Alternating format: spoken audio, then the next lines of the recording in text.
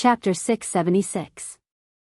Li Wangyu suddenly pulled on the reins in front of the Jianfu temple, causing Niu Wu to ask curiously, "Lang Jun, is something the matter?" I saw an interesting person. Niu Wu, let's go to the Jianfu temple. Speaking of which, I have never been to the Jianfu temple before. Li Wangyu said as he jumped off the horse and walked into the temple. Niu Wu didn't understand why his Lang Jun suddenly changed his mind and wanted to go to the Jianfu temple. But he didn't ask too much and hurriedly called for the troops to follow. The reception monk in front of the Jianfu temple saw Li Wangyu and the others and quickly came forward to welcome them. Ba, this little monk greets County Earl Hu. Does County Earl Hu want to enter the temple to pay respects to Buddha? The reception monk respectfully bowed. Li Wangyu asked curiously, "Oh? You know me?" He immediately realized that he had asked a useless question. In any case, he was the founding county earl of the dynasty and his house was next to the Jianfu temple. Even if he had never been to the temple, how could these reception monks, who specialized in receiving pilgrims, be so blind that they didn't know who he was? "Since you know me, that's great. I'm not here to pay respects to Buddha, I'm here to find someone." Li Wangyu smiled. The reception monk curiously asked, "Who is County Earl Hu looking for?"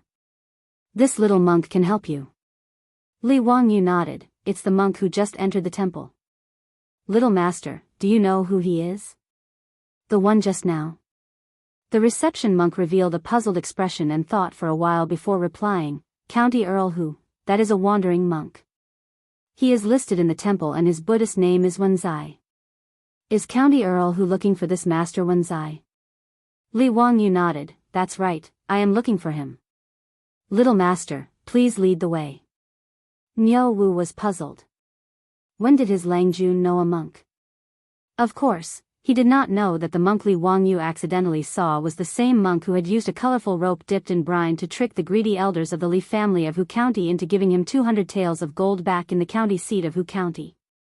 When Li Wangyu passed by the Jianfu temple, he accidentally saw the monk Wenzai enter the temple. At first, Li Wangyu only thought that the monk looked familiar. But when he saw the Buddhist beads the size of a baby's fist hanging in front of the monk's chest, he suddenly remembered. Wasn't this the monk who had swindled people in Hu County? The thing that looked like Buddhist beads was actually some kind of pill made from ginseng and other medicinal herbs. It was the size of a walnut, and eating one would guarantee that one would not need to eat for a day. Li Wangyu still remembered that day when the monk drifted away. He told the Li clan leader that his Buddhist name was Jingdao and that he was a monk from the Xinggu temple in Duku town in Chang'an County. But obviously, it was all a lie. Li Wangyu was very interested in the monk named Wenzai. He didn't want to catch him and bring him to the authorities, but he was curious that the monk also knew how to swindle people, and how skillful he was.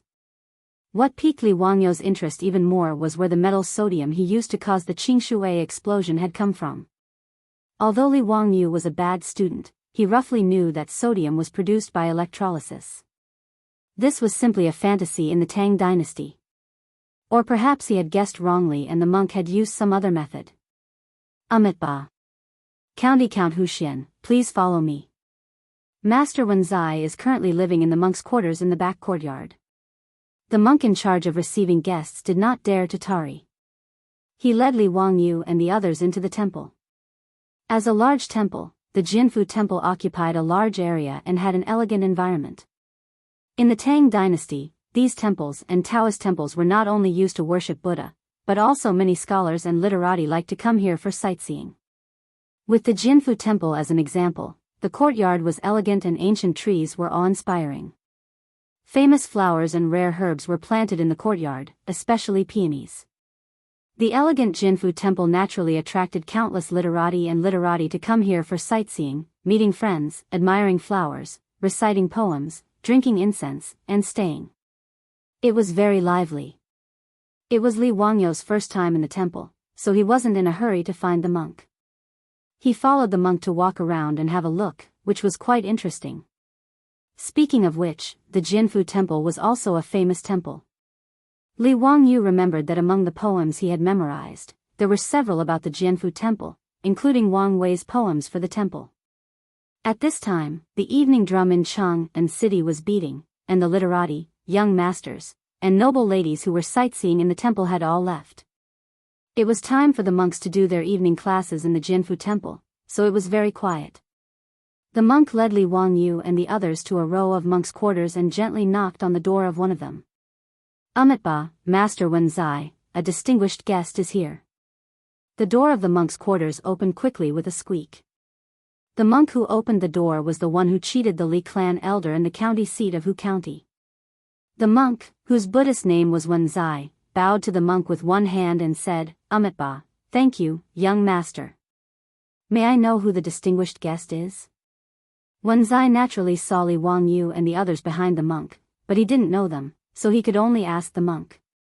Master Wenzai, this is the County Earl of Hu County. He is looking for you. The monk hurriedly introduced him. Wenzai felt a little strange. He didn't know this young county earl, so why was he looking for him? Amitba, poor monk is here to see County Earl Wenzai. May I ask why the distinguished guest is looking for poor monk? Although Wenzai didn't know Li Wangyu, since he was the county earl of the founding county, he naturally couldn't be rude. He could only bow to Li Wangyu with one hand and ask. That day when he cheated in Hu County, Wenzai naturally didn't notice Li Wangyu in the crowd. How could he have known that the county earl who founded the country was looking for him because of that matter? Li Wangyu said, I have met the master once, but the master doesn't know me. Oh. There's such a thing? Forgive poor monk for being slow-witted, but may I know when the distinguished guest has met poor monk? Wenzai asked. Li Wangyu wasn't in a hurry. He just smiled and said, Master Wenzai, don't you want to invite me in for a cup of tea? This isn't the place to talk. At this moment, everyone was still standing at the door of the monk's residence. It was indeed not a place to receive guests. Wenzai had no choice but to whisper a Buddhist chant and invite Li Wangyu and the others into the monk's residence. This row of monks' residences were for the traveling monks of Jinfu Temple. The conditions were naturally very simple, but it was still considered spacious. Fortunately, in the Tang dynasty, whether it was a monk's residence or a commoner's residence, everyone was used to sitting on the ground. There was no need to worry about not having enough chairs. Niu Wu arranged for a few troops to guard outside while he followed Li Wangyu into the monk's residence. As a traveling monk, Wenzai naturally didn't have the tools to drink tea. However, the monk in charge of receiving guests was discerning. He quickly ran to another place and brought back a full set of tea sets. Only then did he consciously leave. In the Tang dynasty, the popularity of tea began in the temples. Because it was easy to fall asleep while meditating, so, tea was the only thing allowed in meditation. When Buddhism was prevalent, there must be tea in the temple, tea in the religion, and tea in the meditation. In the Tang dynasty, there was almost a trend of temples growing tea, and there were no monks who didn't drink tea. Li Wangyu actually wasn't interested in the tea ceremony of the Tang dynasty temples. After all, the dark tea ceremony that required all kinds of seasonings was really unacceptable to him. The so-called tea ceremony was just an excuse to talk to Wenzai. When the tea was ready, Wenzai personally poured the tea for Li Wangyu. Only then did he open his mouth and ask, Amitba, as the distinguished guest said before, you've met poor monk before, but may I know where? Poor monk doesn't have any impression of him at all. I'm really ashamed. Li Wangyu smiled. Just as he was about to speak, he suddenly heard a dispute outside the monk's residence. Chapter 677. Li Wangyu heard that his troops were arguing with someone. He looked at Niu Wu and indicated for him to go see what was going on outside. Niu Wu stood up and opened the door to the monk's room. He saw that his troops were blocking a person, not allowing him to enter and disturb his master. You, who are you? Why are you blocking my way? I am Master Wenzai's lay disciple. Why are you surrounding Master Wenzai? The person blocked outside by Li Wangyu's troops was a young man with a strong body. His face was filled with worry. Wenzai heard the commotion outside and quickly said to Li Wangyu, Noble sir, the person outside is indeed poor monk's lay disciple. I ask that noble sir's troops not make things difficult for him. Hearing Wenzai say this, Li Wangyu smiled and waved his hand at Niu Wu, indicating that it was fine and that the person could enter. The person's face was filled with worry. He entered the monk's room and bowed to Wenzai, asking, "Master, are you all right?" Wenzai bowed to him and then said to Li Wangyu, "Ba, I've shown noble sir a joke. This is poor monk's lay disciple. His surname is Lin and his name is Dainyu. Dainyu, come and greet noble sir. This is the current county count of Hu." Lin Dainyu was somewhat reserved and bowed to Li Wangyu. Disciple greets county count Wenzai. When Li Wangyu heard Wenzai introduce this person, his eyes darted around. He scanned Lin Dainyu several times before saying, "Lin Dainyu, from your accent, you're from Hu County, right?" Lin Dainyu didn't expect Li Wangyu to ask such a question. He hesitated for a moment before nodding, "Yes, before I followed Master, my home was in Hu." Li Wangyu nodded and took a sip of the dark tea. He suddenly asked, "Is Lin Chunhua your sister?" His words caused Lin Dainyu's body to tremble. He looked at Li Wangyu in disbelief and was speechless for a long time. The reason Li Wangyu asked this question was naturally because he remembered that a year ago, this monk Wenzai had swindled people in Hu County. That day, he and Yang Quan had analyzed that it should have happened after the servant girl, Hua Shang, whose original name was Lin Chunhua, was forced to commit suicide by the Li clan leader of Hu County. That monk, out of some reason or righteous indignation, decided to take revenge by setting up that scam and swindling Li clan out of 200 taels of gold. Li Wangyu vaguely remembered that Li Zheng of the village where the Lin family lived said that the servant girl who died in the well had an elder brother named Lin Dainyu. Seeing Lin Dainyu in Monk Wenzai's residence, Li Wangyu naturally recalled this matter. He also roughly understood why Monk Wenzai had set a trap for the Li clan. Li Wangyu smiled and glanced at Lin Dainyu, who was at a loss. He then looked at Monk Wenzai and said with a smile, "Master, didn't you ask me where I met you before? Speaking of which, it was a coincidence that I met you at the crossroads of Hu County." Grandmaster's actions that day really opened my eyes. When Wenzai and Lin Dainyu heard his words, they felt as if they were struck by lightning. Even though Monk Wenzai had cultivated for many years, he couldn't help but tremble. He then silently chanted Buddha's name and lowered his head in silence. Lin Dainyu's reaction was even more intense. He suddenly pounced at Li Wangyu and shouted, "Master, leave quickly. Disciple will stop them." Before he could finish his words, before he could reach Li Wangyu's side, Niu Wu reached out and grabbed him, pressing him to the ground. Although Lin Dainyu had a strong body, he was only an ordinary person. How could he be Niu Wu's opponent? Although he still wanted to struggle, he was firmly pressed to the ground by Niu Wu and couldn't move at all. Li Wangyu smiled and waved his hand at Niu Wu, "Niu Wu, let him go." He then turned his head to look at Wenzai, "Master, don't worry. I don't have any bad intentions. Lin Dainyu's sister met with misfortune. I also despise the despicable and shameless behavior of the Hu County Li clan. I also don't think that it was wrong for you to cheat them of 200 gold taels. Speaking of which, I still think that you asked for too little." Li Wangyu saw that Monk Wenzai was still silent and his eyes were full of vigilance. He smiled and said, "Master, you might not know, but I was originally from the Hu County Li clan. However, because the clan leader and elders were insatiably greedy, they expelled me from the clan. I don't have the slightest good impression of that group of vampires." He thought for a moment and joked, "Speaking of which, when Master cheated the Hu County Li clan out of 200 gold taels, 170 gold taels were extorted from me by the Li clan. In the end, they were cheated away by Master's clever tricks. How satisfying. It's a pity that Master didn't see the faces of the Hu County Li clan elders when they found out the truth. It was truly satisfying." Hearing this, Monk Wenzai and Lin Dainyu couldn't help but look at each other. They didn't seem to believe Li Wangyu's words. Seeing that the two were still skeptical, Li Wangyu laughed loudly and said, "Master Mo Fei, are you afraid that I'm cheating you? If I had the intention to harm you too, I would have directly sent you to the Wanyan County Yamen. Why would I waste my breath with you too? Or does Master think that there's something worth scheming against?" Hearing Li Wangyu's words, Monk Wenzai finally relaxed. He bowed to Li Wangyu with some shame. Amitba, poor monk wouldn't dare. Noble master is right. That day in Hu County, the one who cheated the Li clan of Hu County was poor monk. I wonder why noble master has exposed this matter today. It's nothing. I'm just curious. How did master get to know Lin Danyu? Why did you scheme to cheat the Li clan? How would master know how to cheat people? Li Wangyu wasn't in a hurry.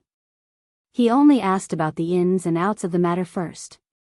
Seeing that he couldn't hide it, Monk Wenzai could only sigh and recount the matter. It turned out that Monk Wenzai wasn't a good person in the past. When he was young, his parents died. Wenzai wandered the streets and hung out with ruffians. He learned many tricks to cheat people of their money. Later on, when he was cheated in Luoyang, he was seen through and was almost beaten to death. In the end, an old monk from the White Horse Temple, who was Wenzai's master, appeared and saved him, bringing him back to the White Horse Temple. Wenzai repented and took the old monk as his master. He shaved his head and became a monk. Afterwards, Wenzai followed the old monk to cultivate in the White Horse Temple. It wasn't until the end of the Sui dynasty that Wenzai's master passed away that he left the White Horse Temple and traveled around to cultivate. Because of his experiences in his youth, Wenzai became fond of fighting for justice and upholding justice. Only in recent years did he slowly become more peaceful as he grew older. When he passed by Hu County, he met Lin Danyu. Lin Danyu went out to do business with his apprentice. Unexpectedly, when he returned home, he found out that his parents had died of illness and that his only sister had been sold to the Li clan leader. He cried bitterly as he paid his respects to his parents and found his sister. He took out all the savings he had accumulated over the years and prepared to redeem his sister. Unexpectedly, the Li clan leader was insatiably greedy. After accepting the 20 strings of coins, he turned his back on him and even wanted to sell Lin Chunhua, forcing Lin Danyu's only sister to her death. When Lin Danyu heard the news of his sister's death, his eyes turned red. He prepared his saber and planned to find an opportunity to kill the Li clan leader to avenge his sister. However, at this time, he met Monk Wenzai, who was traveling to Hu County. Wenzai naturally couldn't bear to see Lin Danyu ruin his own life. If he went to fight the Li clan leader, he might be able to kill the Li clan leader, but he himself wouldn't be able to escape. However, Lin Chunhua was a servant girl who sold herself to the Li family. Even if he went to the county office to complain, it would be useless. Wenzai could only repeatedly advise Lin Danyu not to do anything stupid. At the same time, he promised that he would teach the Li clan leader a lesson and make them compensate Lin Danyu with money. Lin Danyu was finally convinced by Monk Wenzai and promised not to do anything stupid. Afterwards, the scene that Li Wangyu saw at the crossroads of Hu County happened. Lin Danyu didn't take the 200 taels of gold. Disheartened, he donated all the gold to the charity hall. Afterwards, he became Monk Wenzai's disciple and served by his side. The two traveled all the way and returned to Cheng, and at the end of the year, they settled down at Jinfu Temple. When Li Wangyu learned of this, he could only sigh. That Li clan leader was indeed insatiably greedy and deserved to die. Chapter 678. In fact, Li Wangyu did not have any other intentions when he came looking for Monk Wenzai. It was just that when he suddenly saw this person, he recalled the incident and came to ask about it out of curiosity. After knowing the whole story, Li Wangyu shook his head and sighed. He then recalled the explosion of the clear water and asked curiously, "Master, how did you make the clear water explode that day?" "I've always been very curious." Monk Wenzai said, "Amitba. I'm ashamed to say it, but it was just a smokescreen. I only did something to the bucket and placed a medicine made of sulfur, realgar, and saltpeter." When Li Wangyu heard this, he was stunned. It was not sodium metal, but gunpowder. However, this was not strange. After all, gunpowder had been recorded in the spring and autumn warring states period. It was just that it was not announced to the public. Although there were no firecrackers in the Tang dynasty, it was not strange that these alchemists and monks knew about gunpowder. It turned out that he was wrong. He thought that there was someone in the Tang dynasty who could make sodium metal. This made him feel strange. After figuring out the cause of the bucket explosion, Li Wangyu no longer had any interest. He chatted with Wen Zai for a while more before intending to take his leave. Just as he was about to get up, he stopped. He looked at Wen Zai and Lin Daniu and suddenly grinned. Li Wangyu's inexplicable smile made Wen Zai and Lin Daniu feel strange. They did not understand what this young noble meant. The two of them did not know that Li Wangyu suddenly thought of the plan he had with his beautiful boss a few days ago. Weren't the two in front of him the perfect candidates to carry out their plan? Master, what plans do the two of you have for the future? Do you plan to return to Luoyang's White Horse Temple or continue to wander the world? Li Wangyu asked with a smile. Wen Zai pondered for a moment and said something that gave Li Wangyu a fright. Poor monk plans to follow in Master Xuanzang's footsteps and go to India. He will travel west to seek the Dharma and go straight to the source code. Xuanzang? Travel west? Journey to the west? Master, you know Master Xuanzang? Li Wangyu asked carefully. Wen Zai nodded. In the 7th year of Wuda, poor monk and Master Xuanzang met in Xiangzhou to discuss Buddhism. Due to the different theories of Dharma between the two schools of thought, Master Xuanzang wanted to go to India to seek Maitreya's opinion. Initially, poor monk wanted to set off with Master Xuanzang, but he was delayed by some matters. Poor monk plans to set off soon to catch up with Master Xuanzang in the western region. Li Wangyu suddenly understood. However, in history, he had never heard of this monk who was known as Wen Zai. Xuanzang did not have monk Wen Zai on his journey to the west. Naturally, he did not have Sun Wukong, Zhu Beiji, monk Sha, or the white dragon horse to accompany him. This unknown monk, Wen Zai, might have met with some mishap while chasing after Xuanzang. This was a very normal thing. In the first year of Jingguan, Master Xuanzang presented a request to Pai Lupi to allow him to travel west to seek Dharma, but was rejected by Pai Lupi. However, Xuanzang had already made up his mind. Hence, he went to India in the 2nd year of Jingguan. He planned to pass through the western region and take a detour to India. In history, although Xuanzang's journey to the west was not as difficult as the 81 hardships in Journey to the West, it was still very dangerous. It took 17 years and covered more than 13,800 miles. It was extremely difficult. When Xuanzang set off from the Gaochang state in the western region, he already had many followers. The large group passed through Ajni state, Zhuji state, and Baruja state. Even so, 30 to 40% of his followers died of cold or hunger. They passed through the Heshi corridor, Starry Gorge, Turpan Basin, Darim Basin, Pamir Plateau, Suaya City, Sasa State, Central Asia's grassland, Xingdu, Kushi Mountain, and Daban State. It was not easy to fight against the power of heaven and earth with one's flesh and blood.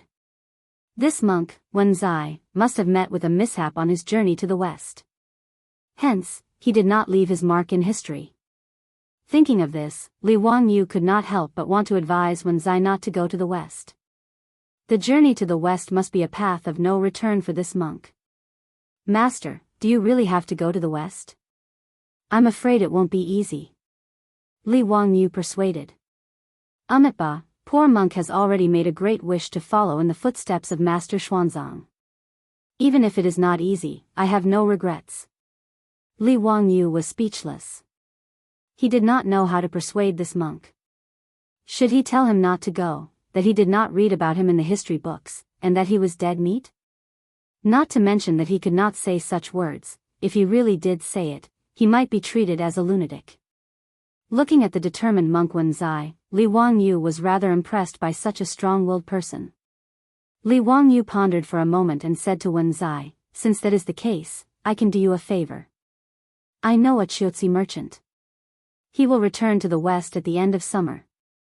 Master, why don't you travel with him? After you reach Chiotzi, you can continue your journey to the west. This will save you a lot of time. As for the document for leaving the west, I can also help you prepare it. Wen Zai was overjoyed when he heard this. He quickly bowed to Li Wangyu and said, Ba, if this is really possible, poor monk will be very grateful. Thank you for your help. Following the caravan to the west would save a lot of time and it would be safer. The reason why Xuanzang could not follow the caravan was because he did not have the document for leaving the west. In other words, Xuanzang had smuggled himself out of seclusion. Naturally, he could only sneak his way to the western regions. He could not openly travel with the caravan. Of course, it was even more dangerous. Li Wangyu said, "There are still a few months before the caravan departs. I wonder if you can do me a favor before you leave?" Wenzai had a favor to ask, so he could only ask, "What does master need the help of poor monk?" "This poor monk is only a traveling monk. I wonder how I can help you." Li Wangyu didn't mention what the matter was. He only asked, "Dare I ask Grandmaster, if there were people like that Li Shi from Hu County, committing crimes and acting recklessly, would Grandmaster be willing to punish them?" "Oh. There is such a person? Which noble family in Chang and city is Master talking about? Even Master can't do anything about them?" Wenzai did not answer directly, but his expression showed that he was interested. Li Wangyu said, "Master, do you know the 5 surnames and 7 hopes?" His words stunned monk Wenzai. Then, he chanted Buddha's name, Amitabha. "Isn't your joke a little too much?" "Huh, I am not joking with Master. The 5 surnames and 7 hopes are called aristocratic families, but they are actually thieves and prostitutes, causing disaster. Has Master not heard of their misdeeds? Zheng Konghua of the Zheng clan of Xingyang, Wang Ziqiao of the Wang clan of Taiyuan, and others. Has Master not heard of their scandals in Chang and city?" Wenzai was silent, but Lin Daniu could not help but say, "County Count Hu, don't joke with us. What kind of people are the 5 surnames and 7 hopes? How can Master be enemies with the 5 surnames and 7 hopes? Even a noble like you can't afford to offend them, right?" Li Wangyu laughed. "Of course I'm not asking Master to pick up a knife and risk his life against those aristocratic families. It's actually similar to what Master did in Huxin." Wenzai finally opened his mouth. "Amitabha. That kind of little trick can deceive greedy people like the Li family who haven't seen much of the world, but it's too difficult to deceive those aristocratic families. What's more, since Master is targeting those aristocratic families, I presume you are after something big. How can poor monk have that kind of ability?" Li Wangyu was not worried about Wenzai's refusal. He had some confidence in persuading Wenzai to help. Chapter 679. Li Wangyu could tell that although Wenzai was a Buddhist, he wasn't a pedantic person. Otherwise, why would he cheat people in Hu County? Just now, when he said that someone was doing evil, Wenzai's face was filled with righteous indignation. Furthermore, if Wenzai wanted to get the document to go to the western regions, he had to ask him for help. Xuanzang and the other monks couldn't get the document, but such a thing wasn't difficult for Li Wangyu. As long as Li Wangyu was willing to step out, be it Pai Lupi or Fang Xianling, they would give him some face. Li Wangyu wasn't in a hurry. He took a sip of tea and treated it as a casual conversation. He slowly recounted everything that had happened between him and the 5 clans and 7 hopes over the past year. As they listened, Wenzai and Lin Daniu's faces became more and more solemn. When he heard that the aristocratic families actually dared to collude with the palace maids and secretly replace the empress's son with a baby girl, even monk Wenzai couldn't help but heavily slap the table, causing the teacups to clatter. How arrogant! How dare these aristocratic families do that? What beasts! To the Tang people, especially Wenzai, who had experienced the chaos at the end of the Sui dynasty, even if he was a monk, he still respected the Tang dynasty and the royal family of the Li Tang. This was also the respect that China had for the royal family for thousands of years. The Li Tang dynasty had only been established for 10-odd years, but today, no one cared about the benefits of the Sui dynasty. Among the scholars, Emperor Yang of the Sui dynasty abused the power of the people, indulged in extravagance, and was obviously filled with disgust. What replaced it was loyalty and submission to the Li Tang dynasty. As such, when Wenzai heard that the aristocratic families dared to mess with the palace, he was furious and couldn't hold back his anger. Monk Wenzai calmed down a little and silently chanted a Buddhist mantra before looking at Li Wangyu seriously. I believe noble sir already has a plan, but I wonder what noble sir wants poor monk to do. Seeing that Wenzai was willing to help, Li Wangyu naturally revealed a smile on his face. He indicated for Niu Wu to stand guard outside and not let unrelated people near the monk's residence. Only then did he lower his voice and whisper instructions to Wenzai and his disciple Lin Dainyu. Not long after Li Wangyu and Wenzai had a secret conversation, the two of them left Jinfu Temple and disappeared without a trace. No one felt anything strange about this matter.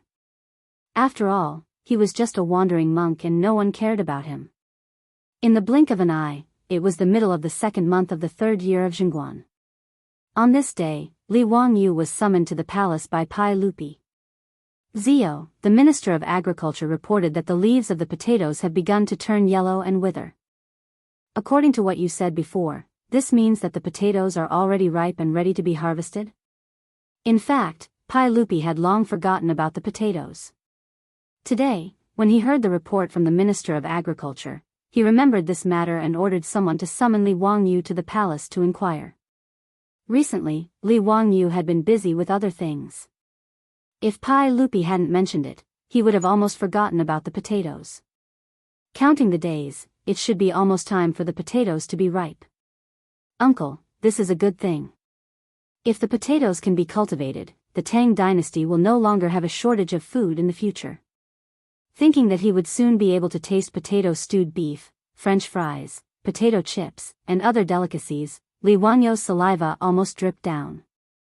Pai Lupi smiled and said, if the potatoes can really produce 10 dan per mu as you said, it will be a blessing in the world.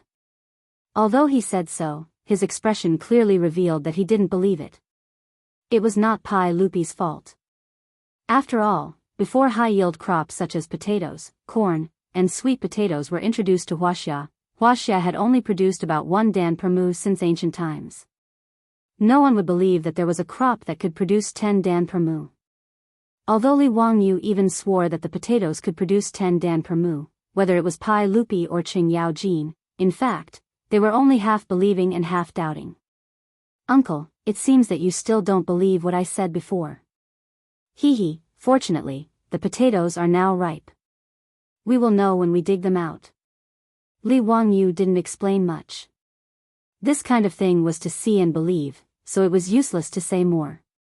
Li Wangyu also thought that in the future, if he wanted to promote the potatoes, he would need the support of Fang Xianling, Du Ruhui, and the other prime ministers of the Tang dynasty. So he took this opportunity to call these big shots to the Minister of Agriculture to see with their own eyes. Uncle, why don't we invite Prime Minister Fang and Prime Minister Du? Let everyone see the output of the potatoes. By the way, Uncle Cheng should also be invited. Pai Lupi glanced at him and said, Zio, are you really that confident? Li Wangyu nodded with certainty. What a joke, this was potatoes. In the Tang dynasty, potatoes were almost related to the lives of the people in the world, so it was not excessive to pay attention to them. Moreover, potatoes didn't need to be harvested, threshed, or ground. Potatoes harvested from the ground could be directly thrown into the fire to be eaten, which was really too convenient. Li Wangyu also knew that potatoes not only contained high-quality starch, which could provide rich calories for the human body, but also contained protein, vitamin B, and vitamin C. It was indeed a treasure. Li Wangyu even estimated that after potatoes were popularized in Huaxia, people would not have to worry about famine for at least hundreds of years. As for the long-term future, it was not something he could control. Seeing that Li Wangyu was so confident, Pai Lupi pondered for a moment and asked Mitua to summon Fang Xianling and the others directly to the Si Nongxi Temple. The Shanglin department of the Si Nongxi Temple was in charge of the garden pond of the Imperial Garden, responsible for planting fruits and vegetables, and in winter, responsible for storing ice for the imperial family to enjoy in summer. Fang Xianling and Du Ruhui, who were summoned by Mitua to the Si Nongxi Temple, were confused at this time. Your Majesty, why did you summon us to the Si Nongxi Temple today? Fang Xianling asked. Pai Lupi pointed at Li Wangyu and said, Master Fang, you ask this boy.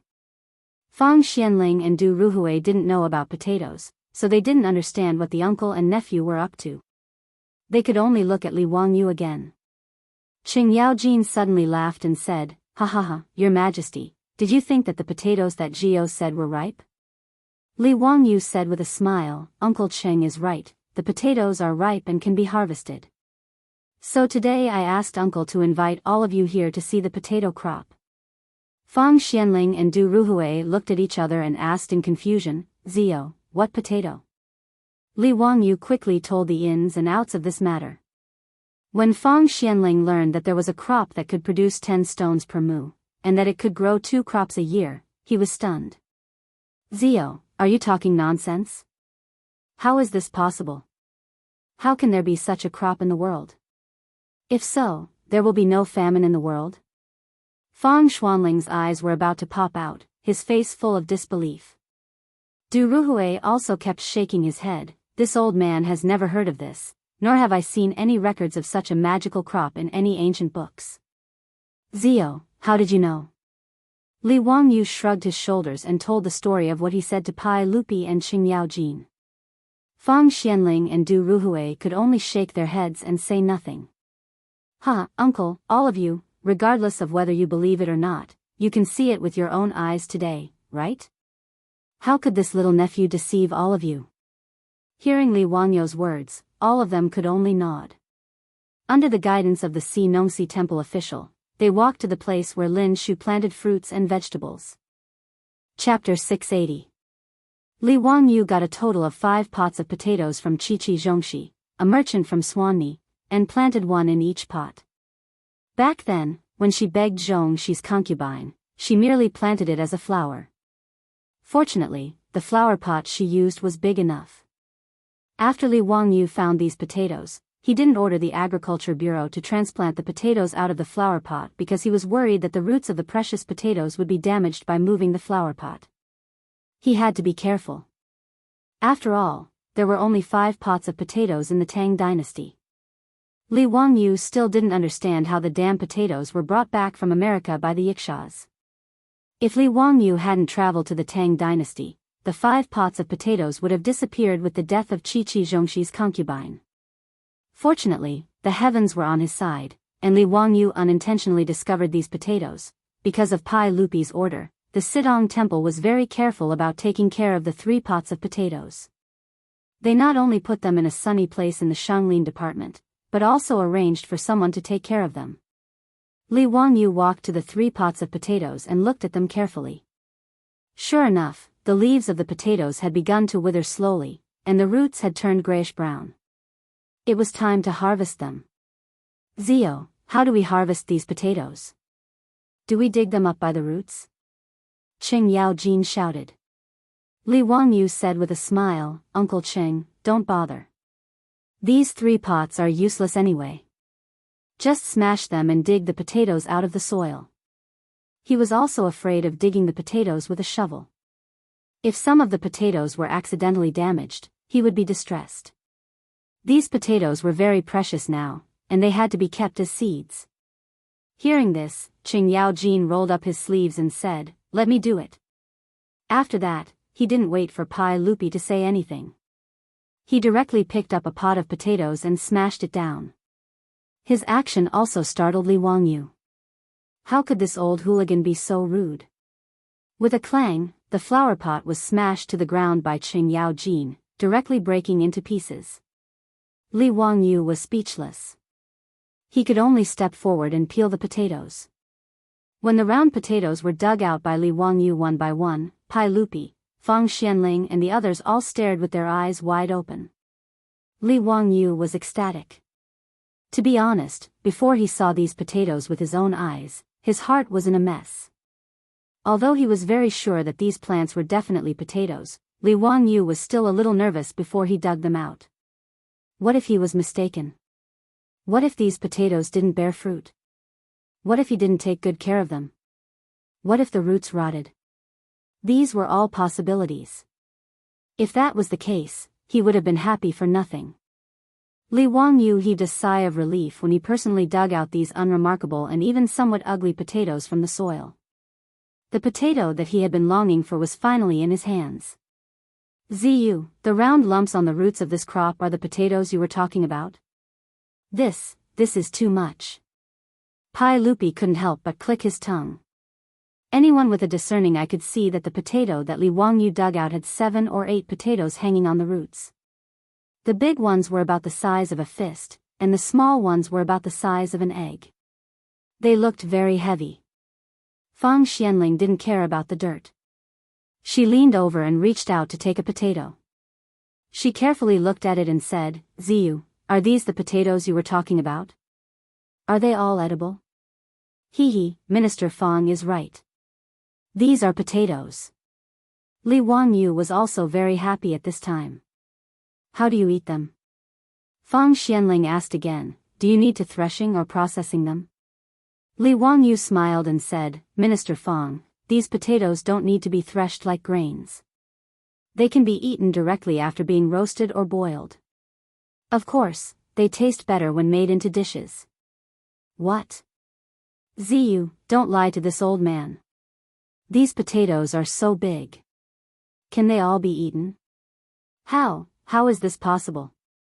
Not only Fang Xianling was stunned, but Pai Lupi and the others were also stunned. In comparison, the harvest of rice or wheat added together was not as much as an egg-sized potato. Moreover, it needed to be dried and threshed. After becoming edible grains, the yield would be even lower. But Li Wangyu actually said that all the lumps on the potato in front of them were all edible. This shocked Pai Lupi, Fang Xianling, and the others. Du Ruhui suddenly turned his head and shouted to the agriculture minister, "Quickly, go and get the scale. This old man wants to see how much of this crop is produced." Yes, quickly get the scale." Pai Lupi also hurriedly ordered. Since Li Wangyu said that those lumps were edible, then naturally they were all harvests. It was hard to imagine how much of a harvest such a heavy bunch of potatoes could produce. The scale was quickly brought over. After removing the soil from the potatoes were carefully placed on the scale. "Your Majesty, a total of 2 caddies and 6 taels." The agriculture minister personally weighed the potatoes. Li Wangyu secretly curled his lips. The yield was really not high. He remembered that when he planted potatoes with his grandfather in the future, a potato plant could produce at least 5 to 6 caddies. Sometimes it could even produce more than 10 caddies. In comparison, the yield of this potato plant was only 2 caddies. It was really not worth mentioning. However, when Pai Lupi and the other officials heard the words of the agriculture minister, Fang Xianling, who was stroking his beard, trembled and almost pulled out his beard. Ignoring the pain, he grabbed Li Wangyu's arm and asked, "Ziyu, how many potatoes can be planted in 1 mu of field?" Li Wangyu looked at Fang Xianling's muddy palm with disgust. His clothes were ruined. He pondered for a moment and replied, 1,000 is not a problem." When he said this, Pai Lupi and the others gasped. They could still do simple math. A potato plant was 2 caddies and 6 taels. Let's just say 2 caddies. 1,000 potatoes was 2 caddies, 20 dan of grain. This was twice as much as the 10 dan of grain that Li Wangyu said 1 mu of field could produce.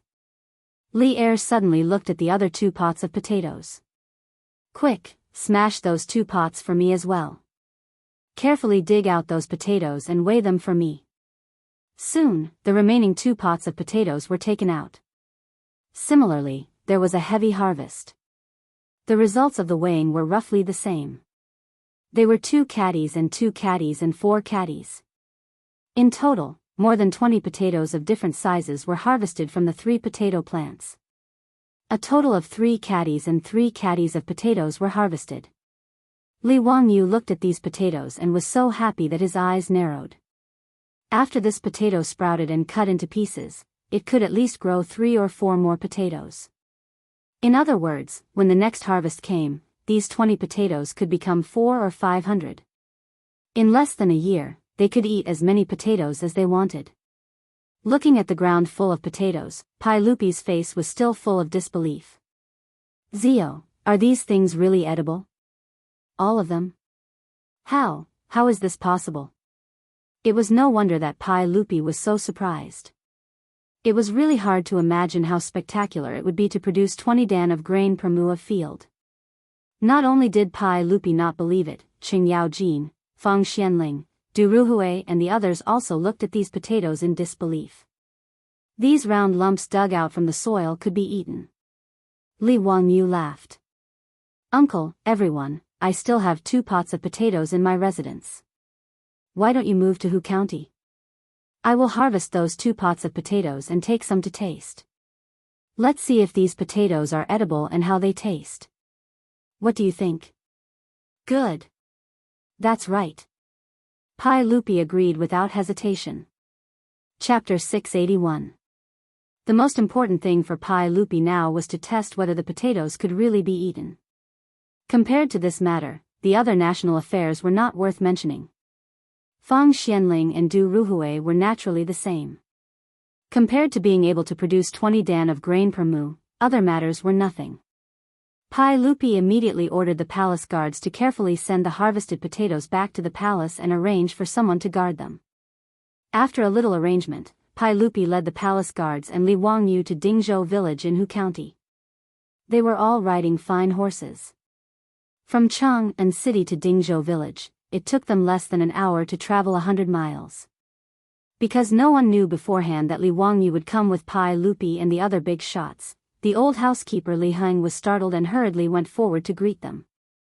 Li Wangyu pulled him aside and whispered a few words, but Li Heng frowned and shook his head. Lang Jun, this. I'm afraid this won't work. This is a saint coming in person. How can it be eaten? Li Heng repeatedly waved his hand. Li Wangyu glared at him and said, Don't talk nonsense. Just do what I tell you. Tell Niu Wu to go to Hu County and find Yang Quan. Yang Quan will give you this little face. Seeing that his Lang Jun was so insistent, Li Heng could only nod and agree helplessly. He went to make the arrangements. The Li family's 2 pots of potatoes were the same as the ones in the Sinangxi temple. In total, they produced about 5 caddies of potatoes. Such a stable output made Pai Lupi and the others finally believe that the potatoes were indeed high-yielding.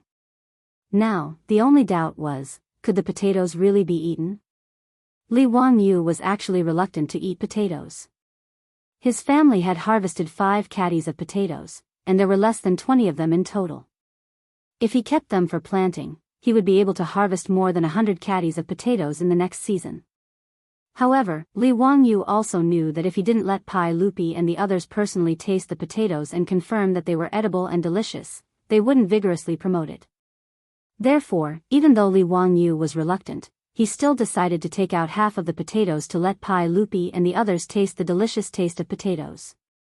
Of course, he would never admit that he was greedy. When the beautiful boss heard that he wanted to eat potatoes, she volunteered to cook. She also couldn't bear to let the kitchen maids in the residence take care of such precious potatoes.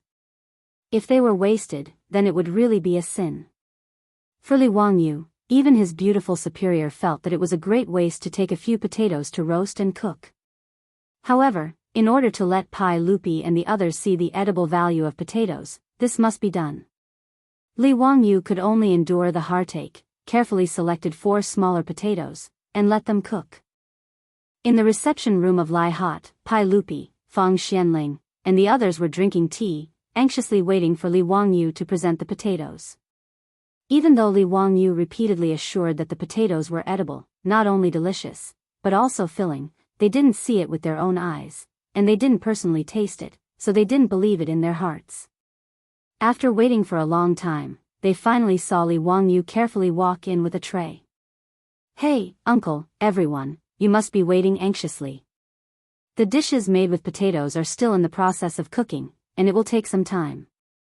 However, this nephew ordered people to roast a few potatoes, and they can be eaten directly. Uncle and everyone, you can first see the taste of the potatoes. On the tray, there were a total of 4 egg-sized potatoes. Pai Lupi and the others could naturally see that these were the potatoes that were dug out from the soil before, but they were roasted after being cleaned. Zio, is it really so easy to eat potatoes? Just throw them into a pot and steam them? Pai Lupi still didn't believe it. After all, whether it was rice or wheat, it wasn't so easy to eat. Hey, of course, uncle, you will know when you taste it. Of course, potatoes taste better when used to make dishes. These potatoes are really good things. Not only can they be eaten directly, but they can also be used to make dishes. They are very delicious. Qing Yaojin, however, was dissatisfied and shouted, "Zio, how can you be so stingy? How can these 4 potatoes be enough to eat?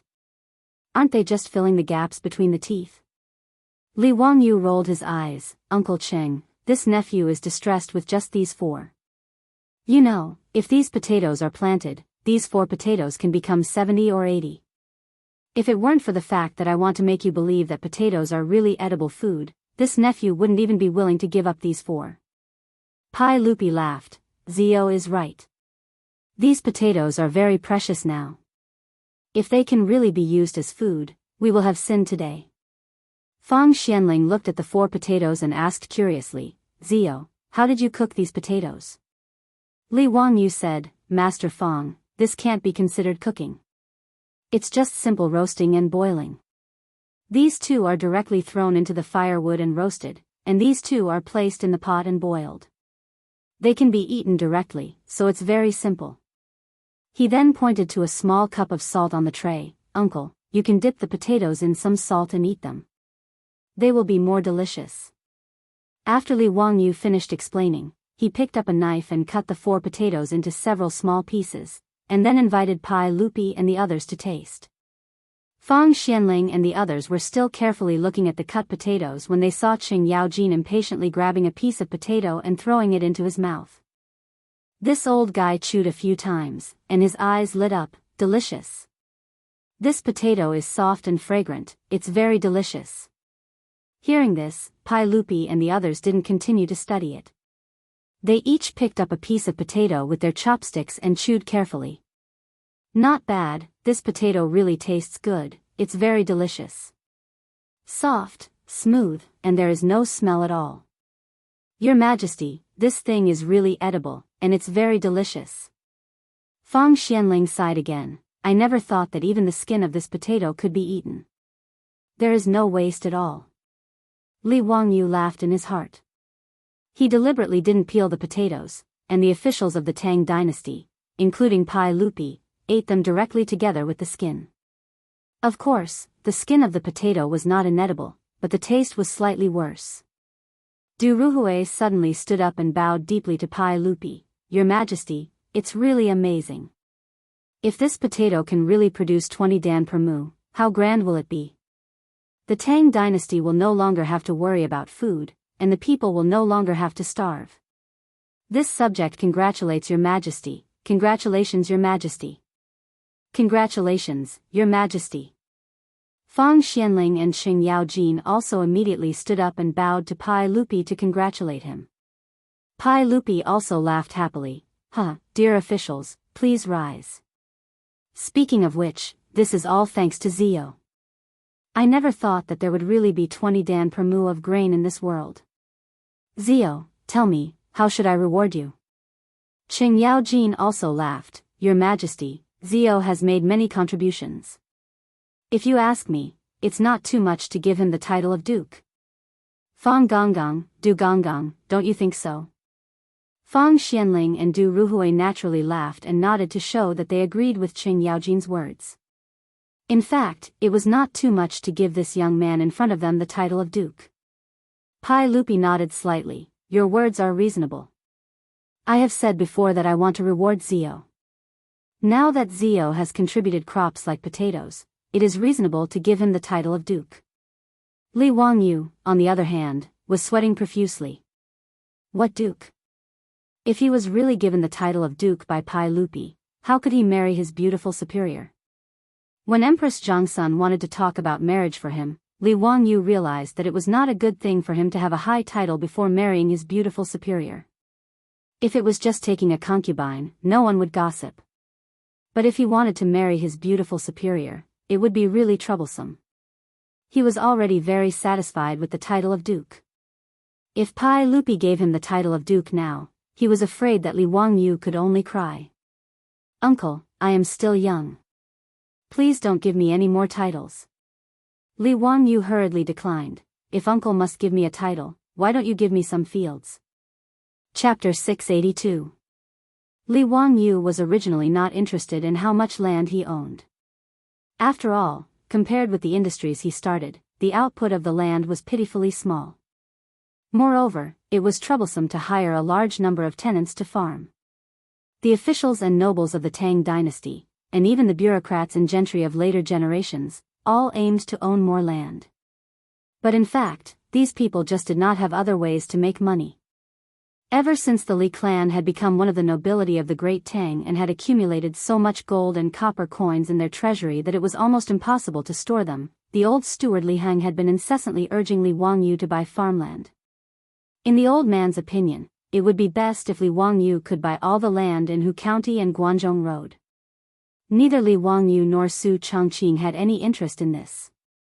The output of 1,000 mu of land in a year was probably less than the output of a winery in a day. They would not buy land if they had nothing better to do. However, things were different now. The reason why Li Wangyu asked Pai Lupi for land was because he had other plans in mind. Li Wangyu's words surprised Pai Lupi. "Zio, have you thought it through? Do you really only want some land as a reward?" "Yes, uncle. You can just reward me with some of the land in this county," Li Wangyu said with a smile. Pai Lupi looked at Fang Xianling and Du Ruhui inquisitively. He wanted to see what they would say. Du Ruhui thought for a while and said, "Your Majesty, since Zio said so, there is nothing wrong with it. After all, Zio is still young. It is not a good thing to give him the title of Duke at the age of 17. Why don't we do as Zio said and give him 10,000 mu of land in Hu County as compensation?" "Your Majesty, Kuming's words are reasonable. I am close friends with Duke Li of Zio's family. Given Duke Li's cautious personality, he might not want his son to be conferred the title of Duke at such a young age. Why don't your Majesty do as Ziyu requested and grant him 10,000 mu of land?" Hearing Fang Xianling and Du Ruhui's persuasion, Pai Lupi could only shake his head regretfully. "All right, since Grandpa Fang and Grandpa Du have said so, then so be it.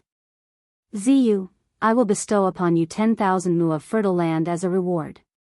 Li Wangyu laughed again and said, "Uncle, we don't need fertile land, we don't need fertile land. Why don't Uncle bestow this nephew with the land on both sides of the Gan River beside Dingzhou village?" When Pai Lupi heard this, he was even more surprised. "Zio, what are you planning?" "Hee, uncle, it's actually nothing much. It's just that I see the beautiful environment around Dingzhou village, so I plan to build some houses here and sell them to the officials in Cheng and to make some money." Hearing Li Wangyu's words, Pai Lupi and Fang Xianling looked at each other speechlessly. What was this kid up to now? Or was he out of his mind? Dingzhou village was located at the foot of Qinling Mountain and had the Gan River flowing through it. The environment was indeed good. However, it was 100 miles away from Chang'an. It wasn't close, but it wasn't far either. But as he said, how could it be possible to build houses and sell them to the officials and nobles? What's more, even if someone bought it as a vacation house, what profit could it bring? After all, there was no real estate industry in the Tang dynasty. Whether it was Pai Lupi, Fang Xianling, or Du Ruhui, they didn't think that there would be any profit from selling houses. Li Wangyu didn't explain. It was better to make a fortune in silence. Who would be stupid enough to shout about it? Seeing Li Wangyu so determined, Pai Lupi could only nod and agree. After returning to the palace, he would issue an imperial edict to bestow the 10,000 mu of land on both sides of the Gan River to Li Wangyu. After these idle chatter, the beautiful boss smiled and invited Pai Lupi and the other officials to eat. Pai Lupi smiled and said, "Gentlemen, let's go. Today we are eating a big meal. Let's have a good taste and see how delicious the potatoes will be." Li Wangyu said, "It will definitely satisfy Uncle and you." Pai Lupi just smiled and didn't say anything. The potatoes did taste good, but in his opinion, it was just not bad. As food, it wasn't bad, but it wasn't necessarily delicious. Potatoes naturally had to be vigorously promoted. Even without mentioning the taste, the yield of 20 dan per mu was enough to move Pai Lupi. However, Pai Lupi felt that Li Wangyo's words that potatoes could be used to make dishes and even described as delicious were exaggerated. Not only Pai Lupi thought so, but Fang Xianling and Du Ruhui also thought so, but they didn't mention it. But Qing Yao Jin, this old fellow, didn't care about face and directly shouted, "Boy, the taste of potatoes is not bad. It can be used to make food. But if you say that potatoes can be used to make dishes, it is a joke. You have already tasted the potatoes. Let your cook cook some dishes like Wangyo's elbow. The hot pot we ate last time was also good. Keep the potatoes and don't waste them." "Hey, Uncle Cheng, you are too late. Those potatoes have already been used to make dishes. Uncle Cheng can taste it first. If it is not to your taste, this nephew will ask the cook to change it for Uncle Cheng." Li Wangyu was also used to this old hooligan's face and didn't care at all. Hearing Li Wangyo's words, Qing Yao Jin nodded with satisfaction. "That's it, Your Majesty. Then let's go and see what this boy will do." Pai Lupi nodded and went to the Lai Hot Castle's dining hall with the help of the old housekeeper Li Heng. As for the maidservants of the Li residence, they began to deliver wine and delicacies like flowers. Li Wangyu explained to everyone, "Uncle, this is hot and sour shredded potato, which is made by cutting potatoes into shreds and frying them. This is mashed potato, which is made by boiling potatoes and pounding them into mud. This is fried small potatoes, and this is potato roast chicken, which is very delicious." When these dishes were served, Qing Yao Jin was dissatisfied again. "Son of a bitch, you are really stingy. Why don't I see meat when you treat us to a meal?" Li Wangyu wanted to point at this old man's nose and scold him. "Are you blind? Isn't this potato roast chicken meat?" However, he couldn't scold him. It wasn't that he didn't dare, but that chicken meat really wasn't considered meat in the Tang dynasty. In the eyes of the Tang people, only the meat of animals was considered meat, and birds were not meat. Therefore, chicken meat was generally very cheap in the Tang dynasty. Ordinary people also used chicken meat to entertain guests. In history, Pai Lupi ordered that the imperial censors were forbidden to eat meat, which meant that the imperial censors were not allowed to eat meat when they were on a business trip. However, Ma Zhou liked to eat chicken, so he was impeached when he ate chicken during a business trip. In the end, Pai Lupi replied, "I forbade the imperial censors from eating meat. I was afraid that the prefectures and counties would pay a lot of money. What I meant was that I forbade the imperial censors from eating meat when they were on a business trip because I was afraid that they would be extravagant and wasteful. How could eating chicken be considered as eating meat?" Therefore, it was common knowledge in the Tang dynasty that chicken meat wasn't meat, which was why Qing Yao Jin said this. Li Wangyu cursed the old hooligan's shamelessness in his heart. He ate and drank for free, yet he was still so picky. On the other hand, he had to smile apologetically and say, "There is meat, there is meat. Uncle Cheng, please wait a moment. There are more dishes later, and they will be served soon." As he said this, the maids in the residence brought in a large plate of delicacies. Li Wangyu looked at it and said with a smile, "Uncle, everyone, the meat is here.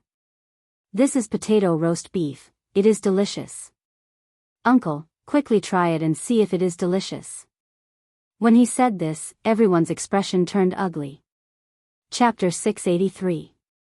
When Pai Lupi heard that it was stewed beef with potatoes, he couldn't help but stare at Li Wangyu with dissatisfaction. Fang Xianling and Du Ruhui also had a strange look on their faces. Qing Yao Jin, the old guy, fanned the flames. "Wahahaha, boy, you are really bold. You actually dare to eat beef with us in front of His Majesty. TSK, you are really bold." The reason why everyone had such an expression was because eating beef in the Tang dynasty was illegal. In fact, not only in the Tang dynasty, eating beef was also illegal in other dynasties. Don't look at the wuxia novels, or the TV series of later generations. When those heroes entered a restaurant, they would say, "Waiter, 5 pounds of beef and 10 jars of good wine." It was very bold and unrestrained.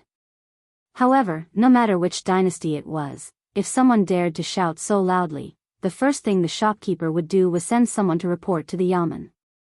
Then, they would capture this brazen person who wanted to eat beef and beat him with a paddle and serve him as a labor.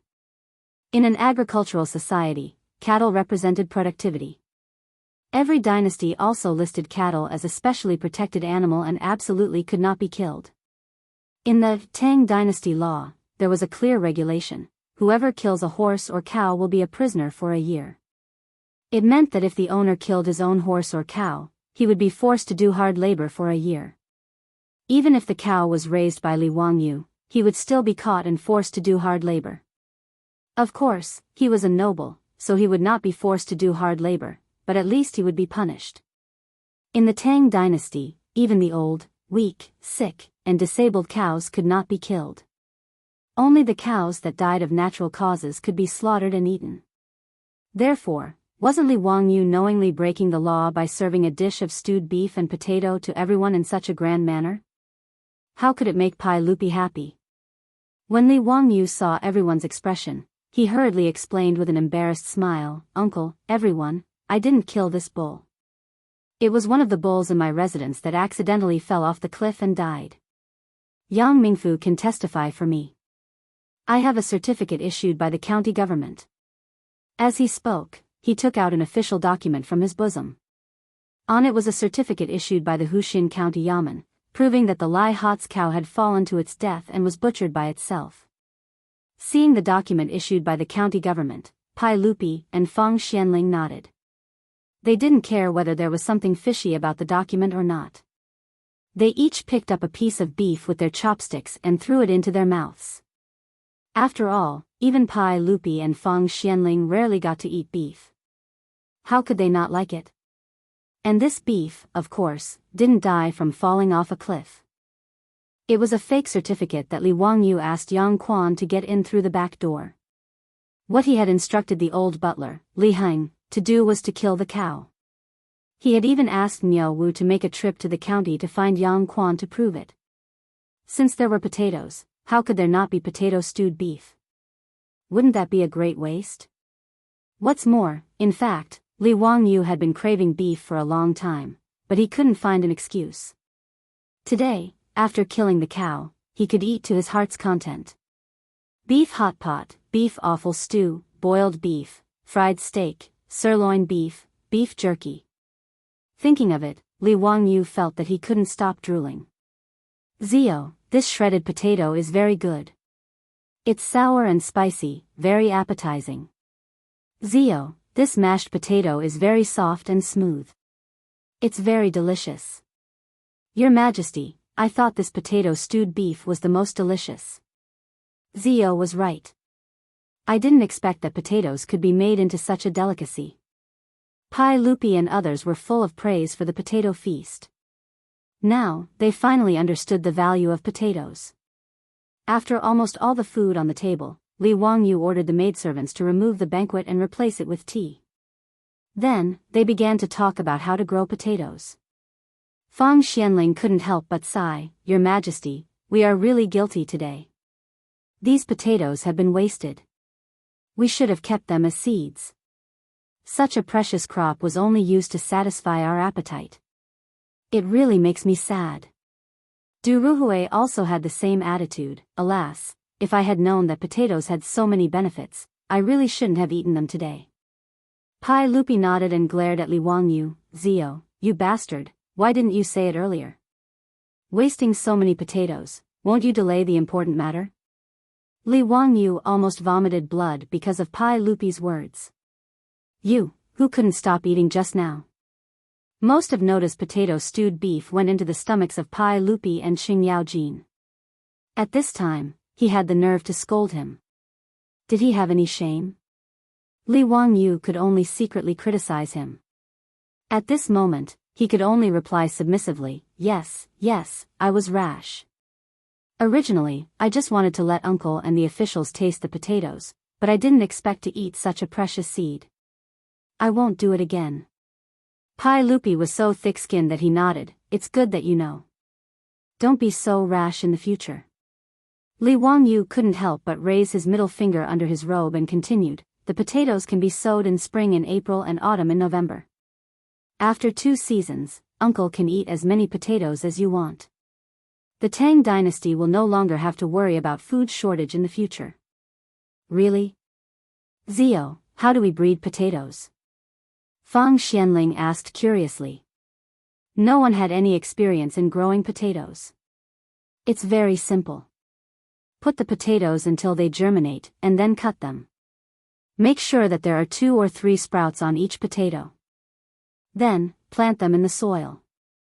That is to say, one potato can grow at least 3 or 4 potato plants. It's very convenient, Li Wangyu explained. He was also glad that he grew up in the countryside. Otherwise, in the Tang dynasty where there was no Baidu, if he was a white-collar elite like his beautiful boss who couldn't distinguish grains, even if he saw potatoes, he would be at a loss. Li Wangyu estimated that now more than 20 potatoes had been planted in the Sidong temple, and there were still 7 or 8 left in his mansion. By April, more than 100 potato seedlings could be sowed. By the time the harvest came, there would be 200 or 300 pounds of potatoes. By next year, the 200 or 300 pounds of potatoes would become 4,000 or 5,000 pounds. At that time, the planting of potatoes could begin to be promoted in a county, and in another year, it could be promoted to a whole province. In a few years, potatoes could be planted in the whole Tang dynasty. With such a high yield, there would be no famine in the Tang dynasty soon. Even if there was a disaster, the government would have enough food to relieve the disaster and save the people. These things would naturally be taken care of by Pai Lupi, Fang Xianling, and the other big shots in the imperial court. After discussing how to promote the planting of potatoes, Pai Lupi was in a good mood. He directly treated Li Wangyu's mansion as his temporary residence, and directly invited the officials to take a bath with him. Anyway, it was already late, and the emperor and the officials had to stay in Li Wangyu's mansion for the night. How could Li Wangyu refuse? He could only reluctantly accompany the group of rough men to the hot spring. In the Lai Hot, Pai Lupi and the other big shots liked the bath made by Li Wangyu the most. Soaking in the hot spring, Pai Lupi felt very comfortable, and casually called the Lai Hot maid to give him a bath. Li Wangyu still had something to discuss with Pai Lupi, Fang Xianling, and Xing Yaojin, so he simply drove the maid away and picked up a towel to help Pai Lupi wipe his back. Uncle, I have something to say, but I don't know if I should say it. Pai Lupi was comfortably soaking in the hot spring, and he was too lazy to open his eyes. He asked lazily, Zio, what do you want to say? Just say it. Yes, uncle. Do you still remember that a few days ago, the assistant minister of the Ministry of Justice, Wang Shizhong, wronged me? When Pai Lupi heard him mention this, he couldn't help but open his eyes, and his dissatisfaction was obvious. Chapter 684. When Pai Lupi mentioned the aristocratic families, he became angry. Humph, do those aristocratic families really think that I don't know what they did? But me too, that trash, the 100 Horsemen department has been investigating for a long time, but they still haven't found anything. Zio, you don't need to worry about this matter. Sooner or later, I will settle accounts with them and give you an explanation. As the emperor of the Tang dynasty, his status was very noble, but he couldn't do anything to those aristocratic families. How could the ambitious Pai Lupi not be annoyed? Li Wangyu smiled and said, Uncle, I have an idea to deal with those aristocratic families, but I don't know if Uncle is interested. His words naturally attracted the attention of everyone, including Xing Yaojin. Fang Xianling couldn't help but frown and said, Zio, what do you want to do? These aristocratic families are not so easy to deal with. If something goes wrong, the foundation of the country will be shaken. You know, their foundation is in the local area. If your Majesty pushes them too hard, I'm afraid it will lead to a backlash from the aristocratic families. If something happens at that time, it won't be easy to deal with it. Fang Xuanling's words were naturally out of good intentions. He was also worried that Li Wangyu would come up with a random idea. Li Wangyu shrugged his shoulders and said, Master Fang, I don't intend to fight with those aristocratic families to the death. I just want to vent my anger. Pai Lupi asked curiously, Boy, what kind of evil idea do you have? Tell me first. Hey, it's like this, I plan to. Even though there was no one else in the bathroom of the Lai Hot, Li Wangyu still lowered his voice and told his plan. Pai Lupi and the other big shots had strange expressions on their faces. Qing Yaojin bared his teeth and said, "Zio, I found that you are really bad. In the future, I will let my 3 stupid sons stay away from you, so that they won't be cheated by you and lose money for you." Li Wangyu was speechless. What the hell is this old hooligan talking about? Unexpectedly, Du Ruhui also agreed, "You know that your words are reasonable. This old man also has to make my 2 sons stay away from Ion Worry." Haha. Pai Lupi laughed even louder. "Everyone, do you now know how cunning this brat is?" Li Wangyu couldn't be bothered with the few big shots teasing. He could only ask, "Uncle, everyone, what do you think?" Pai Lupi glanced at him. "Since you've already started, why are you still asking me?" "Hee, uncle, if it weren't for you and the other officials, I'm afraid those aristocratic families wouldn't have been fooled." Li Wangyu laughed. Pai Lupi nodded and waved his hand in front of Li Wangyu. "I can participate, but I want this much." Li Wangyu was speechless. This Motherf * Kerr was too greedy. He actually asked for 50% of the profits? He didn't hold back and directly bargained, "Uncle, 20% at most. You can't let me and the other officials work for free, right? There are 5 of them, so 20% from each family should be fine, right?" Pai Lupi looked at Fang Xianling and the others. "What do you think?" Fang Xianling said, I can participate in this fun. Anyway, even if Zio's plan doesn't work, there's no loss, right?" "You're right, Mr. Fang. I'll join in the fun." Du Ruhui also twirled his beard and smiled. Qing Yaojin also laughed. "What a B***tch. I'm looking forward to the success of Zio's plan. It'll be very interesting." Seeing that no one objected, Pai Lupi naturally smiled and nodded. He raised his wine glass and gestured to everyone. "In that case, we'll follow Zio's plan." I'm actually looking forward to it too." Come, everyone, cheers." Cheers. The big bathroom of Lai Hot was filled with the laughter of several old men. Under the rule of Chang and County, something happened in Duke County, which was 60 miles south of Chang and City. Xinghua Temple, which was located 30 miles away from Duke County, had a new abbot recently. The abbot's Buddhist name was Jingdao, and he had a lay disciple with him. Originally, there was nothing strange about this matter, because Xinghua Temple was originally a small temple with only an old presiding monk. After the old abbot passed away, there was no monk in Xinghua Temple. If the villagers of Xiaohou village didn't take care of Xinghua Temple from time to time, the temple would have been abandoned. Xinghua Temple was also a small temple with only 3 halls. Even the most important Mahavira Hall in the temple looked dilapidated. Even the clay statue of the Buddha had not only fallen off, but the clay statue itself had also been damaged a long time ago. However, Xinghua Temple didn't have a lot of incense, and the surrounding villagers didn't have much money, so it became more and more decayed, and no monk was willing to take over this temple. However, the Jingdao monk went to the county government of Duku County a few days ago with the certificate and documents issued by the Zongjing Temple to handle the handover procedures of the temple. Not everyone could be the abbot of a temple in the Tang dynasty. The abbot had to be approved by the Zongjing Temple and be issued with a certificate and documents before he could take over the temple. The Zongjing Temple not only managed the royal family, but also the monks and Taoists in the world. Every temple had its own property. The government didn't collect taxes or exploit the property of the temple. All in all, this was not a small amount of wealth. However, Xinghua Temple was different, because it was too poor and didn't have a lot of incense. There were no fields, no tenants, and no money. The only thing that belonged to the temple was a broken stone mountain behind the temple that even birds didn't want to shit there. Because Xinghua Temple was too poor, no monk was willing to be the abbot of this temple. When the county magistrate of Duku County learned that a monk had taken over Xinghua Temple, he didn't bother to ask more. He just asked the scribe in the county government to handle the formalities for the monk, and then the dilapidated Xinghua Temple belonged to the monk whose Buddhist name was Jingdao.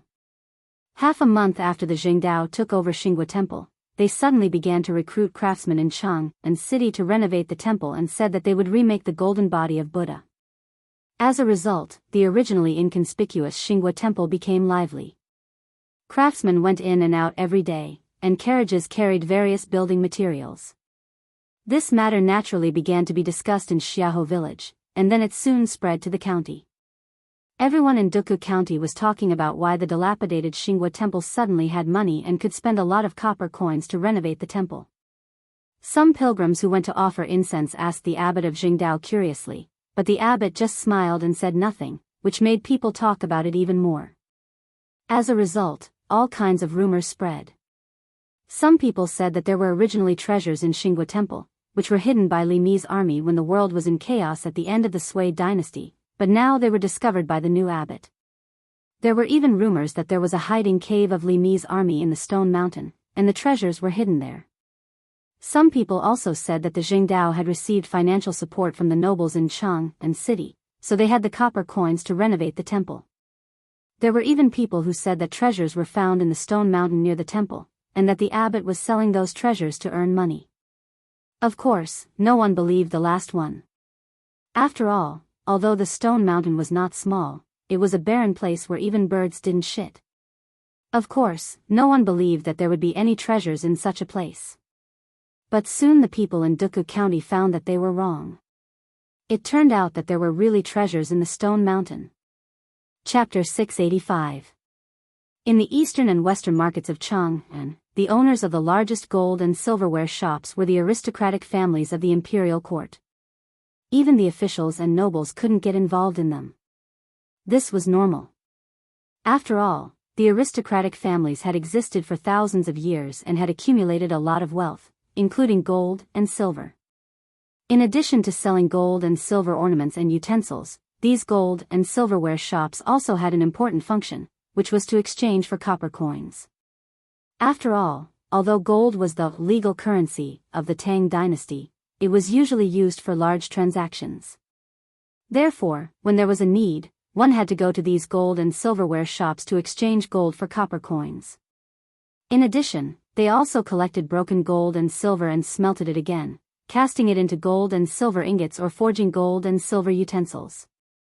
Of course, whether it was exchange or purchase, these gold and silverware shops had to charge a certain amount of money to make a profit. On this day, a young man wearing silk clothes came to the Jinyuan gold and silverware shop in the East City. After looking around, he stopped a shop assistant and asked, "Excuse me, may I ask if your shop accepts gold?" "Of course we do. Does the customer want to sell loose gold?" Seeing a customer, the shop assistant was naturally full of smiles and politely replied. The man cupped his hands and said, "Then I'll have to trouble you to find your shopkeeper. I have a business deal to discuss with him." "Oh? What kind of business does the customer want to discuss? Please tell me about it first." The shop assistant naturally had to find out. If it was just some loose gold and silver, there was no way he would trouble the shopkeeper. Hearing this, the man hesitated and looked around. Seeing that no one was paying attention, he took out a small piece of gold from his waist and waved it at the shop assistant. "I want to sell this piece of gold. I wonder if your shop is interested?" When the shop assistant saw the piece of gold, his eyes couldn't help but widen in disbelief. "Could the customer let me take a closer look at this piece of gold?" The man ignored him and put the piece of gold back at his waist. "Hee, I'm afraid you can't make the decision for this business. Ask your shopkeeper to come." "Okay, then I'll have to trouble you to wait in the VIP room for a moment. I'll immediately ask the shopkeeper." The shop assistant's attitude became even more polite. After inviting the man to a seat in the VIP room, he immediately ran to ask for the shopkeeper. Not long after, the VIP room door was pushed open and the shopkeeper of the gold and silverware shop walked in with a smile. He bowed to the man and said, "Esteemed customer, I heard from the shop assistant that you have a piece of gold you want to sell?" "Yes, that's right. Esteemed customer, please let me take a look at the gold." The man nodded. He took the gold and silver and silver and silver ingots of the gold and silver. Gold of the gold and silverware of the gold and silverware, the gold and silver and gold and silver and gold and silverware and golds were both. The shopkeeper reached out to pick up the gold and carefully examined it for a long time before putting it down. He said in a casual tone, "Hee, esteemed customer, the quality of your gold is not pure. However, since our esteemed guest trusts our Golden Origin Gold and Silver Tool Shop, we naturally cannot disappoint our esteemed guest. Gold will be sold at the rate of 1 tael per 6 strings of copper coins. Our shop will take it." His words made the man laugh coldly. He reached out and grabbed the gold nugget, stuffing it back into his belt. He didn't forget to mock, "Since when is this nugget worth 1 tael of 6 strings? Shopkeeper, how much do you have? I'll take all of it." The shopkeeper couldn't help but blush when he heard this. He thought to himself that this man actually knew his stuff. The shopkeeper could only cough dryly to hide his embarrassment when his little scheme was exposed. I originally thought that your gold and silverware shop was trustworthy. Now it seems that you're just a so-so. Since that's the case, I won't disturb you any further. Farewell." The man stood up and was about to leave when the shopkeeper hurriedly stopped him. The man couldn't help but angrily glare at the shopkeeper. "What? Does your gold and silverware shop need to rob?" Hee, esteemed customer, what are you saying? I was only joking with you just now. Is there a need to doubt the reputation of our gold and silverware shop? Esteemed customer, do you know who the owner of this shop is? It's the Jing family of Xinjiang, one of the 5 surnames and 7 watches. The shopkeeper laughed, but his tone was full of pride. Hearing the shopkeeper's words, the man hesitated for a moment. He seemed to be afraid of the name Jing family of Xinjiang. After a long time, he murmured, "Jing family of Xinjiang can't be taken by force. I'm a dog's head gold. Gold tael." Shopkeeper, how can you say the price of 1 tael per 6 strings of copper coins? As I said, I was only joking with you. The shopkeeper seemed unconcerned. "Esteemed customer, our shop will take this gold tael. The price is negotiable." Negotiable. When the man took out that piece of gold, the shopkeeper and the worker from before naturally saw that it was a rare dog head gold. Gold tael was a naturally formed gold nugget. Because it was rare, its price was very high. Gold tael could only be found by chance. Once it was found, it would be kept as a treasure. Its price naturally couldn't be compared to ordinary gold. In the future, ordinary gold was more than 200 per gram, but the price of natural gold tael was more than 10,000 per gram. The difference was huge. In the Tang dynasty, ordinary gold was worth 1 tael per 6 strings of copper coins. If it was changed to gold tael, the price would be at least 200 strings of copper coins. Even so, it was still priceless. Anyone who had gold tael would keep it at home and treat it as a family heirloom. The gold tael that the man took out to sell was the size of an egg and weighed about 5 taels. According to the market price, it was worth at least 1,000 strings of copper coins. If it met a suitable buyer, it would be normal to sell it for 1,500 strings of copper coins. Previously, the shopkeeper wanted to bully the man because he didn't know the business and tried to buy it at the price of ordinary gold. The price difference was huge. Now that the man knew the price of the gold tael, the shopkeeper naturally didn't want to take advantage of him. He directly said, "Esteemed customer, how about we sell this gold tael for 200 strings of copper coins?" The man thought for a while and counteroffered, 230 strings of copper coins. The shopkeeper shook his head, Esteemed customer, no one in Chang'an will accept this price. You should know that our gold and silver shop also needs to make money. How about 210 strings of copper coins? Our Jing family of Xinjiang won't let you suffer a loss." The shopkeeper's words always mentioned the Jing family of Xinjiang. Naturally, he wanted to let the man know the background of his gold and silver shop and put pressure on him. The man hesitated for a long time and finally nodded. The shopkeeper immediately called the shop assistant in to weigh it. The gold tael weighed 5 taels and was sold for 1,113 strings of copper coins. Both sides wrote down the sales documents and found someone to be a witness. They pressed their fingerprints and the transaction was completed. As for the 1,000 strings of copper coins, the man naturally couldn't take it with him. He asked the shopkeeper to help him exchange 1,000 strings of copper coins into gold ingots. He also asked the shop assistant to call a carriage for him from Shun Fong Carriage Shop in the East Market and carried the remaining 100 strings of copper coins. After the carriage left with the copper coins, the shopkeeper suddenly pulled the shop assistant and said, "Go, ride a horse and follow the carriage. See where the man is staying." The shop assistant didn't dare to hesitate. He nodded and took out a horse from the shop and followed the carriage from a distance. Chapter 686. In the mansion of the Jing family in Xingyang, Jing Yuanshou was sitting in the central room and drinking tea. Behind him, several maids were carefully massaging his shoulders and legs. On the table in front of him was the gold nugget sold by the man before. On the other side, the shopkeeper of the Jinyuan Gold and Silverware shop knelt down in fear and trepidation and answered carefully. "Lang Jun, after the man sold the gold nugget, I ordered people to follow him to see where he came from. The shop assistant followed him all the way and finally found that the man went to a small temple called Xinghua Temple, 30 miles away from Duke County." The shopkeeper looked up at Jing Yuanshou and continued, "The shop assistant was clever and inquired about it in the surrounding villages. The abbot of Xinghua Temple is called Jingdao. He took over the temple not long ago with the certificate of Zongjing Temple.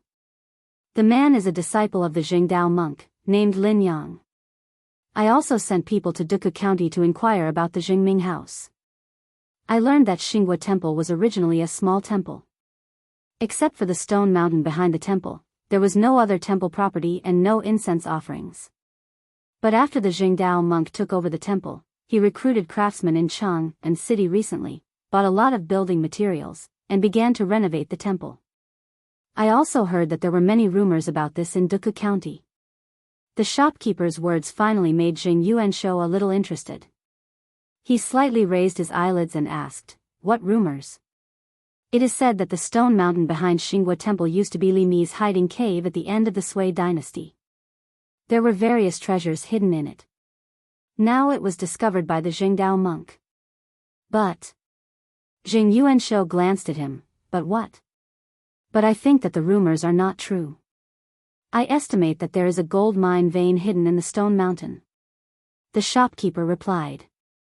"Oh? Why do you say so?" Jing Yuanshou became more interested.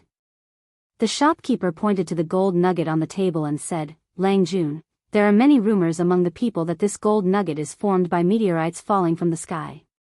In fact, it is not. I know that this gold nugget is produced from gold mines. I have been in the business of gold and silverware for many years, so I know a lot about gold mines. Wherever nugget gold was found, there was bound to be a gold mine. Therefore, nugget gold was also known as mother of gold. I'm guessing that there is an 80% chance that this dog-head gold was dug out by the Righteous Path monk from the stone mountain." Jing Yuanshou reached out and picked up the gold nugget.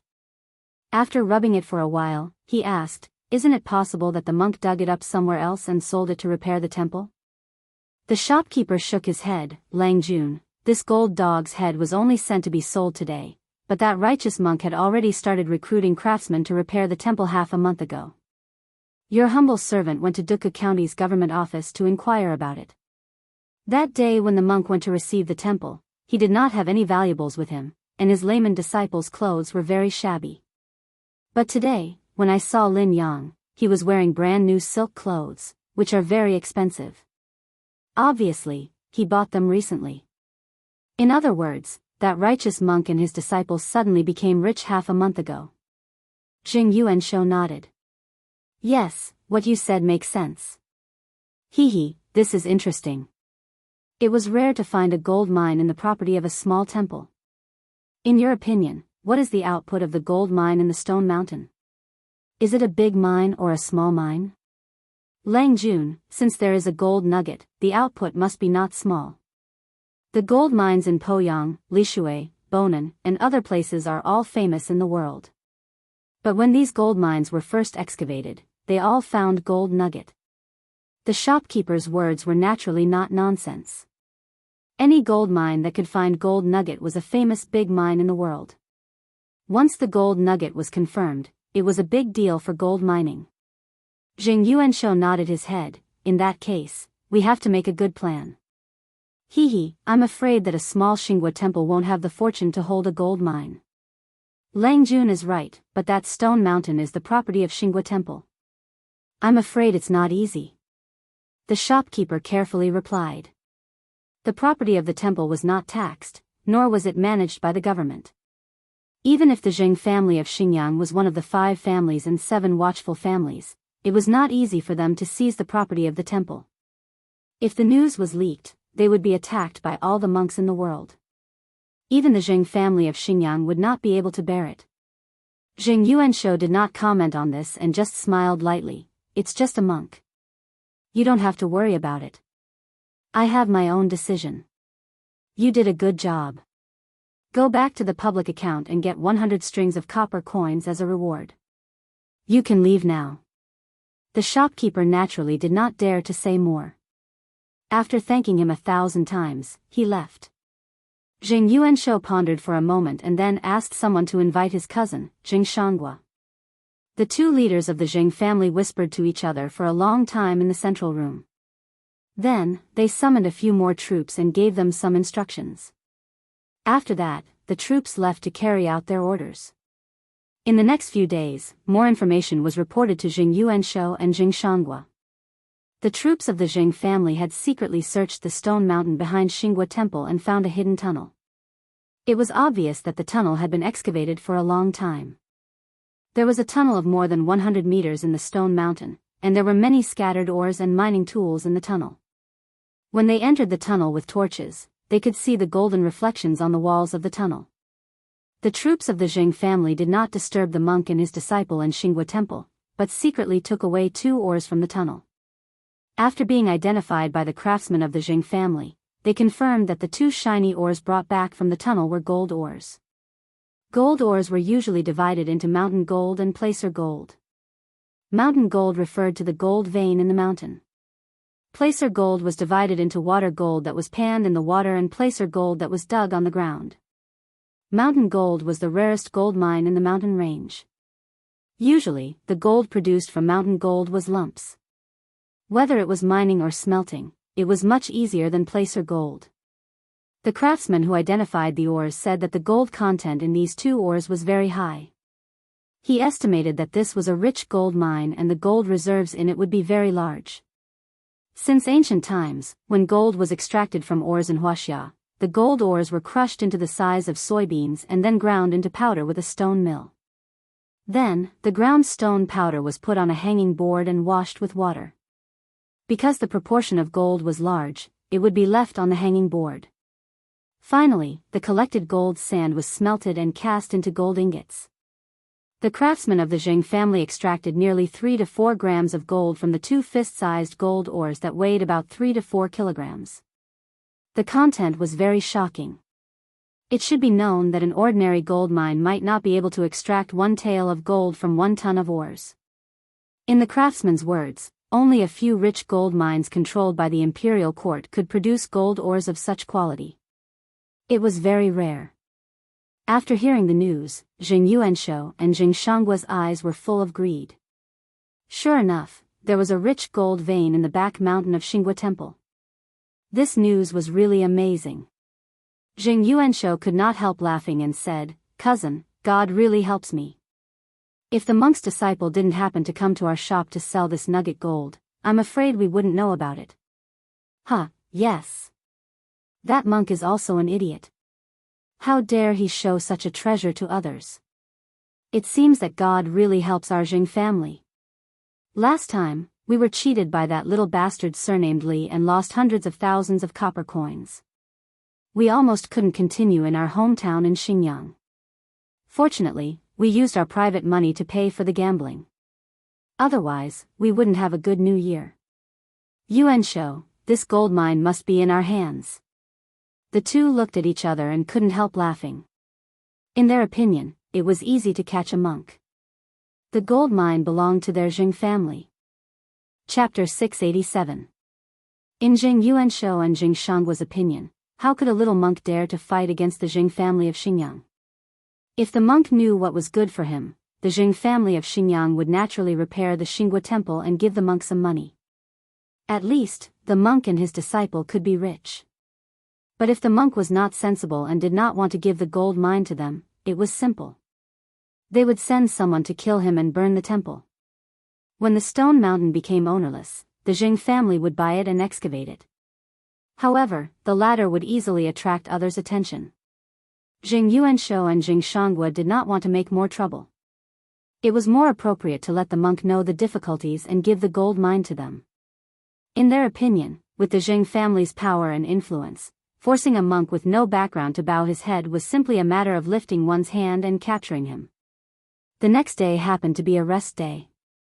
Jing Yuanshou and Jing Shangua were worried that a long night might cause trouble, so early in the morning, they led the people of the mansion and rode to the Xingua temple in Duke County.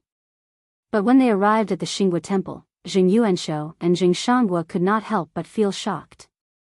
At this time, there were already many people outside the Xingua temple, which was under construction. They had surrounded the Xingua temple and prohibited unauthorized people from entering. Jing Yuanshou and Jing Shangua both recognized the people who surrounded the Xingua temple. They were the troops of Duke Lu's mansion. The troops of Duke Lu's mansion did not seem to expect that they would meet the Jing family of Xinjiang here. Immediately, someone ran into the temple, but the others did not know whether they should stop Jing Yuanshou and others. They seemed to be at a loss for a moment. Those troops of the Qing family hesitated for a while, but someone still came forward to salute Jing Yuanshou and Jing Shangua and said, "Greetings, Mr. Zheng. May I know what brings you to the Xingua temple today?" I'm here to offer incense and worship Buddha. But I don't know what your duke is doing here today." Jing Yuanshou forced a smile. "Mr. Zheng, my Lang Jun is also here to worship Buddha today." The words of the troops of Duke Lu's mansion made Jing Yuanshou sneer in his heart. It was impossible for the old man Qing Jijia to come here to worship Buddha. Moreover, if they wanted to worship Buddha, there were many big temples in Cheng and city. No one would believe that they would come to this shabby temple in the remote countryside to worship Buddha. He and his cousin, Jing Shangua, looked at each other, and both of them knew that something was wrong. There was an 80% chance that Qing Jijia had somehow found out about the gold mine. He probably came here today for the same purpose as them. Jing Yuanshou didn't say much. He and Jing Shangua were about to walk into the temple. The troops of Marquis Lu's mansion wanted to stop them, but they couldn't find a reason to do so. However, they still blocked the gate of Xingua temple and refused to give way. Jing Yuanshou angrily said, "What? Do you dare to stop this old man? Did Xingua temple become the property of Marquis Lu's mansion? Otherwise, don't blame this old man for denouncing High Duke Lu." At this time, they heard Qing Yaojin's laughter coming from the temple gate. "Ha, Mr. Zheng, why do you argue with my troops?" Qing Yaojin separated the troops and strode out of the temple. After greeting Jing Yuanshou and Jing Shangua casually, he asked, "Mr. Zheng, why are you not in Cheng and city today? What are you doing in Xingua temple?" I wonder what Mr. Lu is doing here." Jing Yuanshou didn't answer but asked. "I'm here to eat vegetarian food and pray Buddha. Can't I?" Qing Yaojin glared at him.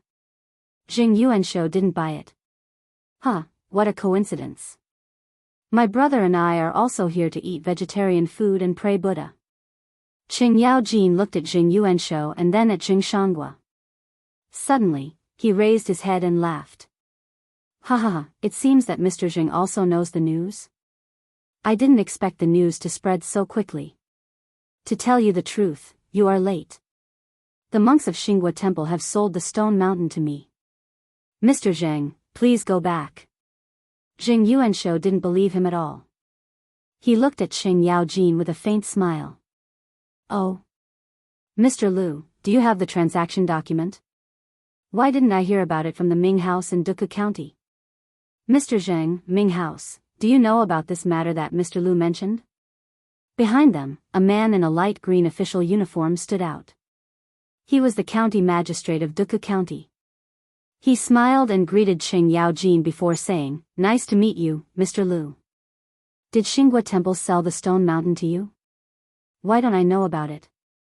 In the Tang dynasty, people who wanted to buy and sell land and forests needed to go to the county government to get a document. The county magistrate of Duku County happened to be a member of the Jing family in Xinjiang. Today, Jing Yuanshou came to threaten the Orthodox monks, so he naturally asked the county magistrate of Duku County to come with him. Qing Yaojin was thick-skinned enough. He didn't panic when his lie was exposed. I have reached an agreement with the monk. I will go to the county government to go through the formalities. Jing Yuanshou said with a smile, since you haven't gone through the formalities, it doesn't count. Mr. Liu, since my cousin and I are here, I'm afraid you don't want to eat it alone, do you? Hearing this, Qing Yaojin couldn't help glaring at Jing Yuanshou.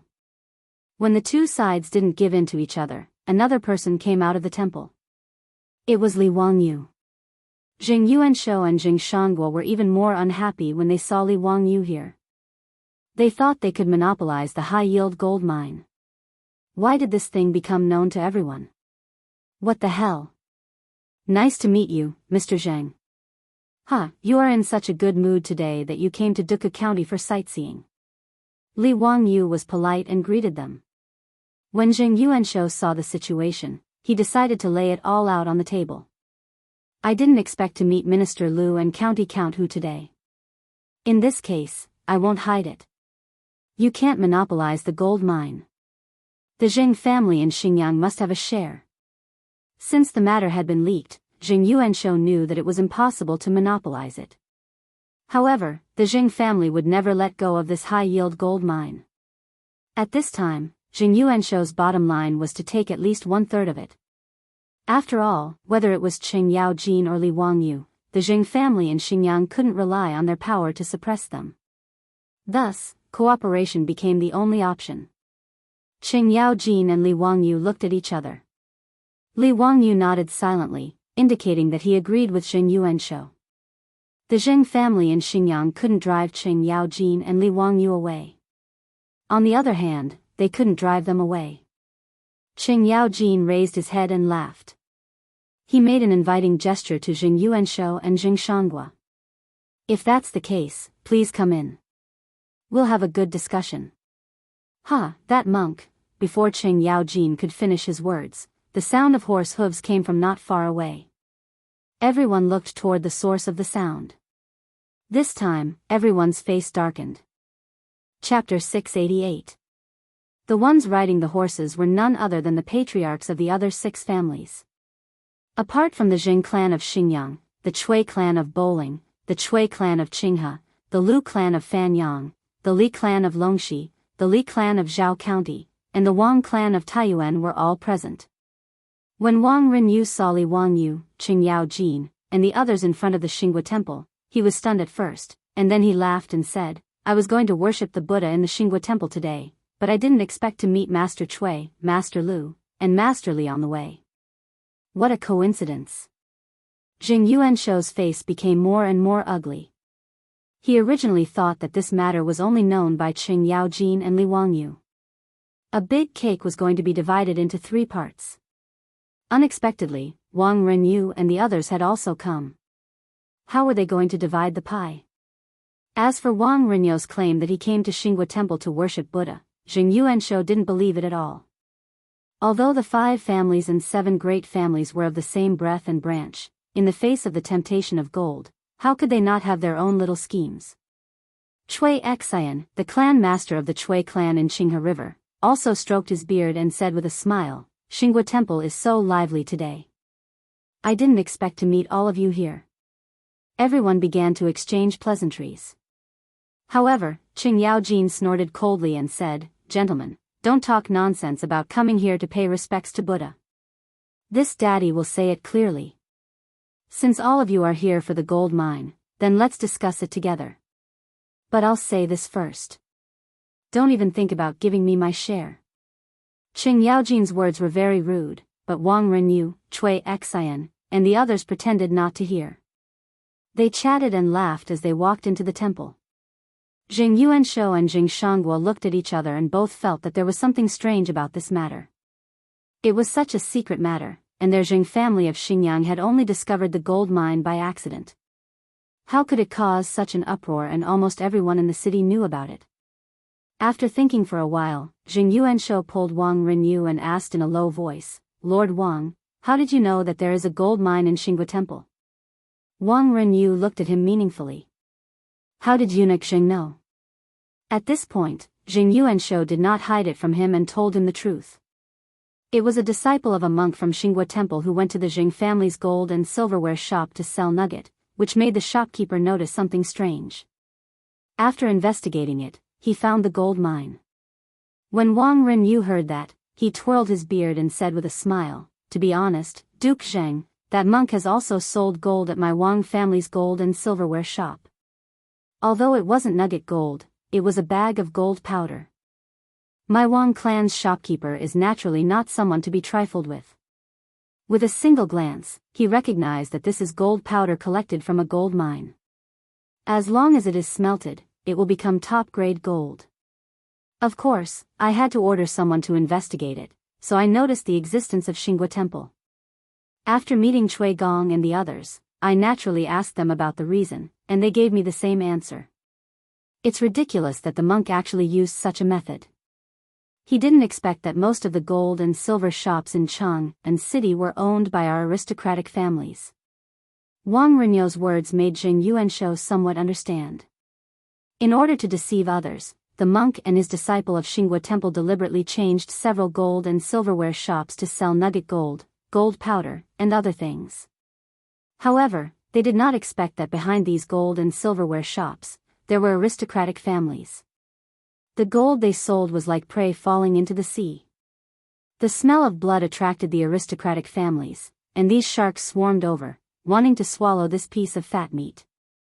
However, Jing Yuanshou immediately frowned and said, "No, Duke Lu and the guy surnamed Li don't run a gold and silverware shop." How did they know this? Wang Renyu could not help frowning when he heard that. After thinking for a while, he replied, "You'll know when you ask." "Duke Zheng, are you still worried that there is a trap?" It's better to be careful." At this time, Jing Yuanshou already had some doubts in his heart. There seemed to be something wrong with this gold mine. Wang Renyu nodded. He did not expect that everyone knew what he thought he could eat alone, which really made Wang Renyu depressed. However, if the gold mine really existed, the Taiyuan Wangs would take a bite of it anyway. In response to Jing Yuanshou's and Wang Renyou's doubts, Qing Yaojin laughed and pointed at Li Wangyu, saying, "I didn't notice it. It was this guy who noticed it." Li Wangyu smiled and cupped his hands to Jing Yuanshou and others, saying, "Duke, the monk and his disciple of Xingwa Temple have found many carriages to transport copper coins from Shun Feng carriage shop in the past few days. They all moved copper coins from various gold and silverware shops in Chang and city. It would be strange if I still didn't guess that there was something wrong with it. I asked Uncle Cheng to find someone to investigate this matter.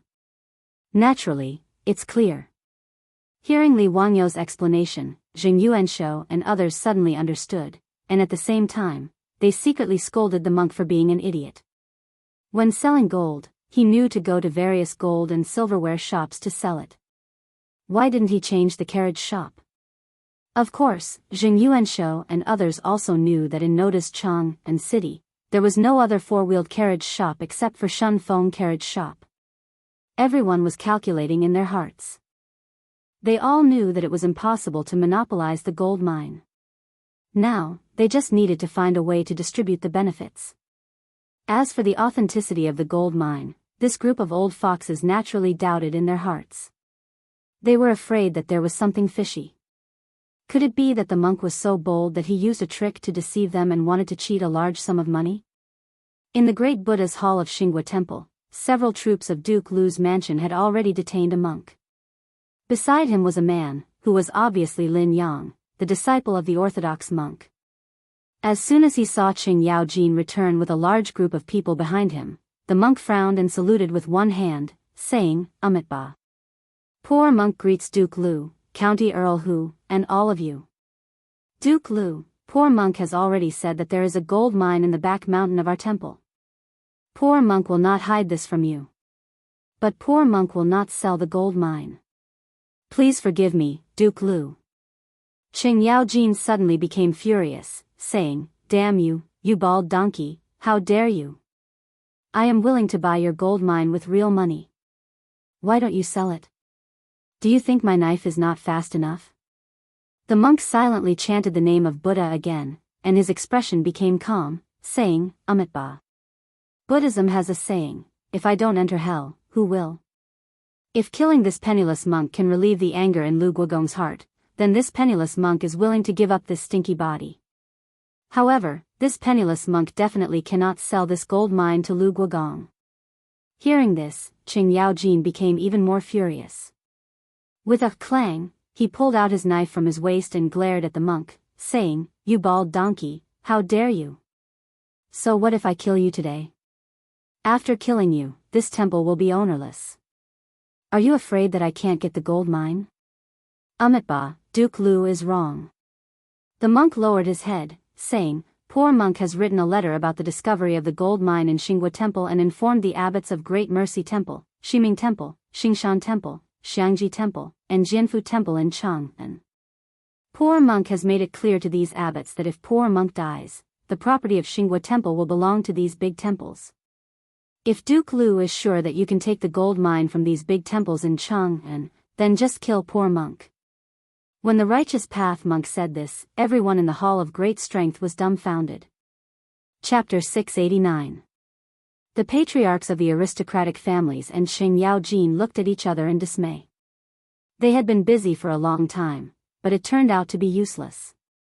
If things were as the monk said, even the 5 surnames and 7 Wangs would not be able to get any benefits from it. After all, compared to the Buddhism sect that had believers all over the Tang Empire, the noble Duke of Lu or the 5 surnames and 7 Wangs would not be able to snatch food from the mouth of the Buddhism sect.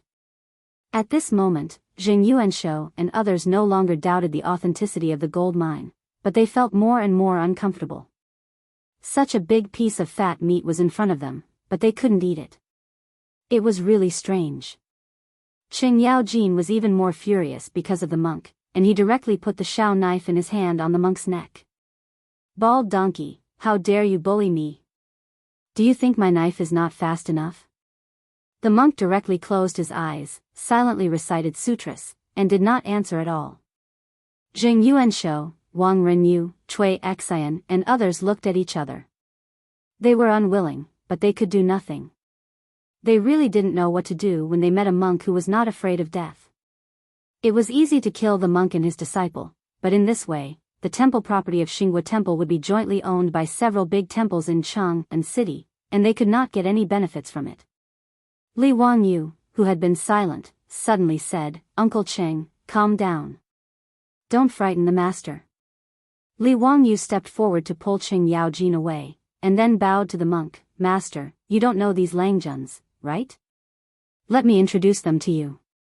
Except for High Duke Lu, these Langjuns are the Chui clan of Bowling, the Chui clan of Qinghe, the Lu clan of Fanyang, the Li clan of Longxi, the Li clan of Zhao County, the Wang clan of Taiyuan, and the Zheng clan of Xingyang.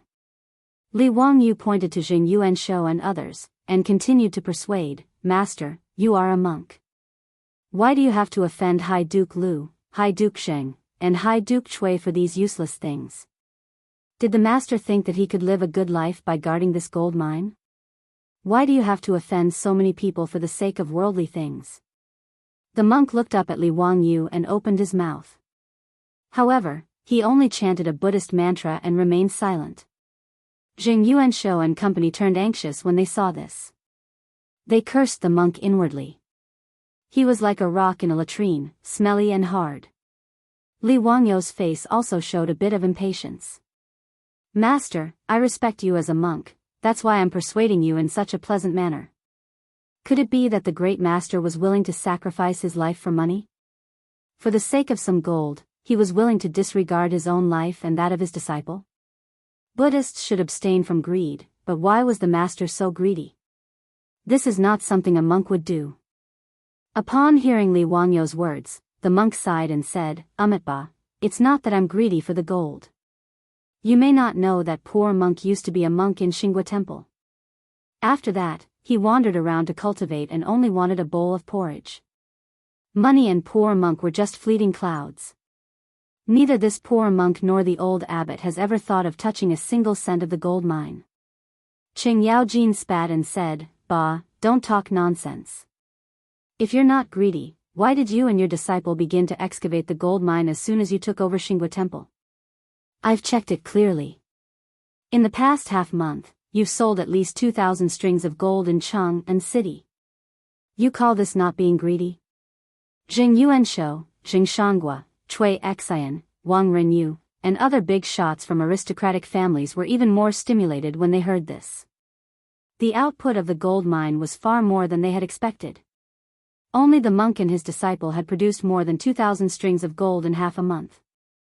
Even if the gold nuggets sold to the Jing family was excluded, at least 100 taels of gold had been produced.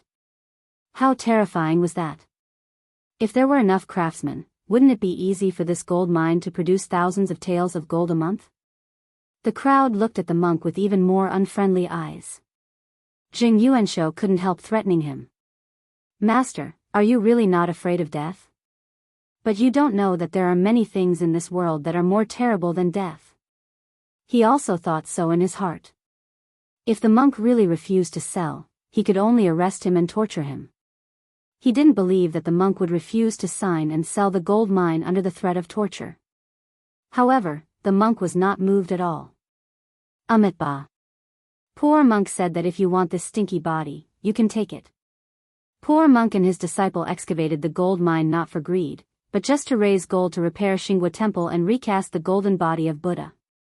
Hearing what the monk said, Qing Yaojin couldn't help laughing. "Monk, it's simple. If it's true, you can sell the gold mine to me. I'll pay for it and help you recast the golden body of Buddha. A gold-plated Buddha statue is nothing." When Monk Vindication heard this, he lowered his eyes slightly and said, "Amitba. My noble lady, I made a great vow in front of Gautama Buddha to reforge Gautama Buddha's golden body. However, it's not a gold-plated Buddha statue, but a pure golden body of Gautama Buddha." When he said this, it gave everyone a fright. Damn, a golden body of Buddha made of pure gold? Li Wangyu and the others couldn't help but raise their heads and look at the slightly dilapidated clay statue of Buddha in the great Buddha's hall. They each estimated in their hearts how much gold such a golden body of Buddha would cost, at least 1,000,000 taels of gold and 100,000 kilograms. That was the rough estimate in everyone's hearts. The number shocked everyone. It was an unimaginably huge number. Even with the accumulation of thousands of years of aristocratic families, taking out 100,000 taels of gold would empty their pockets, let alone 1,000,000 taels of gold. In fact, Huaxia had a lot of gold reserves since ancient times. It was recorded in history that Emperor Wu of Han rewarded General Wei Qing with 200,000 kilograms of gold. When Wang Mang married the Empress in his later years, he used 30,000 kilograms of gold. During Wang Mang's time, the palace alone had more than 700,000 kilograms of gold. However, Huaxia had the habit of burying people in extravagant burials since ancient times. According to the Book of Jin, the Emperor of Han was buried in a mausoleum for a year after he ascended the throne. The tribute from the world was divided into 3 parts. One part was for the ancestral temple, one part was for the guests, and the last part was for the mountain mausoleum. 1/3 of the country's treasury was buried in the ground with an emperor. Over thousands of years, countless emperors and scholars had brought a lot of gold into the mausoleum. Therefore, when Huaxia reached the Tang and Song dynasties, there was less and less gold. It wasn't that 1,000,000 taels of gold didn't exist, but it was an extremely huge number. Jing Yuanshou couldn't help but burst out laughing. "Monk, your joke is too funny. Using 1,000,000 taels of gold to build a golden body of Buddha, you really dare to dream." The Righteous Path monk shook his head. "This is not impossible. The old abbot and I have already ascertained many years ago that the gold mine reserves behind the temple are astonishing. Even 10,000,000 taels of gold may not be impossible. This poor monk is willing to use 1,000,000 taels of gold to cast a golden body for Buddha. Therefore, this gold mine will definitely not be sold, even if you nobles kill this poor monk. The major temples in Cheng and City will naturally fulfill poor monk's great wish, build a golden body of Buddha and enshrine it in Xingua Temple." The monk's words immediately stimulated the greed of Jing Yuanshou and the others. How amazing was the reserves of 10 million taels of gold. Chapter 690. Jing Yuanshou and the others did not doubt what the monk said. After all, the gold ores taken out from the mine in Zhongsu Prefecture were amazing. Ordinary gold ores might not produce one tael of gold, even 2,000 to 3,000 kilograms. The ores behind Xinghua Temple were indeed extremely rare and rich in gold. According to the estimation of the craftsmen, they found, one tael of gold could be produced from 1,000 kilograms of ores, which was very terrifying. The stone mountain of Xinghua Temple was not small, so it was not strange for it to produce hundreds of millions of tons of gold ores. In this way, they would believe it if it really had a reserve of 10 million taels of gold. But at this moment, facing this righteous monk, the masters of the aristocratic families did not know how to deal with him. For a moment, there was a deadlock in the great Buddha's hall. No one was willing to give up just like that. However, if they wanted to continue seizing this gold mine, they didn't know how to do it in such a short period of time. Li Wangyu rolled his eyes and asked, "Master, even if we leave today, have you ever thought about how long it will take you and your disciple to mine this gold slowly? How long will it take for you and your disciple to gather enough gold to cast a golden body for Buddha? Even if you two work hard, can you mine 500 kilograms of gold in a year? 100,000 kilograms of gold, haha, I'm afraid you can't get so much gold even if you mine until you die, right?" Well. Hearing this, the monk hesitated. It seemed that he did not expect Li Wangyu to say this and did not know how to answer. Qing Yaojin stared at him and said, "You bald donkey, didn't you just say that you only want to build a golden body for Buddha? Why are you so hesitant now?" Amitabha. The monk murmured the name of Buddha in a low voice. "Well, if you are willing to pay for the renovation of Xinghua Temple and cast a golden body for my Buddha, I can sell the gold mine to you." The monk's words stunned Jing Yuanshou and the others. 100,000 kilograms of gold in exchange for the gold mine? If the gold mine really had a reserve of 10 million taels of gold, it seemed that it was not impossible to exchange it for 1 million taels of gold. Although none of them could take out so much gold, it didn't seem impossible if they pooled their resources together. However, Jing Yuanshou, the old fox, suddenly felt that something was wrong. He carefully thought about the process of this matter and felt that there was something fishy about it. There were too many coincidences. How could it be so coincidental that they all discovered the existence of the gold mine? And all of them gathered here today. The more Jing Yuanshou thought about it, the more he felt that something was amiss. He suddenly thought of a possibility. What kind of gold mine was this? Could it be fake? Did the monk's disciples sell nugget gold and golden sand just to lure them to Xinghua Temple?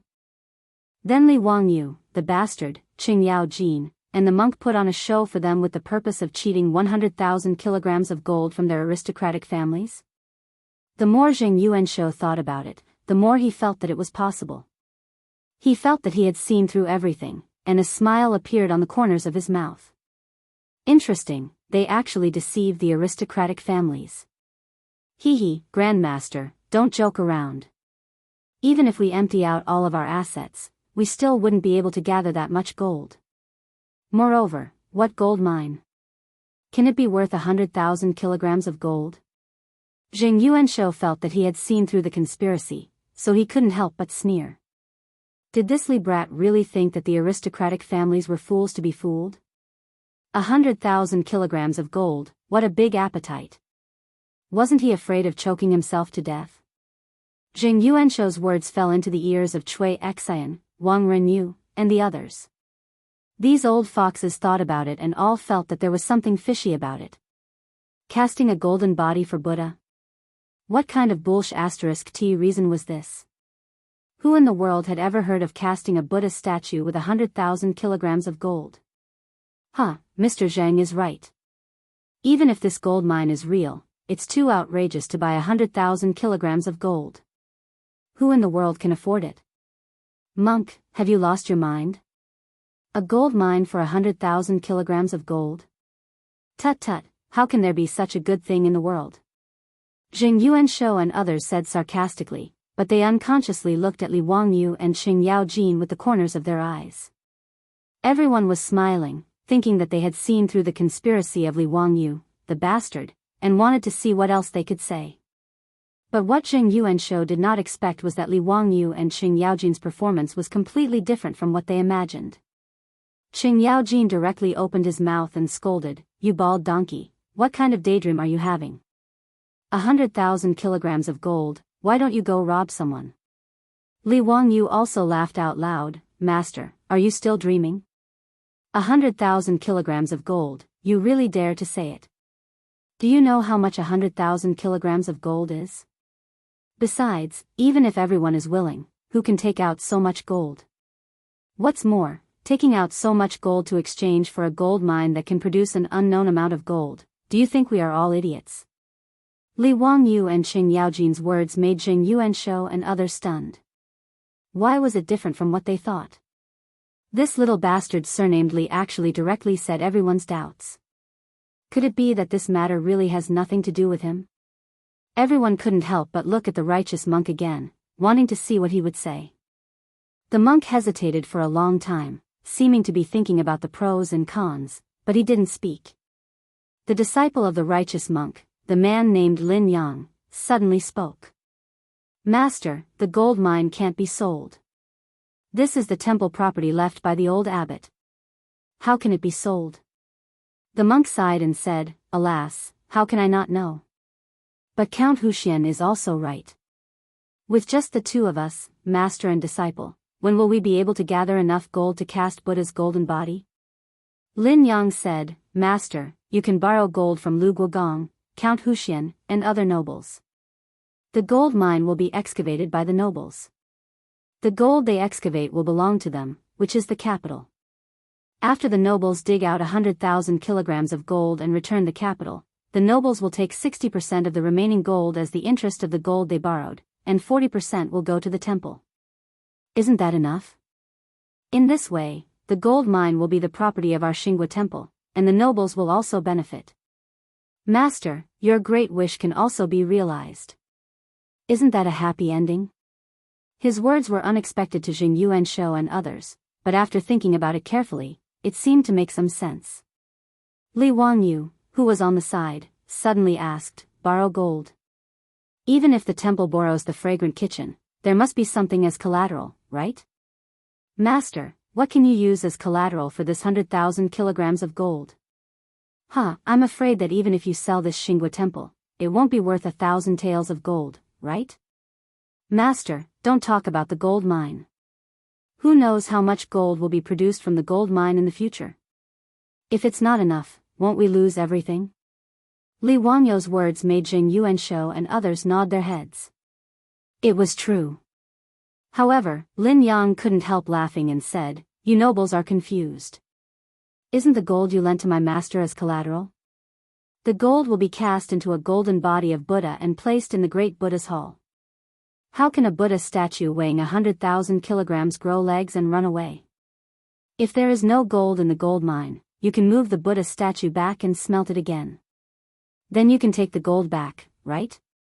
Lin Yang's words made Zheng Yuanshou and others' eyes brighten. It seemed that it was true.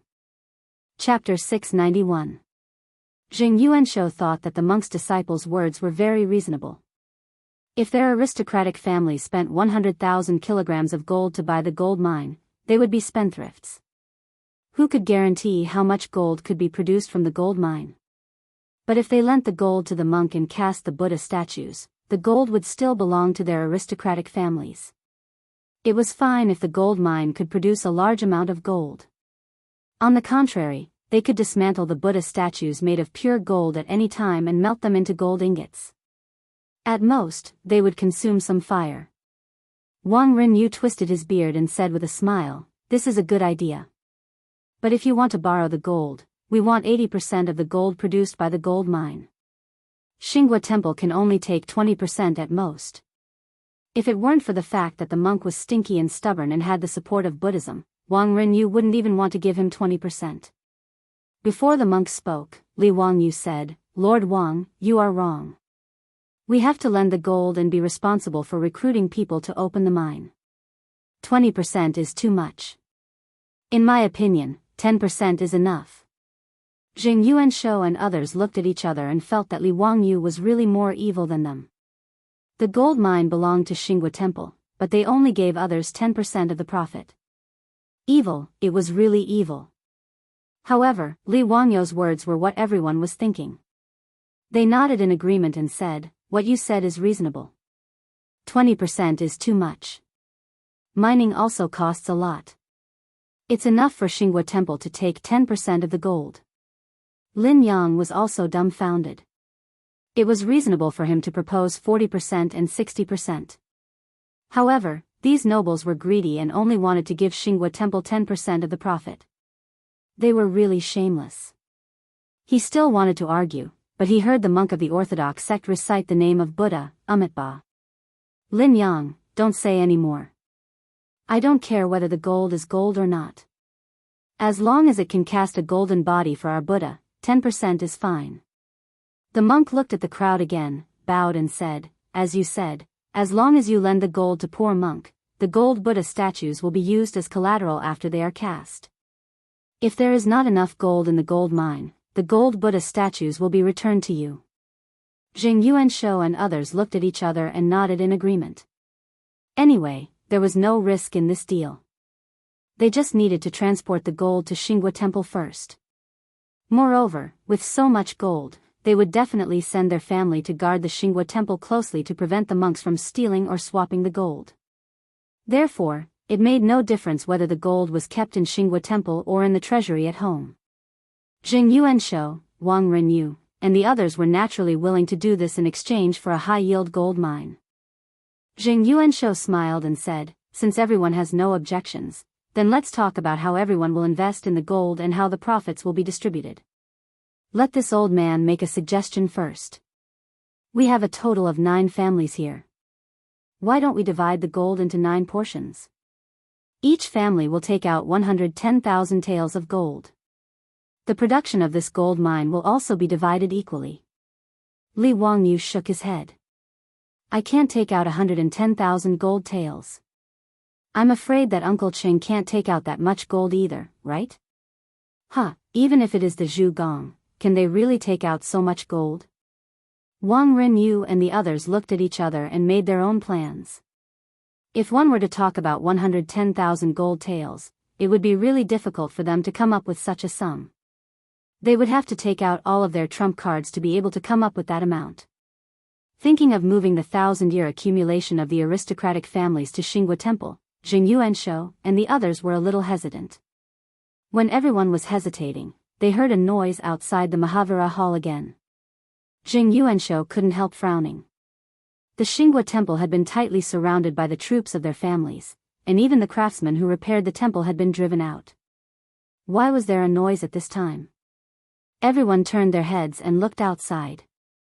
They found that a group of people had entered the temple and was heading for the Mahavira Hall despite the troops' obstruction. When they saw the person clearly, everyone's faces changed dramatically. Then they bowed to the person helplessly and said, "Your Majesty." It was Pai Lupi, the emperor of the Tang dynasty, who could enter the Xinghua Temple without the troops' obstruction. Fang Xianling and Du Ruhui were beside him. When the Orthodox monks heard that the bearded man who entered the hall was the emperor of the Tang dynasty, they were shocked and hurriedly bowed to Pai Lupi. As for his disciple Lin Yang, he was so scared that he directly knelt down. Pai Lupi strode into the Mahavira Hall and laughed loudly. You are in such a good mood today that you all gather in the Xinghua Temple. I wonder if you are here to worship Buddha or to have fun?" Jing Yuanshou and the others didn't know how to answer Pai Lupi's words and cursed in their hearts. Did the sage also know about the gold mine in Xinghua Temple? Jing Yuanshou was even more uncomfortable, as if he had eaten a fly. When he left Chang'an City this morning, he and his cousin Jing Shangguo were very proud and thought that they could take a bite of the fat meat without anyone noticing. Who would have thought that things would turn out like this? Now even Pai Lupi had shown up. How many benefits could their aristocratic families get from it? When everyone was thinking about this, Pai Lupi stopped smiling and said in a cold voice, "Fang Xianling, I remember that salt and iron in the world are monopolized by the imperial court. Is that true?" Fang Xianling twisted his beard and said with a smile, "Yes, Your Majesty, that's right." "What about the gold mine?" "Your Majesty, it should be monopolized by the imperial court. Fang Xianling certainly understood what Pai Lupi meant and echoed. The conversation between the emperor and the minister was like a balm in the ears of the aristocratic families. It seemed that the sage came here today to snatch the gold mine. Wang Renyu immediately retorted, "Your Majesty, the law of the Tang dynasty does not stipulate that gold mines should be handed over to the imperial court, but the monopoly of salt and iron does not involve copper, gold and other materials." What he said was naturally the truth. Before the Han dynasty, iron smelting was a private business and countless people started their business by smelting iron. For example, it was recorded in the history books that Guozhong of Handan built his business by smelting iron and became rich together with the king. In the Han dynasty, Emperor Wu of Han dynasty suggested that salt, iron, and wine should be monopolized by the state so as to prevent local feudal lords and tyrants from seizing power. Since then, salt and iron had been monopolized by the imperial court for generations. But at least in the Tang dynasty, copper and gold were not restricted. The aristocratic families also had their own copper mines, and the imperial court just collected taxes from them. After being refuted by Wang Renyu, Pai Lupi was not annoyed. He just looked at Jing Yuanshou and others with a faint smile and said casually, "In that case, I won't force you. But since I know about the gold mine, sell it to me." "Is this a righteous master? How much is the gold mine of Xinghua Temple?" "I'll buy it." The righteous master hesitated and bowed again. "Your Majesty, this gold mine is produced by Xinghua Temple. Poor monk won't sell it. Just now, poor monk has reached an agreement with the nobles. Poor monk will borrow 50,000 kilograms of gold from the nobles to cast a golden body for Buddha. He will repay the principal and interest with the gold produced by the gold mine." Hearing this, Pai Lupi frowned and looked at the crowd. Finally, his eyes fell on Li Wangyu. "Zio, tell me, what's going on?" Li Wangyu smiled awkwardly and rubbed his nose. Ignoring the extremely ugly expressions of Jing Yuanshou and the others, he recounted what had happened in detail and the result of their discussion with the monk just now. After hearing this, Pai Lupi couldn't help laughing and said, "Well, in that case, I'll lend the gold to you. I think I can still take out 50,000 kilograms of gold. You don't have to borrow money from the nobles." Jing Yuanshou and others were even more annoyed. Pai Lupi was so ruthless that he wanted to swallow the income of the gold mine. How could they, the aristocratic families, be willing? Chapter 692. Jing Yuanshou, Wang Renyu, and the others only had one thought at this time, which was to stop Pai Lupi from snatching the profits from them. Even if Pai Lupi was the emperor of the Tang dynasty, so what? The 5 surnames and 7 hopes were not to be trifled with. "Your Majesty, the master has already reached an agreement with us. How can you go back on your word? Your Majesty is rich. How can you compete with the people?" Jing Yuanshou, Wang Renyu, Cui Xian, and the others spoke one after another. What they meant was that they didn't want Pai Lupi to get involved. Pai Lupi frowned slightly and snorted discontentedly. "You didn't sign the agreement with the master. Why can't I participate? What's the reason?" Jing Yuanshou and the others were speechless, but Li Wangyu persuaded him, "Uncle, it's true that the masters and the masters have made an agreement first. Why don't we all take a step back? Uncle, you also have a share in it. How about lending some gold to the master?" Jing Yuanshou and the others looked at each other. Although they were unwilling, they could only nod helplessly. Everyone knew that if Pai Lupi contributed another share, they would be able to get less gold from the gold mine in the future. Li Er nodded slightly and then said, "Since that is the case, we will not force you. We will only take a share of this matter. However, Master Fang and Master Du will naturally each take a share of this matter. Well, let's count it as 12 shares. Each of you will take out 80,000 taels of gold. What do you think, my dear ministers?" Although Jing Yuanshou and the others were unwilling to accept Pai Lupi's golden words, they could only nod helplessly and agree. They could take out 80,000 taels of gold and didn't need to raise money everywhere. However, the profit of the gold mine in the future would be much less, which made Jing Yuanshou and the others feel the most uncomfortable. However, it was useless to say more since it had come to this. Jing Yuanshou and the others were afraid of causing more trouble. If the officials and nobles knew about it later, they would really be caught unprepared. Therefore, in the great Buddha's hall of Xingwa Temple, Pai Lupi and the others wrote down the document of lending the gold with the county magistrate of Duka County as the witness. They stamped the document and officially confirmed the matter. Everyone, including Pai Lupi, was led by the monk to the tunnel behind the temple to witness it with their own eyes. Just like what Zhong Chu had reported, the nearly 100-meter-long tunnel, under the illumination of the torches, the four walls were filled with all kinds of dazzling golden light. Obviously, these were all gold ores. After seeing the mine with their own eyes, they no longer had any doubts. "Master, we will send the gold to Xingwa Temple in 3 days. However, this old man has to say this first. This gold must always be under the supervision of our prefecture's central Song sect. Even if we cast the golden Buddha in the future, the use of gold must be supervised by our prefecture's central Song sect. Master, you don't have any objections, right?" Jing Yuanshou instructed the good faction monk. The monk bowed and replied, "Amitba." Poor monk naturally has no objections. This is the safest way. Poor monk is also worried that so much gold piled up in the temple will attract the attention of thieves. It can't be better if you send people to guard it. Very good. Then we won't disturb your cultivation. 3 days later, the gold will be sent here. Jing Yuanshou and the others looked at each other, bowed to Pai Lupi, and then left.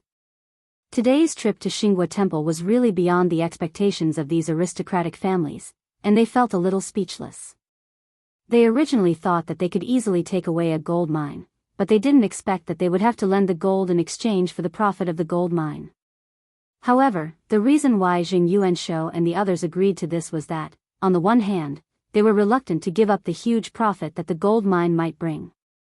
On the other hand, they also felt that the so-called lending of gold was just changing a place to store the gold, and there was no risk. If the monk of Xingwa Temple could steal the gold from many troops of the 5 surnames and 7 wangs and the imperial guard sent by His Majesty, it would be strange. Although the cost was not small, Jing Yuanshou and the others were still very satisfied with the result that they didn't come here in vain. After all, if the gold mine could produce enough gold every year in the future, it would be enough for the aristocratic families to make a lot of money. After the 5 surnames and 7 wangs left, Pai Lupi suddenly looked up to the sky and laughed. As you expected, these people really fell into the trap. Tut, 80,000 taels of gold. If Mr. Zheng and Mr. Wang knew the truth, they would be so angry that they would vomit blood, right?"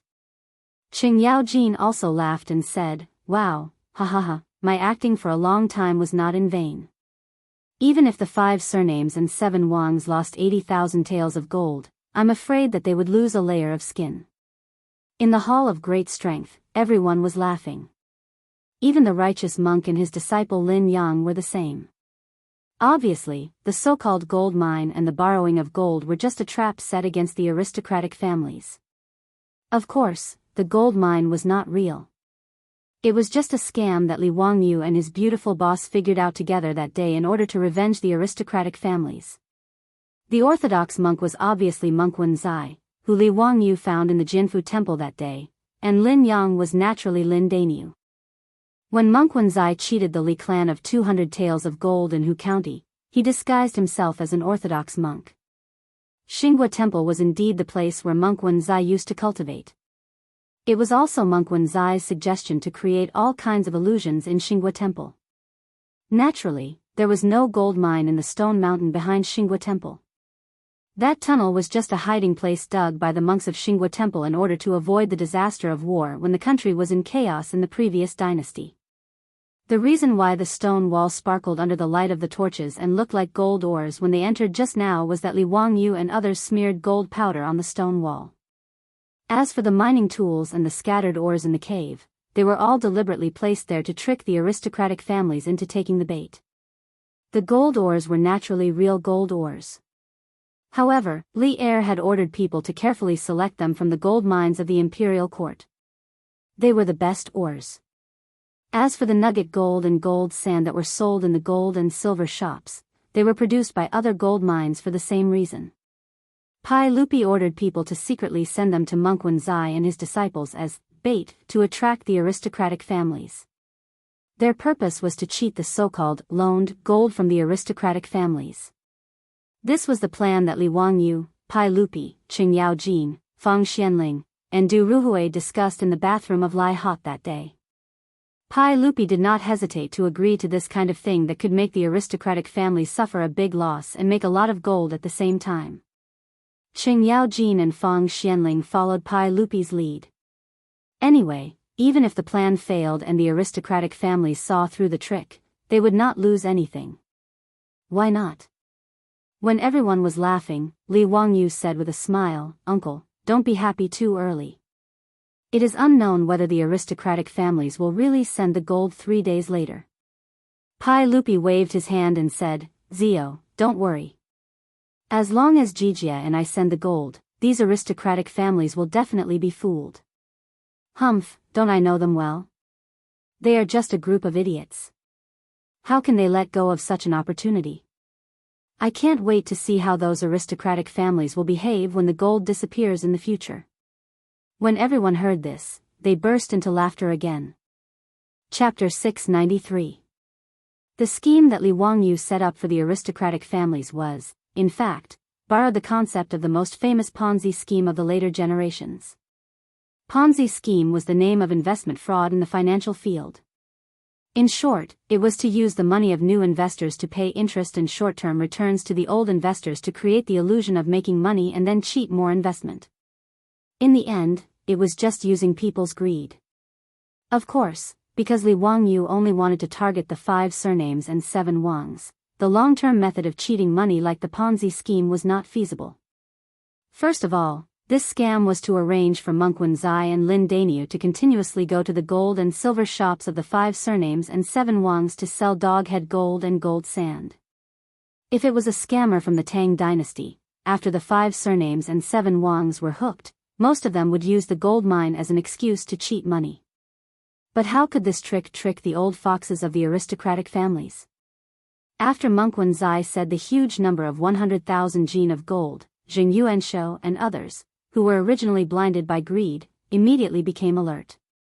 But the wonderful thing was that Li Wangyu borrowed Lin Daniu's mouth to say those words. Turning the business relationship into a loan. Turning the gold mine into an investment product, this made the aristocratic families waver. And the gold was under the supervision of the aristocratic families, naturally there was no risk to speak of. Compared with the possible benefits, the aristocratic families would naturally be tempted. And Pai Lupi's intervention was the last straw that pressed the aristocratic families. Everyone has a blind heart.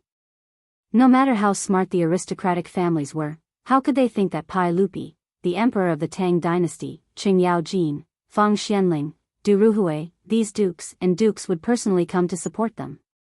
Therefore, it was normal for them to be fooled. Pai Lupi and his ministers would follow Li Wangyu's nonsense, naturally, not because they coveted the aristocratic family's gold. Even Li Wangyu's annual income was almost 70,000 to 80,000 taels of gold. Of course, it was not to cheat some gold from the aristocratic families. Whether it was Pai Lupi, Feng Xianling, or Du Ruhui, none of them were that bored. The gold was just an addition to the plan of Li Wangyu and Pai Lupi. 3 days later, just as Pai Lupi had expected. When the carriages of Shun Feng Carriage Company began to transport the gold from Taiji Palace, Marquis Lu's mansion, Marquis Zheng's mansion, and Marquis Lai's mansion, the doors of these aristocratic families also opened and began to transport the gold to Xinghua Temple. In the Tang dynasty, 1 tael was equivalent to 37 grams in modern times.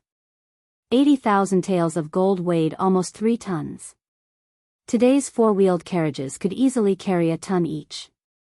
Therefore, the transportation of 3 tons of gold was only a matter of 3 carriages, which was not very eye-catching.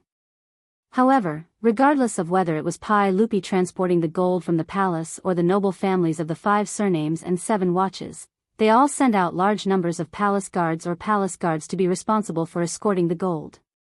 With the consent of Pai Lupi, Qing Yaojin also released a large number of imperial guards of the Jinwu Guards to escort the carriages to Duke County.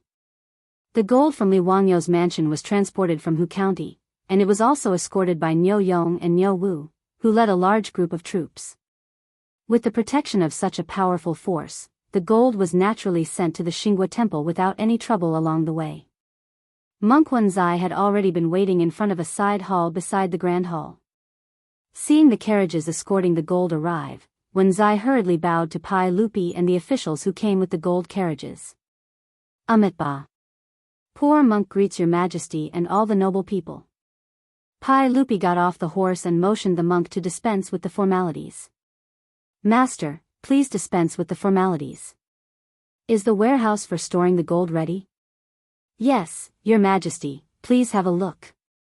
It's this side hall. Do you think it's suitable? Wenzai said. Everyone entered the side hall together and checked it out. They felt it was suitable.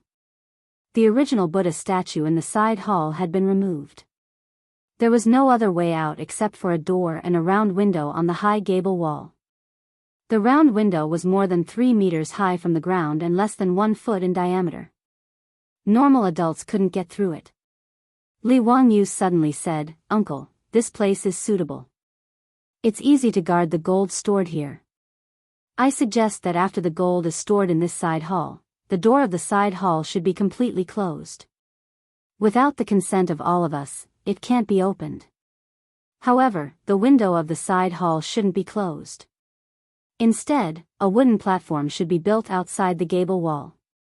In this way, it'll be convenient for everyone to climb up the wooden platform at any time and check the condition of the gold in the side hall through the window to prevent the gold from being lost."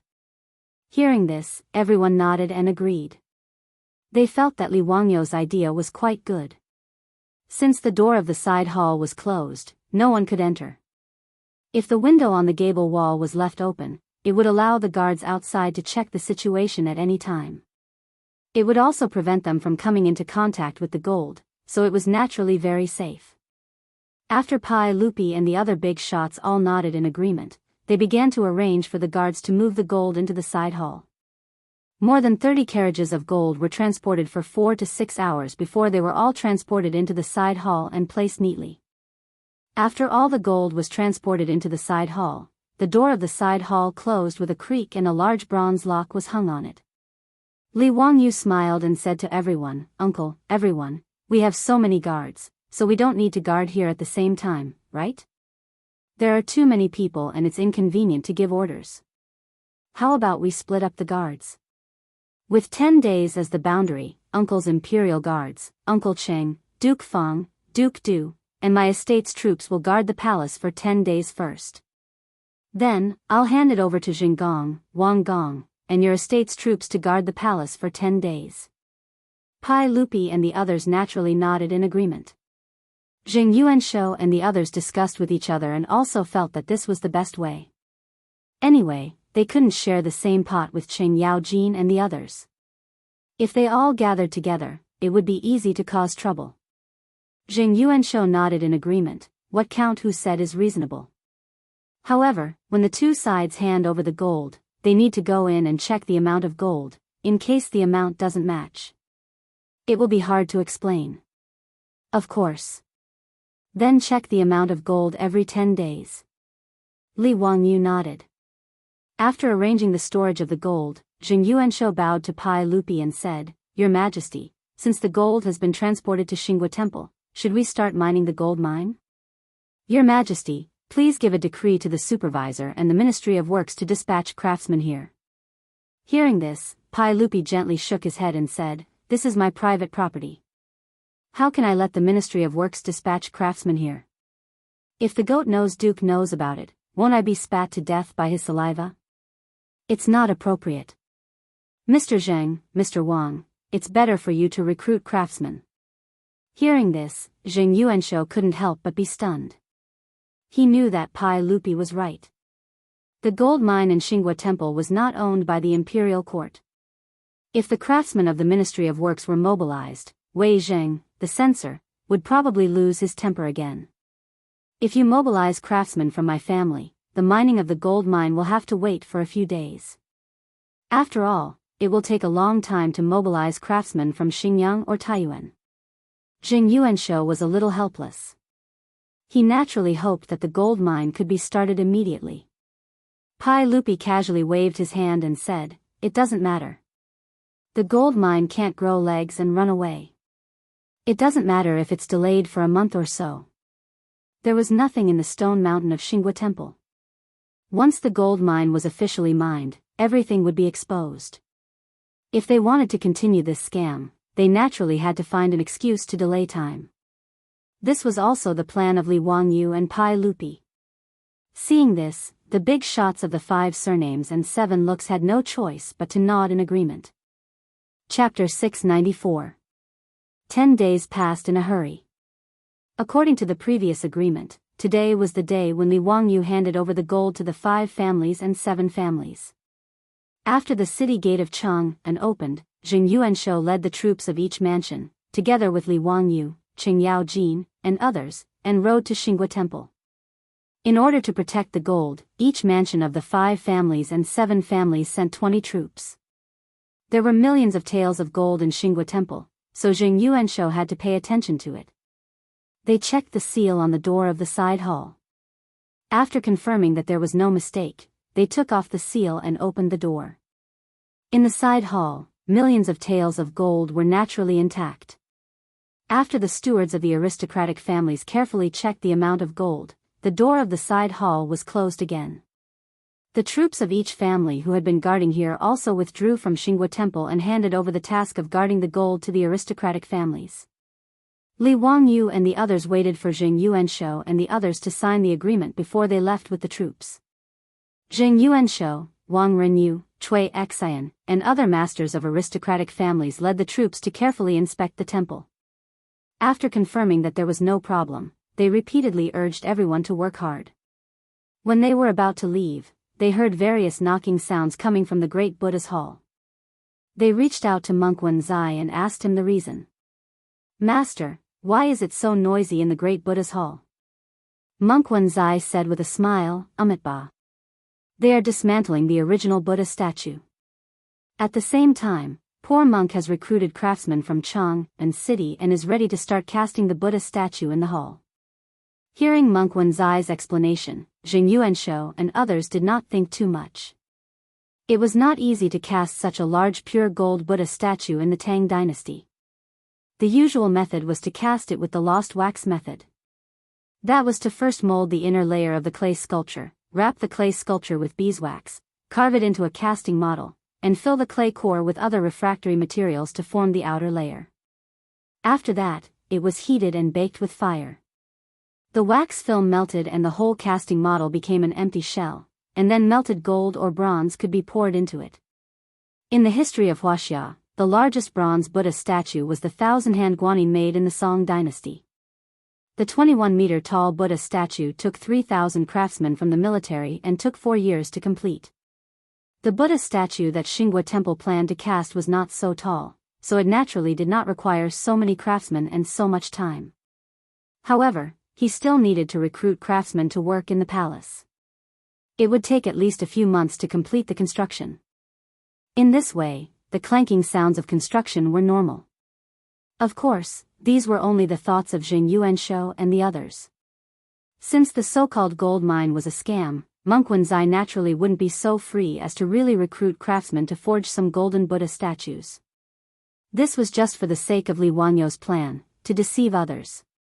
Jing Yuanshou and the others entered the Hall of Great Strength and looked around.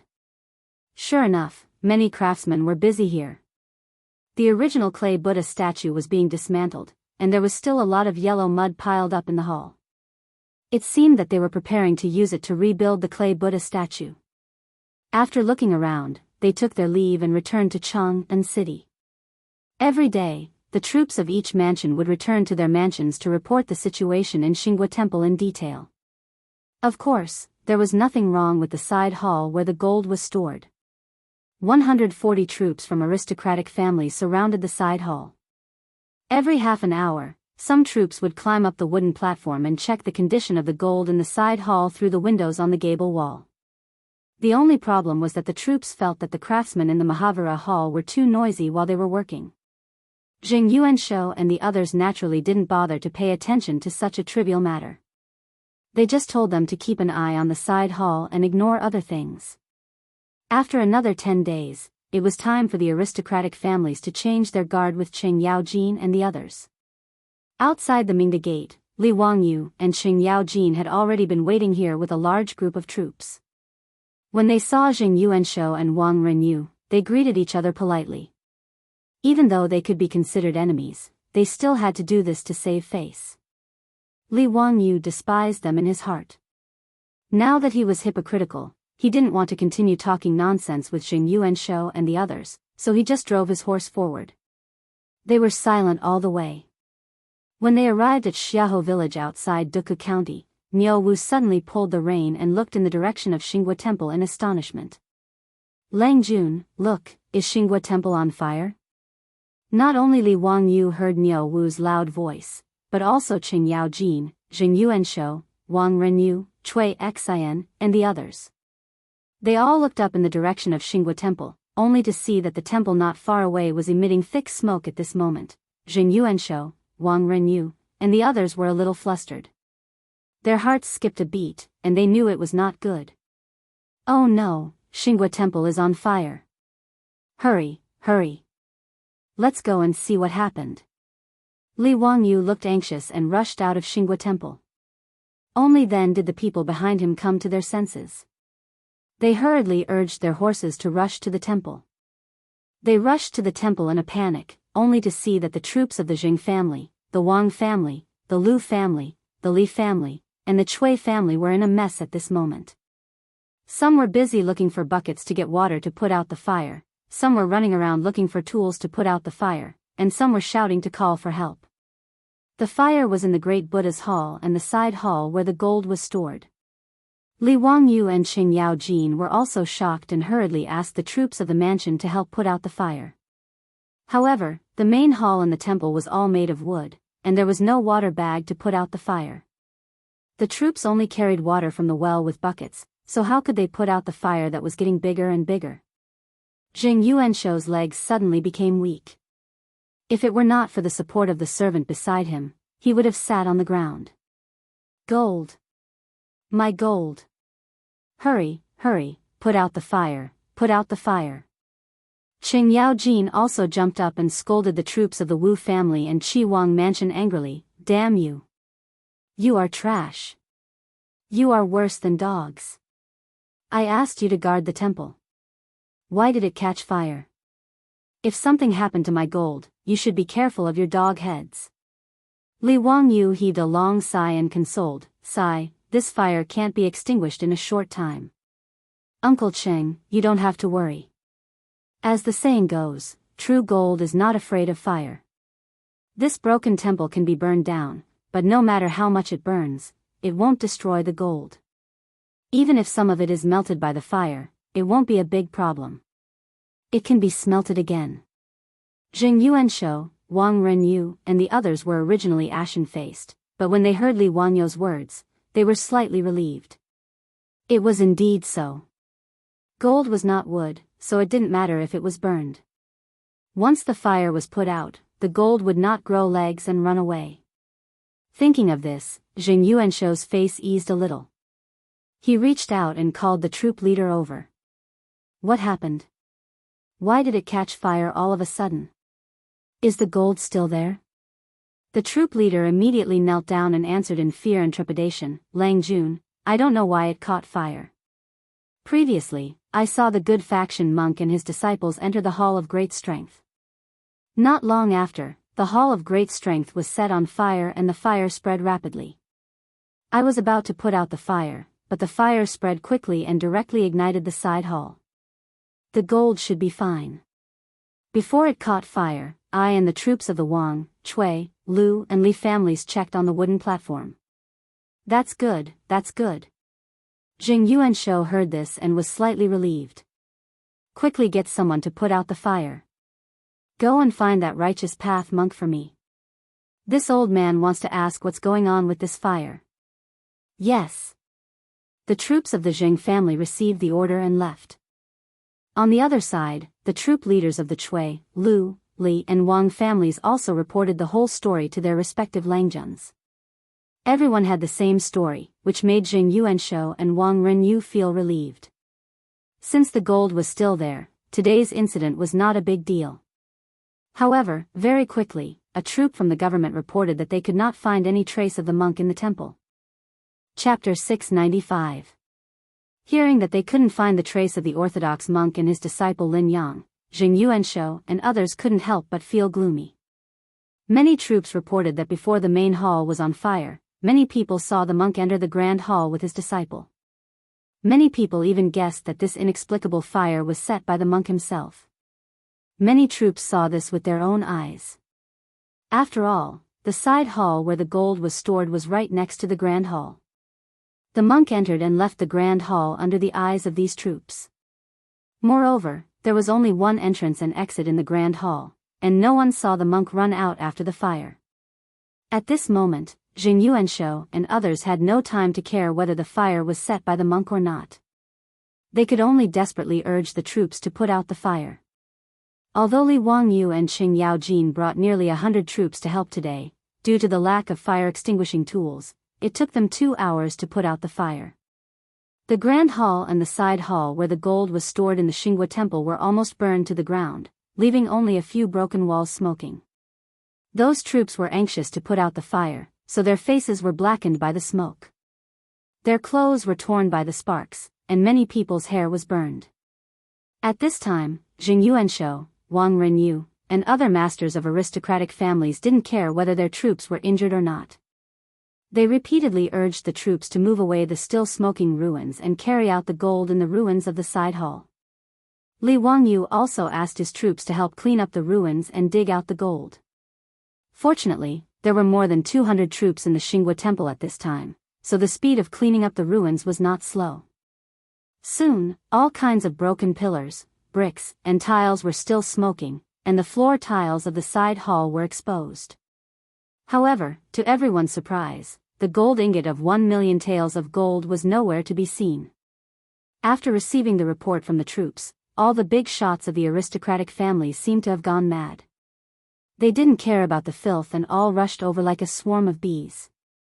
The floor tiles of the side hall had been cleared, but there was nothing. Not to mention the piles of gold, they didn't even see a single gold ingot. Wang Renyu shouted angrily, "Where's the gold? Where's my gold? That's impossible.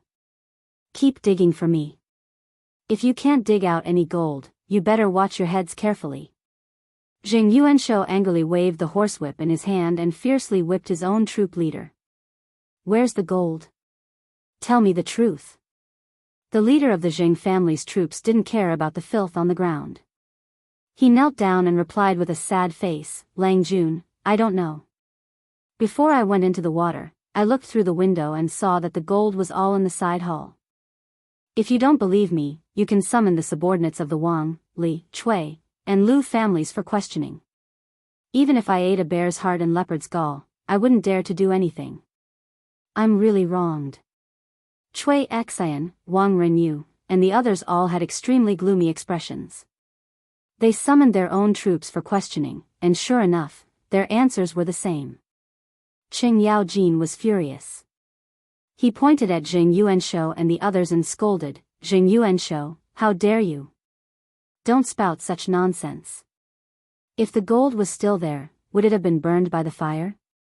How dare you do such a thing? I'd like to see how you dare to lose the sage's gold.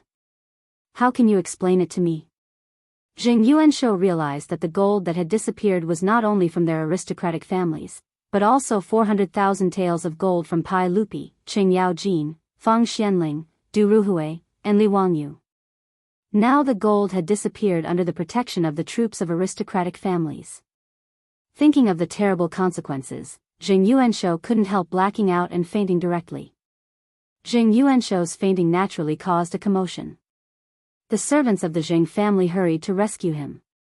At this moment, Wang Renyu, Chui Xian, and the others all became red-eyed and breathed heavily.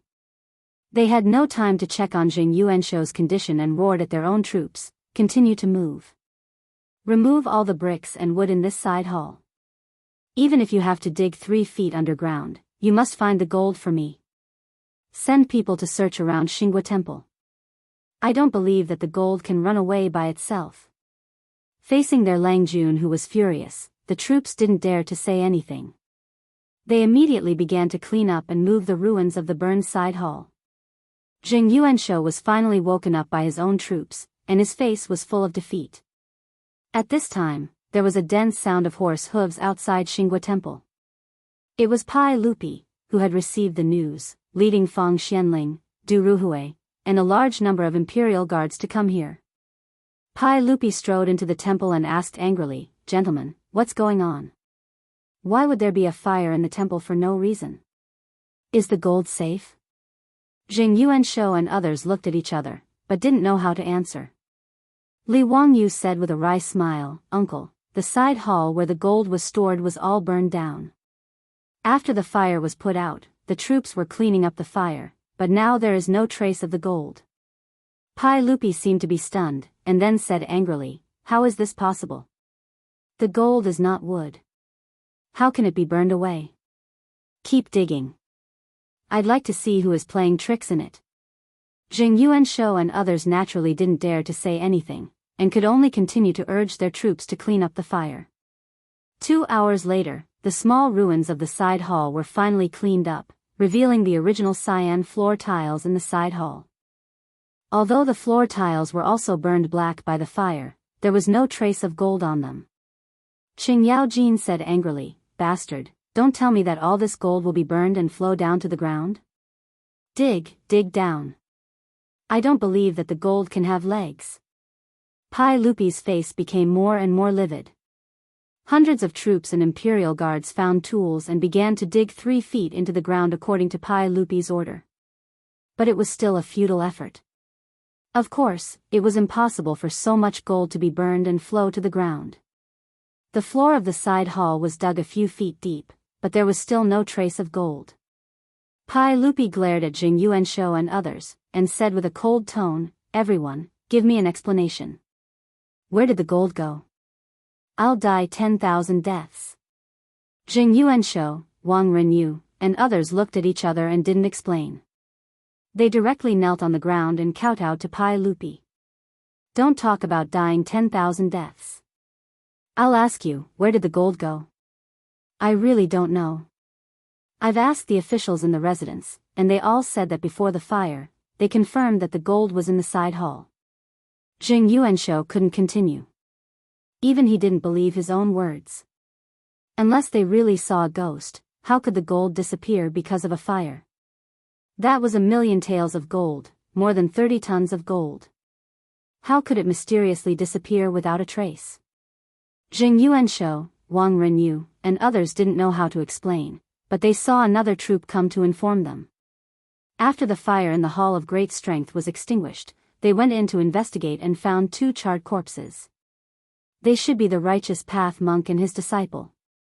Chapter 696. Pai Lupi looked livid and issued several orders in succession. Ask people to surround the Xingua Temple and don't let anyone go.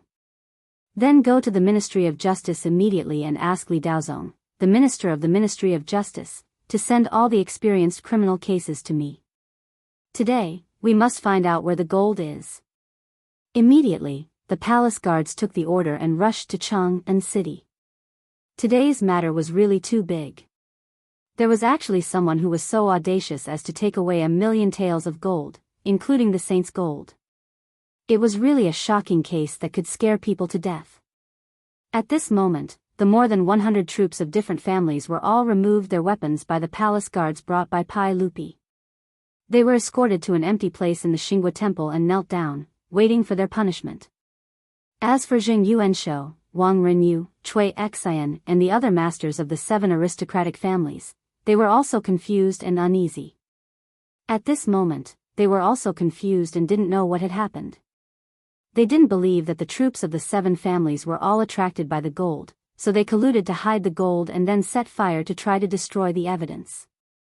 There was so much gold, and there were troops from the 7 families standing guard here. There were dozens of fully armed troops guarding the side hall 24 hours a day. How did the gold disappear? Back then, they had used more than 30 carriages to transport it over. Then how did the missing gold get out of the Xingua temple? Moreover, Du Chu of their mansion said with certainty that before the fire, the gold was still in the side hall. What was going on? Jing Yuanshou and the other masters couldn't figure out the reason. Knowing that such a shocking case happened in the Xingua temple in Duke County, Li Daozong, the minister of the Ministry of Justice, was also shocked. He didn't dare to delay and hurriedly gathered people and led the Ministry of Justice here. After seeing Li Daozong, Pai Lupi immediately ordered him to interrogate the troops of the aristocratic families and check the scene. They must get to the bottom of the matter and find out the whereabouts of the gold.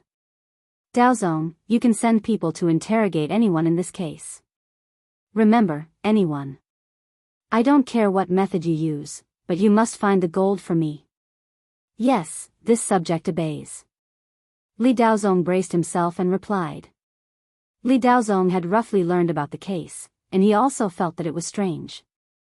Naturally, he did not dare to neglect Pai Lupi's order. After nodding, he immediately commanded those experienced criminal cases of the Ministry of Justice to take over everything in Xingua Temple and begin to investigate the case. The Ministry of Justice's experienced criminal cases separated the aristocratic family troops and interrogated them separately. They took their confessions and investigated the fire in the side hall. However, because Jing Yuanshou and the others had ordered the troops to move away all the wreckage in the side hall, and Pai Lupi had ordered people to dig 3 feet into the ground, they could not find any valuable clues in the wreckage of the side hall. As for the 2 charred corpses in the Hall of Great Strength, the coroner of the Ministry of Justice made a discovery after careful examination.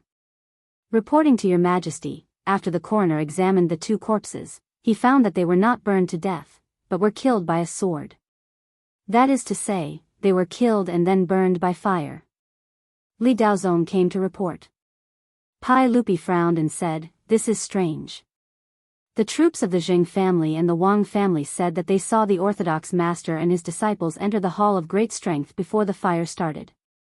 Since the person had already been killed, then who set the fire? Who killed the great master? I don't know. I think someone must be lying. Li Daozong did not believe what those troops said. He had repeatedly confirmed that when the aristocratic families came to take over Xingua Temple 10 days ago, the gold was indeed in the side hall. Moreover, Jing Yuanshou, Wang Renyu, and the others also saw it with their own eyes. The steward of the aristocratic families also entered the side hall to check the amount of gold. In the next 10 days, in addition to the troops of the aristocratic families, there were only the Orthodox master and his disciples in Xingua Temple, as well as the craftsmen who were recruited by the Orthodox monks to cast the gold Buddha statues in the temple. Those craftsmen only came to work in the temple during the day. Moreover, they worked in the Hall of Great Strength and were supervised and searched by the troops of the aristocratic families. It was absolutely impossible for them to touch the gold. These craftsmen were also questioned by the Ministry of Justice and confirmed that it was impossible for them to steal the gold under the eyes of more than 100 troops of the aristocratic families. What was more bizarre was that no matter how the experienced criminal officers of the Ministry of Justice interrogated them, the troops of the aristocratic families insisted that before the fire in the side hall, they had confirmed with their own eyes that the gold was in the hall through the window on the gable wall. The more the officials of the Ministry of Justice interrogated them, the more confused they felt about this case. They could not understand it at all. There was no other possibility except that the troops of the aristocratic families colluded with each other to steal the gold.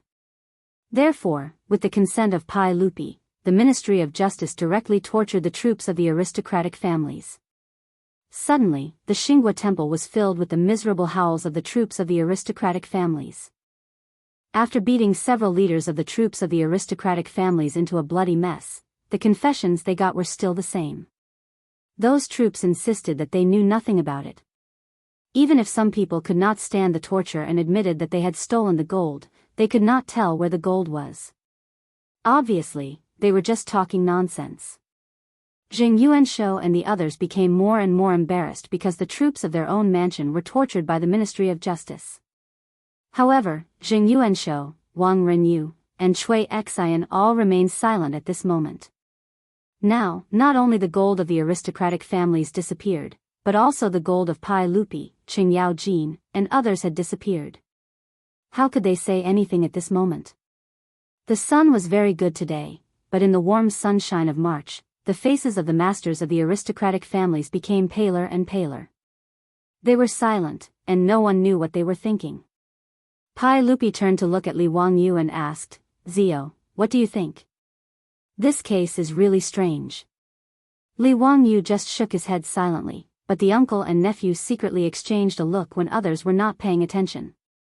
Even though Pai Lupi looked solemn, the corners of his eyes were full of excitement. Obviously, today's situation was another trap set by him, Li Wangyu, Qingyao Jin, and others. However, Jing Yuanshou and the other masters of the aristocratic families jumped into the trap without noticing it, like the beasts in the forest. How could Pai Lupi not feel happy about this? Summoning the Ministry of Justice to inspect the scene, investigate the suspects, and trace the gold was just a show for the aristocratic families. In short, as long as the gold could not be found, the aristocratic families would have to take the blame for the loss of the gold. Whether they were willing or not, there was no excuse for it. In fact, the million taels of gold were still in the Xinghua Temple at this time. Chapter 697. The Ministry of Justice had investigated the gold theft case in Xinghua Temple for more than half a month, but they still had no clue. The case soon became known to almost everyone in Chang'an City. This incredible case immediately became the hottest topic in Chang'an City, a huge city with a population of millions. Both the officials and the people on the street were extremely excited and gossipy after hearing this shocking case. After all, it involved millions of taels of gold, which made people yearn for it. However, just like the opinion of those experienced criminal cases of the Ministry of Justice, no one could find any other suspects except for the more than 100 aristocratic families' troops who were responsible for guarding the Xinghua Temple at that time. Unless there was really a ghost, how could millions of taels of gold disappear into thin air? And the monk and his disciple, who were killed by swords and knives after entering the great Buddha's hall, were their bodies burned? Did they become ghosts and set the fire? Under the guidance of various evidence, even Jing Yuanshou, Wang Renyu, and others believed that the gold was really hidden by the 7 aristocratic family troops who colluded with each other. Even all kinds of rumors in the street directly pointed to the aristocratic families, like the 5 surnames and 7 watches. Without the instructions of the masters of aristocratic families, how could so many aristocratic family troops dare to do such a horrible thing? But no matter how the Ministry of Justice tortured them, and even beat several aristocratic family troops to death, they did not get any useful confessions. The 140 aristocratic family troops who were arrested and sent to the prison of the Ministry of Justice either talked nonsense or insisted that they did not know anything. Li Daozong, the minister of the Ministry of Justice, was at his wits' end. If these troops were the ones who had hidden the gold, how was it possible that no one had revealed the truth after half a month of torture? And it was obvious that many tortured troops had broken down mentally and confessed all the ugly things they had done, but they could not tell the whereabouts of the gold. Fortunately, Pai Lupi did not limit the time for the Ministry of Justice to solve the case, which made Li Daozong secretly relieved. Now he really had no confidence to solve this case. Even many times, Li Daozong was guessing whether there was really a powerful person who transported the gold away with the supreme magic. However, something that shocked all of the officials happened during the court session. An imperial censor stepped out and impeached the 7 aristocratic family heads, but the accusation was very unreasonable. He accused the 7 aristocratic family heads of being greedy. He did not mention how much he had embezzled or where he had embezzled from. On the other hand, Jing Yuanshou, Wang Renyu, and the other heads of aristocratic families did not make a single sound to defend themselves. It could be said that they had tacitly agreed to the censor's accusation. All the civil and military officials in Taiji Palace immediately understood that there was no such thing as greed. After all, everyone knew the extent of the aristocratic family's wealth.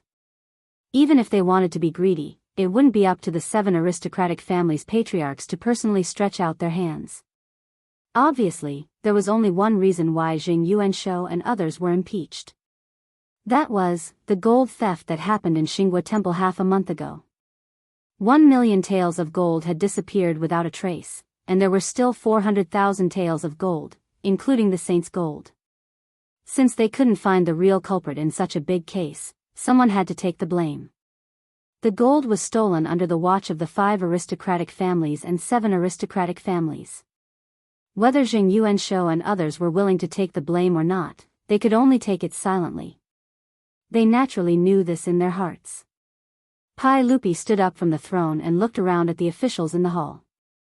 Finally, he looked at Wei Zheng, the imperial censor, and said, "What do you think of this matter, Mr. Wei?" Wei Zheng stepped out and said, "Although Mr. Zheng, Mr. Wang, and other officials are noble, the law of the Tang Empire cannot be abolished. Since they are involved in corruption, they should naturally be handed over to the imperial censor for a strict investigation, and the law of the country shall be enforced." Hearing this, Pai Lupi sighed deeply and said, "Alas, you have worked hard for the court for many years. How can I be so heartless? Don't look into this matter further. Mr. Zheng, Mr. Wang, Mr. Cui, Mr. Liu, and Mr. Li, you may resign. Although you are the trusted officials of the Tang dynasty and I am very reluctant to let you go, it is inconvenient for me to show favoritism in the face of the law of the Tang Empire. Therefore, I ask you all to resign to show the friendship between us as monarch and subject." Pai Lupi's words fell into the ears of Zheng Yuanshou and the others. It was as if they had been struck by lightning. The sage actually asked them to resign? The faces of the 7 clan heads instantly lost their color and became as pale as paper. They were angry in their hearts, but they had nothing to say. After a long time, the 7 clan heads, including Zheng Yuanshou, Cui Xian, and Wang Renyu, finally bowed to Pai Lupi with great difficulty and squeezed out a hoarse voice from between their teeth. "This official thanks your majesty for your grace. This official is too old and begs for bones." Of course, the clan heads could afford to pay for the 400,000 taels of gold that they lost. Although they also suffered heavy losses, it was not a big problem for them to gather another 400,000 taels of gold. But now, Pai Lupi did not mention the gold at all and instructed the imperial censor to impeach them for corruption. Obviously, he meant to use 400,000 taels of gold to buy the 7 of them to resign. Even if Wang Renyu, Zheng Yuanshou, and the others were unwilling, what could they do? Even if the 5 families and 7 hopes were the clan heads, whose poems and books had been passed down for thousands of years, and had unparalleled influence in the scholarly circles, what could they do? Even if Zheng Yuanshou and the others had faintly realized that they had been cheated, and the culprit behind the scenes might be a sage above the imperial level, what could they do? As long as the clan heads could not find the missing gold, they could not wash away the suspicion on them. Was it wrong to use 400,000 taels of gold to buy the 7 of them to resign? In the Taiji Palace, all the civil and military officials, including more than 100 officials from the clan heads, could not say a word at this moment. All of this was naturally planned by Li Wangyu and Su Chongqing. They wanted to take this opportunity to sweep Zheng Yuanshou, Wang Renyu, Cui Xian, and the other clan heads of the clan heads out of the imperial court. In fact, the case of the mysterious disappearance of gold in Xinghua Temple was worthless. It was just a simple camouflage. During the 10 days when Li Wangyu and the others guarded the gold, they had already dug out an underground secret chamber under the Grand Buddha's hall, and there was a passage connected to the side hall not far away. The soil that Zheng Yuanshou and the others saw in the Grand Buddha's hall that day was not the soil used to mold clay figurines, but the soil dug out from the ground. Those so-called craftsmen were not real craftsmen, but the trusted subordinates of Pai Lupi transferred from the 100 Cavalry Department to disguise themselves. After Xinghua Temple was handed over to the troops of the clan heads to guard, the men of the 100 Cavalry Department disguised themselves as craftsmen and went to the Grand Buddha's hall to work every day during the day. Under the cover of the noisy construction sounds, they dug through the ground under the side hall and secretly transported all the gold to the secret chamber under the Grand Buddha's hall. After the gold was removed, they filled the bottom of the side hall with the soil piled up in the main hall. Therefore, after the fire that day, Pai Lupi ordered people to dig down, but they found nothing except soil. The only difficulty of this plan was how to hide from the eyes of the troops of the clan heads. However, since it was Li Wangyu who proposed to keep the window on the gable wall for observation, it was naturally a flaw deliberately left by Li Wangyu in order to confuse the eyes of the troops of the clan heads. Chapter 698. In the future, Li Wangyu liked to watch all kinds of high IQ crime movies, and the Mission Impossible series was his favorite movie. He remembered that in Mission Impossible 4, there was such a plot. After Tom and his assistant sneaked into the Kremlin, they used a 3D projection screen to create a full image, thereby creating an empty corridor to cover their actions behind the screen. Li Wangyu had thought of this, so he deliberately proposed to keep the circular ventilation window on the mountain wall, so that the guards outside the side hall could observe the gold situation in the side hall at any time. Pai Lupi, Qing Yaojin, Feng Xianling, and Du Ruhui were all puzzled by Li Wangyu's idea. In their minds, if those aristocratic families could observe the gold situation through the window at any time, how could the cavalry department secretly transport the gold away without being discovered? However, Li Wangyu merely smiled and did not reply. He merely said that he would take care of this matter. While everyone was still in doubt, Li Wangyu secretly took a picture of the scene at the window with his mobile phone. Then, he returned to Dingzhou village and used the 3D imaging mode to draw on the black curtain with gold powder. He drew a curtain that was enough to deceive the eyes. After all, there was no glass in the Tang dynasty, so when the door was closed, the side hall was naturally dark. Even during the day, through the window on the gable wall, only the faint gold could be seen. When Li Wangyu taught the cavalry department how to use the curtain to block the view in front of the window, Pai Lupi and the other bosses were shocked by such a strange visual deception. Qing Yaojin opened his eyes wide and looked carefully for a long time, but he couldn't see any flaws. He couldn't help but laugh and scold, "Son of a bitch, you are really amazing. How did you come up with such a method? I have looked at this canvas for a long time, and I can't see that it is fake." Pai Lupi shook his head, as the saying goes, seeing is believing. "I didn't expect that my eyes could deceive me." Feng Xianling and Du Ruhui were equally shocked. Who would have thought that the pile of gold in front of them was just a piece of canvas? But since Pai Lupi and the others couldn't see through it, the other troops naturally couldn't see through it either. After the men of the 100 Cavalry Department entered the side hall through the tunnel, they immediately used a wooden frame to place the curtain that Li Wangyu had drawn in front of the window on the mountain wall, blocking the view of the aristocratic family troops. Due to the narrow window and the darkness in the side chamber, the curtain Li Wangyu painted perfectly fooled everyone's eyes. Even though the gold stored in the side hall had been emptied, the aristocratic family troops guarding outside the main hall still believed that the gold was still in the side hall and did not suspect anything. The leaders of the troops from the aristocratic families could not figure out until they died. Before the fire, they had clearly seen with their own eyes how the gold that filled the side hall had disappeared without a trace after the fire. As for the two burnt corpses in the Great Strength Hall, of course, they were not Monk Zai and Lin Dainyu, but the two corpses that the 100 Cavalry Department had found. On that day, Monk Zai and Lin Dainyu, in front of the aristocratic family troops, entered the Great Strength Hall and poured the prepared kerosene on the two corpses. Then, they lit the match and started the fire. As for the two of them, they naturally hid in the secret room under the Great Strength Hall where the gold was stored. In the era where there was no DNA testing, no one would suspect that the righteous monk and his disciple, Lin Yang, were still alive.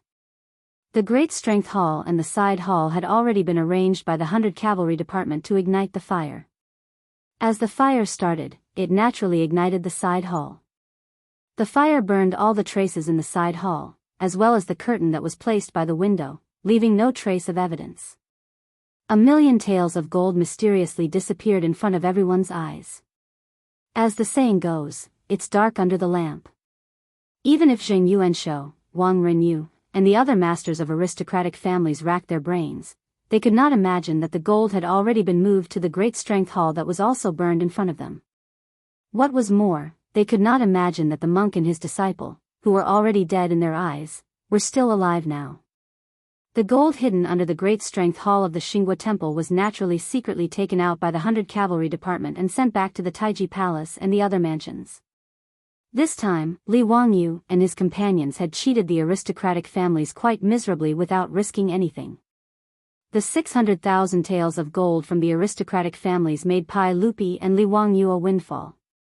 Each family got more than 100,000 taels of gold. Although Li Wangyu was not short of money now, how could he not accept the gold that was given to him for free? As for the so-called gold mine in the Xinghua Temple, it had not yet been discovered to be fake, because several major temples in Cheng and city were now arguing with the 5 surnames, 7 Wangs, and Li Wangyu. Monk Wenzai's claim that he had sent letters to the major temples in Cheng and city to inform them of the gold mine was naturally false. It was just an excuse to fool Zheng Yuanshou and his companions. However, after the fire in the Xinghua Temple, the letters signed by the Orthodox were sent to the major temples in Cheng and city and to the abbots. They learned that the Xinghua Temple had a gold mine, and now the temple was burned down and the original Orthodox abbot had died. How could the abbots of these major temples sit still? They all rushed to the Xinghua Temple and asked to take over the property of the Xinghua Temple. Wang Renyu and his companions were naturally unwilling. In the eyes of the aristocratic families, even if the gold was lost, as long as the gold mine was in their hands, they could still make up for the loss in the future. Therefore, they held the document signed with the Orthodox monks and refused to give up the gold mine. However, the abbots of the major temples insisted that since the gold loaned to the Orthodox was lost under the watch of the aristocratic families, the document should not be valid anymore. Unless the aristocratic families took out another 1,000,000 taels of gold, the gold mine should be handed over to the major temples in Cheng and city according to the letter written by the Orthodox monks. Since the two sides argued, Pai Lupi naturally did not say anything and pretended not to know anything. Therefore, the case went from Cheng and city to the censorate, which gave Wei Jing a headache. On one side, there were the 5 surnames, 7 Wangs, Lu Guogong, Jing Guogong, Lai Guogong, and even the sage behind them. On the other side, there were several major temples with countless believers. Both sides had their own opinions, but they were all reasonable. Wei Jing wanted Pai Lupi to make a holy judgment, but Pai Lupi kicked the ball back to him. The reason was very reasonable. This matter involved himself. As the emperor of the Tang dynasty, he naturally could not become a topic of ridicule. Therefore, the case was put on hold again. No one cared about the Xinghua Temple for the time being, and the gold mine could not be mined. Several years later, the 5 surnames and 7 Wangs finally reached an agreement with the major temples in Cheng and city. They would mine the gold mine together and share the profits equally. Finally, the Xinghua Temple gold mine, which had been put on hold for a long time, could be started. Naturally, there was nothing in the Bulsh *T gold mine, except stones. It was not until then that Zheng Yuanshou, Wang Renyu, and others who had retired long ago realized that they had been cheated by the monks. Zheng Yuanshou was so angry that he spat blood on the spot and fell seriously ill. But these were the stories for later. At this time in the Taiji Palace, Pai Lupi was in a good mood.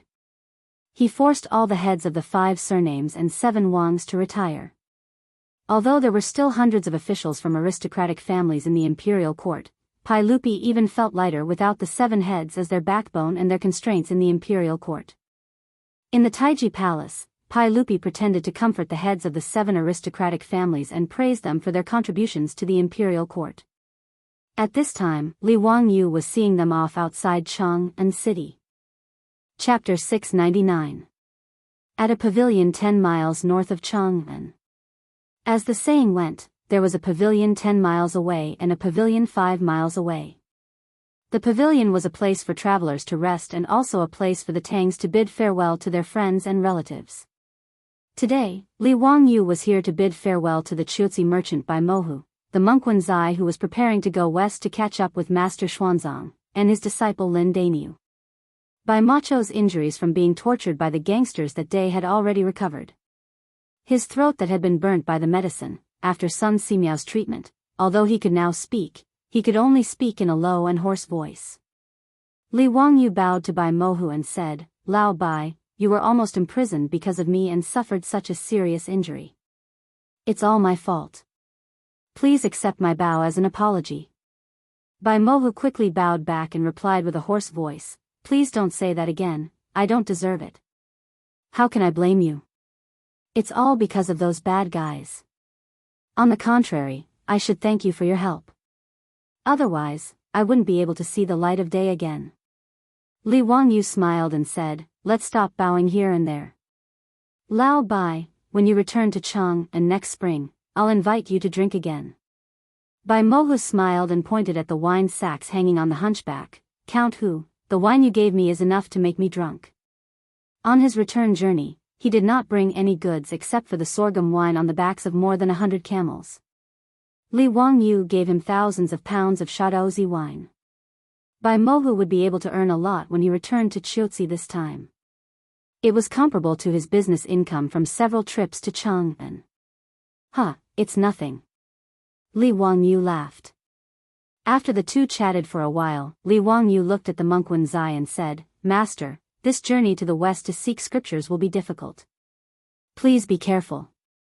Monk Wenzai and his disciple Lin Dainyu were going west to India. Li Wangyu wanted to persuade them to give up, but he could not say it. He didn't have a good impression of Buddhism. The temples of the Tang dynasty didn't produce anything and only relied on worshippers. The monks did not pay taxes, nor did they submit to the corvée. Instead, they owned countless temple properties and drove a large number of good people to work for the temple. They even set up a fragrant kitchen with a high interest rate. Buddhist temples were as beautiful as palaces and extremely luxurious. From Li Wangyu's point of view, it was no wonder that Emperor Wuzong of Tang would order the annihilation of Buddhism 100 years later. These monks were too greedy and naturally had a way to die.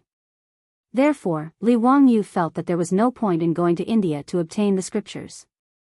Even if Xuanzang spent 14 years to retrieve the scriptures from India, what could he change? Moreover, since he had not seen this monk's name in the history books, it was obvious that his journey to the west this time did not bode well. Even though Li Wangyu had obtained the document for him to exit, it didn't have much use. Following Bai Macho's caravan, they could only reach Chiuzi, and there was still a long journey of tens of thousands of miles. Although Li Wangyu did not like Buddhism, he admired monk Wenzai quite a bit.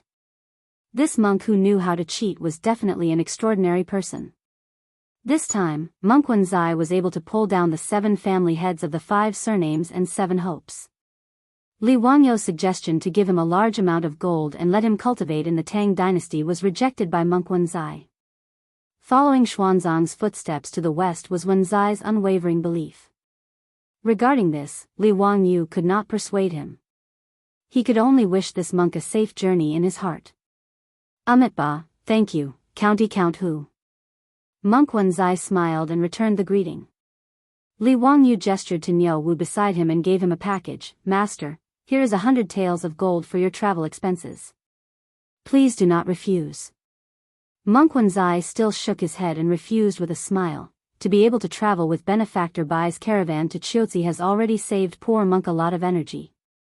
Also, the document sent by Count Hu made poor monk very grateful. How could he dare to ask for more? Count Hu, please take back the gold. This poor monk has a bowl of food and a ladle of wine.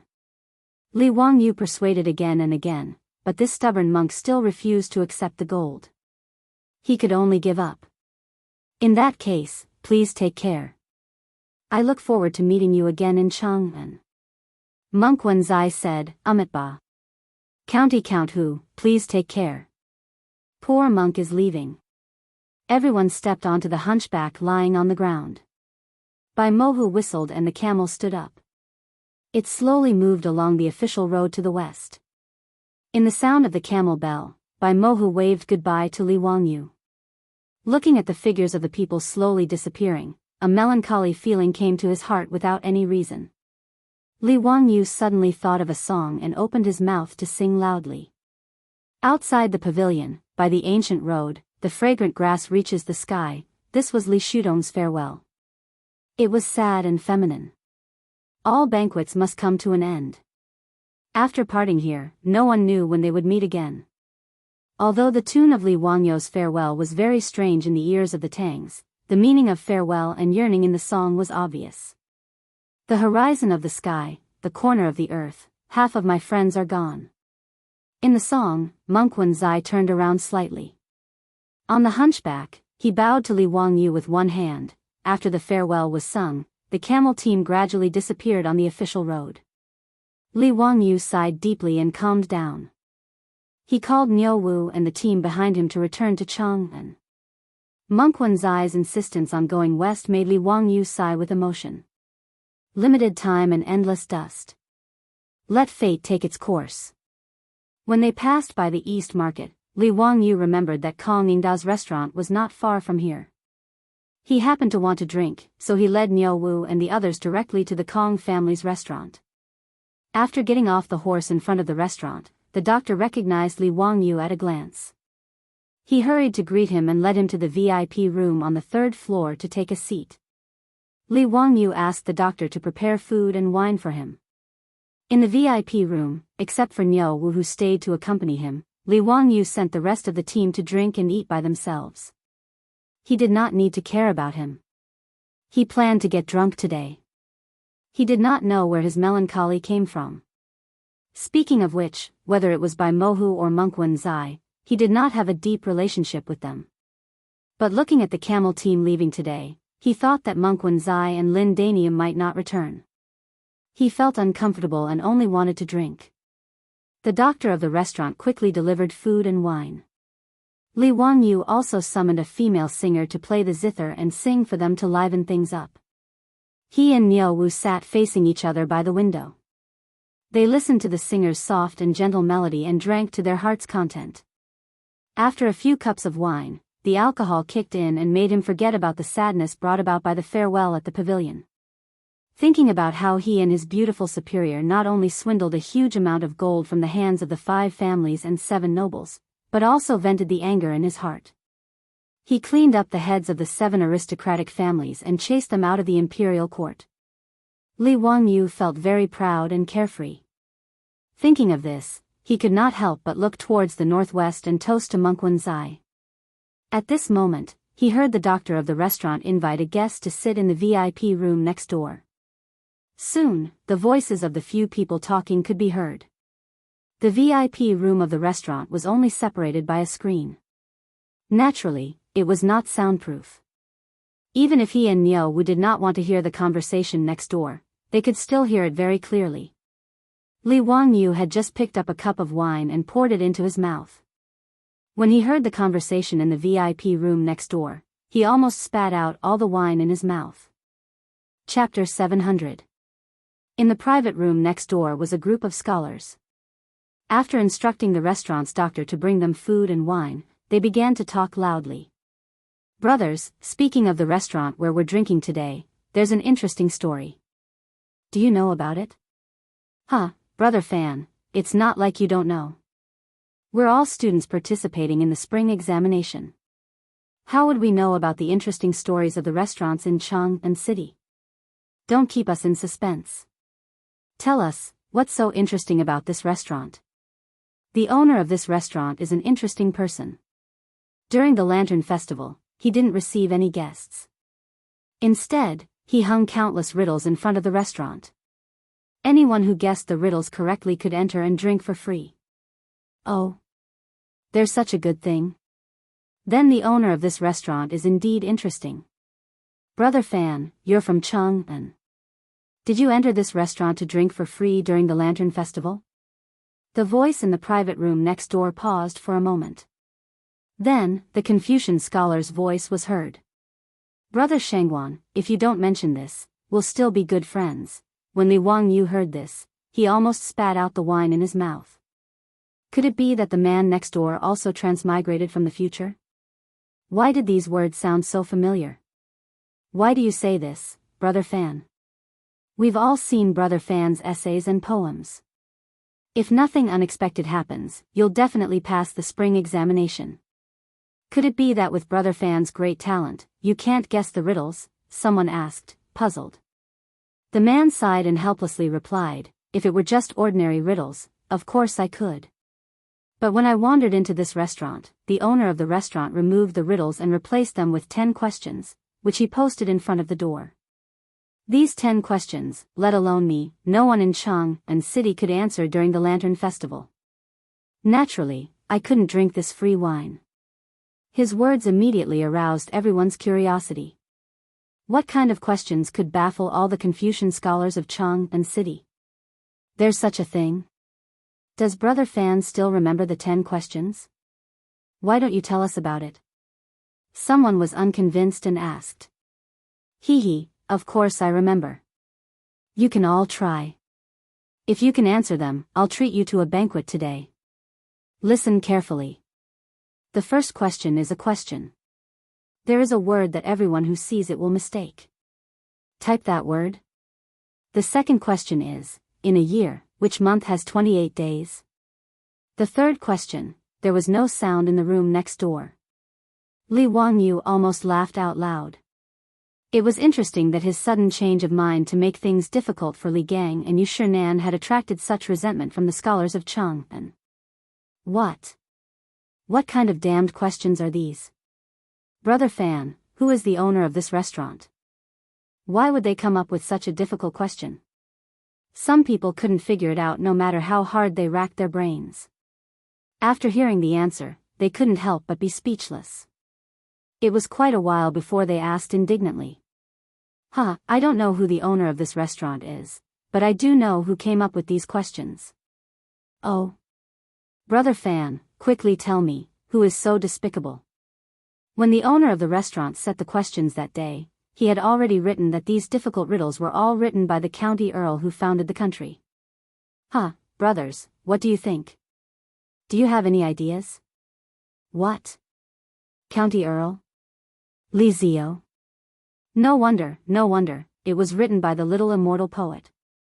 That makes sense. How can I compare to the little immortal poet's great talent?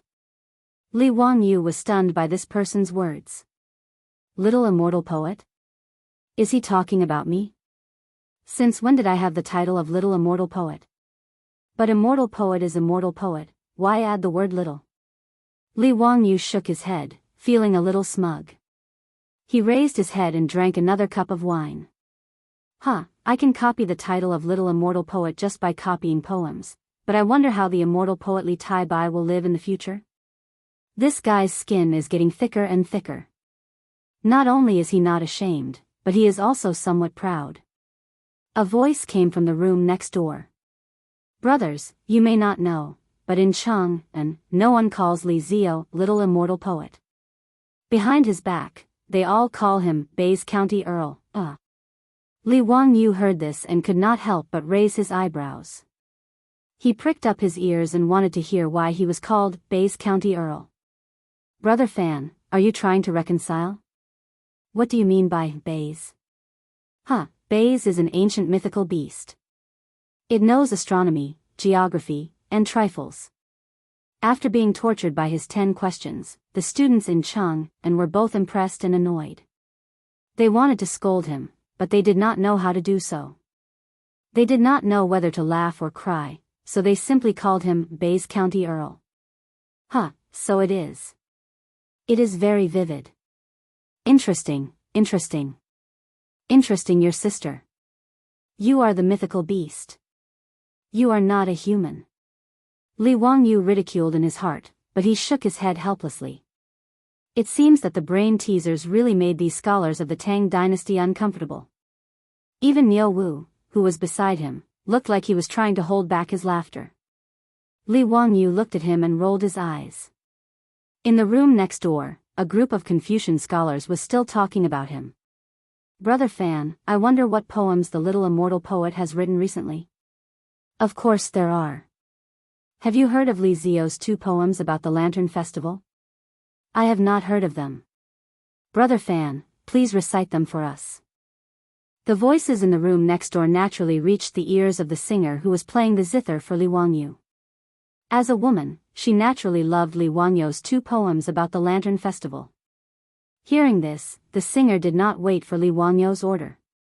She immediately plucked the strings of the pipa in her arms and began to sing Green Jade Case, New Year's Eve. As soon as the song started, no one in the room next door spoke. They all began to listen to the singer's voice. Looking for her thousands of times, suddenly looking back, she is in the waning light. The song was sung 3 times before she stopped. Suddenly, there was a burst of applause in the room next door. This is the little immortal poet's new work? Amazing, truly amazing. It really makes people unable to stop loving it. The little immortal poet really is the little immortal poet.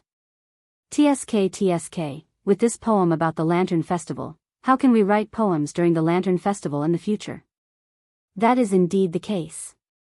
Since the Bays County Count wrote this poem about the Lantern Festival, from now on, who would dare to write a poem about the Lantern Festival? Wouldn't that be like displaying one's slight skill in front of an expert? Immediately, someone gently knocked on the partition screen and said, "Sorry to disturb you. Could you please ask the singer to sing the other poem as well?" The singer raised her eyes to look at Li Wangyu. Seeing him nod, she plucked the strings again and began to sing, Xingcha Zi, New Year's Eve. Last year on the Lantern Festival, the lights of the flower market were bright as day. The moon was high above the willow branches, and people made an appointment at dusk. The room was silent again. Everyone listened attentively, afraid of missing a word. Since they were all students participating in the spring examination, their knowledge was naturally quite good. After listening to the two poems about the Lantern Festival, the room was abnormally quiet. It was so quiet that one could hear a pin drop. After a long time, Li Wangyu heard a sigh coming from the other room. The Lantern Festival's poetry will be finished from now on. The sentence, "The moon was high above the willow branches, and people made an appointment at dusk," made people's hearts yearn. The little immortal poet really lives up to her name. In the field of poetry, Li Zio should be called teacher. Since ancient times, the word teacher was extraordinary. It meant that the one who reached the top was the teacher. The scholar was the elder, so he was called teacher. Li Wangyu was 17 years old. For these scholars to be willing to call him teacher, one could see his current position in their hearts. Chapter 701. When Niu Wu heard the words from the room next door, he could not help but wink at Li Wangyu. Li Wangyu pretended to be calm, putting on a straight face and coughing lightly. He looked like he did not care, but he was actually feeling really good inside. Naturally, he felt really good hearing someone praise him in secret, but he still put on an act. Niu Wu knew his Langjuan's temperament, so he just grinned and did not expose him. On the other hand, the songstress looked at the master and servant pair weirdly. The Confucians next door were praising County Earl Hu, so what was the meaning of their expressions? Another voice came from the room next door. "I heard that the imperial court is preparing to attack the Turks again. Do you know about this?" When Li Wangyu heard this, he frowned. He did know about this matter. In the 8th month of the 3rd year of Xinguan, Pai Lupi ordered Minister of War Li Jing as the general manager and Zhang Gongjin as the deputy general manager to attack the Turks. It was also in this battle that Pai Lupi finally took revenge for the humiliation of being forced by Jelly Khan to sign the Wei River Alliance, destroying the Turks in one fell swoop. However, Li Wangyu did not know about this matter from Pai Lupi, Qing Yao Jin, or Li Jing. He only knew about it from history books. How did these Confucians know about such a secret of the imperial court? It had only been 3 months, and the matter of attacking the Turks had already caused such an uproar. We do not know about this matter, so how did Brother Shengguan know? Brother Zhu, have you forgotten that Brother Lu and I are both from Hunan? When the two of us left for Chang'an, the Zhitsong House of Hunan had already started to recruit soldiers and was preparing to move to Longyu. As such, I believe that they are going to attack the grassland. When Li Wangyu heard this, he understood why this Confucian scholar could guess this matter. This Confucian scholar surnamed Shangguan was smart to be able to guess that the imperial court was going to attack the Turks. During the early Tang dynasty, the soldiers were farmers who cultivated the land. They trained during the farm breaks and joined the army during wartime. Since they were going to use soldiers against the Turks, the imperial army in Chang, and was clearly not enough, so they had to recruit soldiers from the various prefectures. Due to the current traffic situation in the Tang dynasty, it would take up to a year to prepare for the deployment of troops. Therefore, it was normal for Hebei province to begin recruiting troops after receiving the order. Naturally, such a large-scale conscription of prefectural soldiers could not be hidden from the world. In ancient times, it was a joke to try to keep it a secret before a large-scale war. Li Wangyu knew that he had thought wrongly before, so he was too lazy to pay attention to it and continued to drink his wine with Niu Wu. The few Confucian scholars next door were discussing the matter of the imperial court dispatching troops to the grasslands, and the topic of conversation eventually came back to Li Wangyu. Speaking of the imperial court sending troops to the grasslands, I think of the poem, Leaving the Fortress by the Little Immortal Poet. Speaking of which, it is quite strange. As far as I know, the little immortal poet is only 17 years old this year. He has never been to the border and has no experience in the army. How could he write such a vigorous poem? Could it be that there are people in this world who are born with knowledge? Brother Lu, you're getting carried away. What kind of person is the little immortal poem? How can he be mentioned in the same breath as others? He is the imperial tutor. Brother Lu, throughout history, has there been anyone like the little immortal poet, who is only 16 years old and can be the imperial tutor of the crown prince? Brother Shengguan is right. It's my fault. With the little immortal poet's poem, Leaving the Fortress, it is like two poems of the Spring Lantern Festival. How can the later generations write it? It is difficult to surpass such a classic work. That's true. The little immortal poet is not giving the later generations a chance to write poems. Come, everyone, let's drink to the little immortal poet's Leaving the Fortress and to this masterpiece of a frontier poem. Frontier poems were the favorite subject of the Tang Dynasty poets. Before the Tang Dynasty, there were no more than 200 frontier poems collected. In the Tang Dynasty, there were more than 2,000 frontier poems collected in the Complete Tang Dynasty Poems alone. It could be seen that the Tang Dynasty people loved frontier poems. Of course, the poem that Li Wangyu had plagiarized from Wang Chongling's Leaving the Fortress was indeed a representative work of frontier fortress poetry. It could be said to be one of the 7 masterpieces of the Tang Dynasty.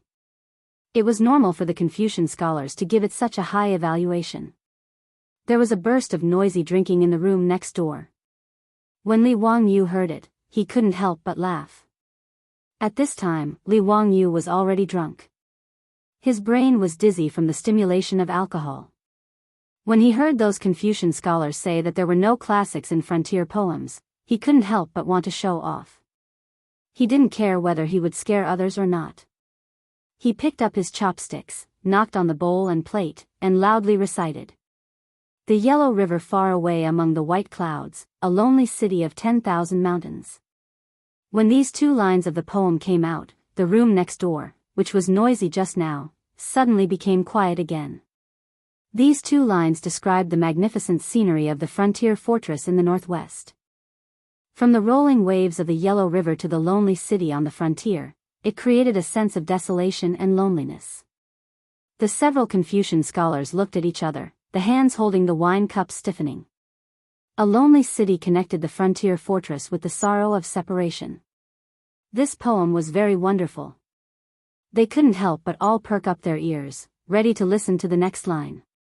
Why should the Chong flute blame the willows? The spring breeze does not cross the jade gate. The nostalgia of the frontier soldiers seemed to spread out.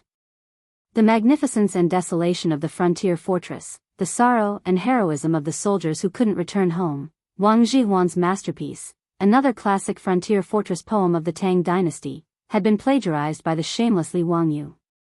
And those Confucian scholars didn't know how to react. Awkward, really awkward. This was simply a slap in the face. Just a moment ago, everyone was praising the little immortal poet's frontier poem, saying that it was the masterpiece of the world. But in the next room, someone immediately recited a poem that was on par with her. Everyone even doubted if they had heard wrongly. But that songstress's eyes lit up. Without hesitation, she immediately plucked the strings of her zither again, opening her mouth to sing the poem Li Wangyu recited, Leaving the Frontier. After the songstress finished singing, Li Wangyu still hadn't had his fill. He recited another poem. Grape wine in a luminous cup, the lute immediately urges me to drink.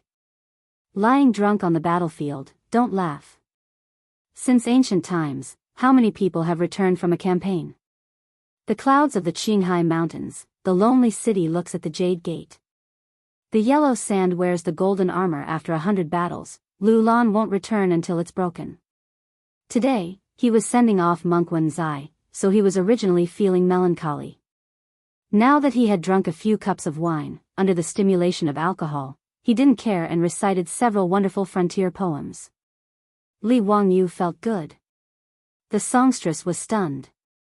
All the Confucian scholars were stunned. Separated by a screen, everyone could only hear the sound, but not see the person. At this moment, besides shock, there were only 10,000 alpacas galloping through their hearts. Damn it, when did frontier poems become a specialty in this field? And they were sold wholesale? They had only praised the little immortal poet's frontier poem, and now they were fighting? Moreover, every single one of them was actually so magnificent and full of ambition. All the Confucian scholars were sluggish for a long time. After carefully pondering over these frontier poems, they had to admit that these poems were on par with the little immortal poets leaving the frontier. Brothers, come, let's drink. I hope that all of you can pass this year's spring examination. Yes, let's drink. The taste of today's wine is really good. In the room, the Confucian scholars were stunned for a long time before someone interrupted. Everyone closed their mouths and didn't talk about the poem anymore.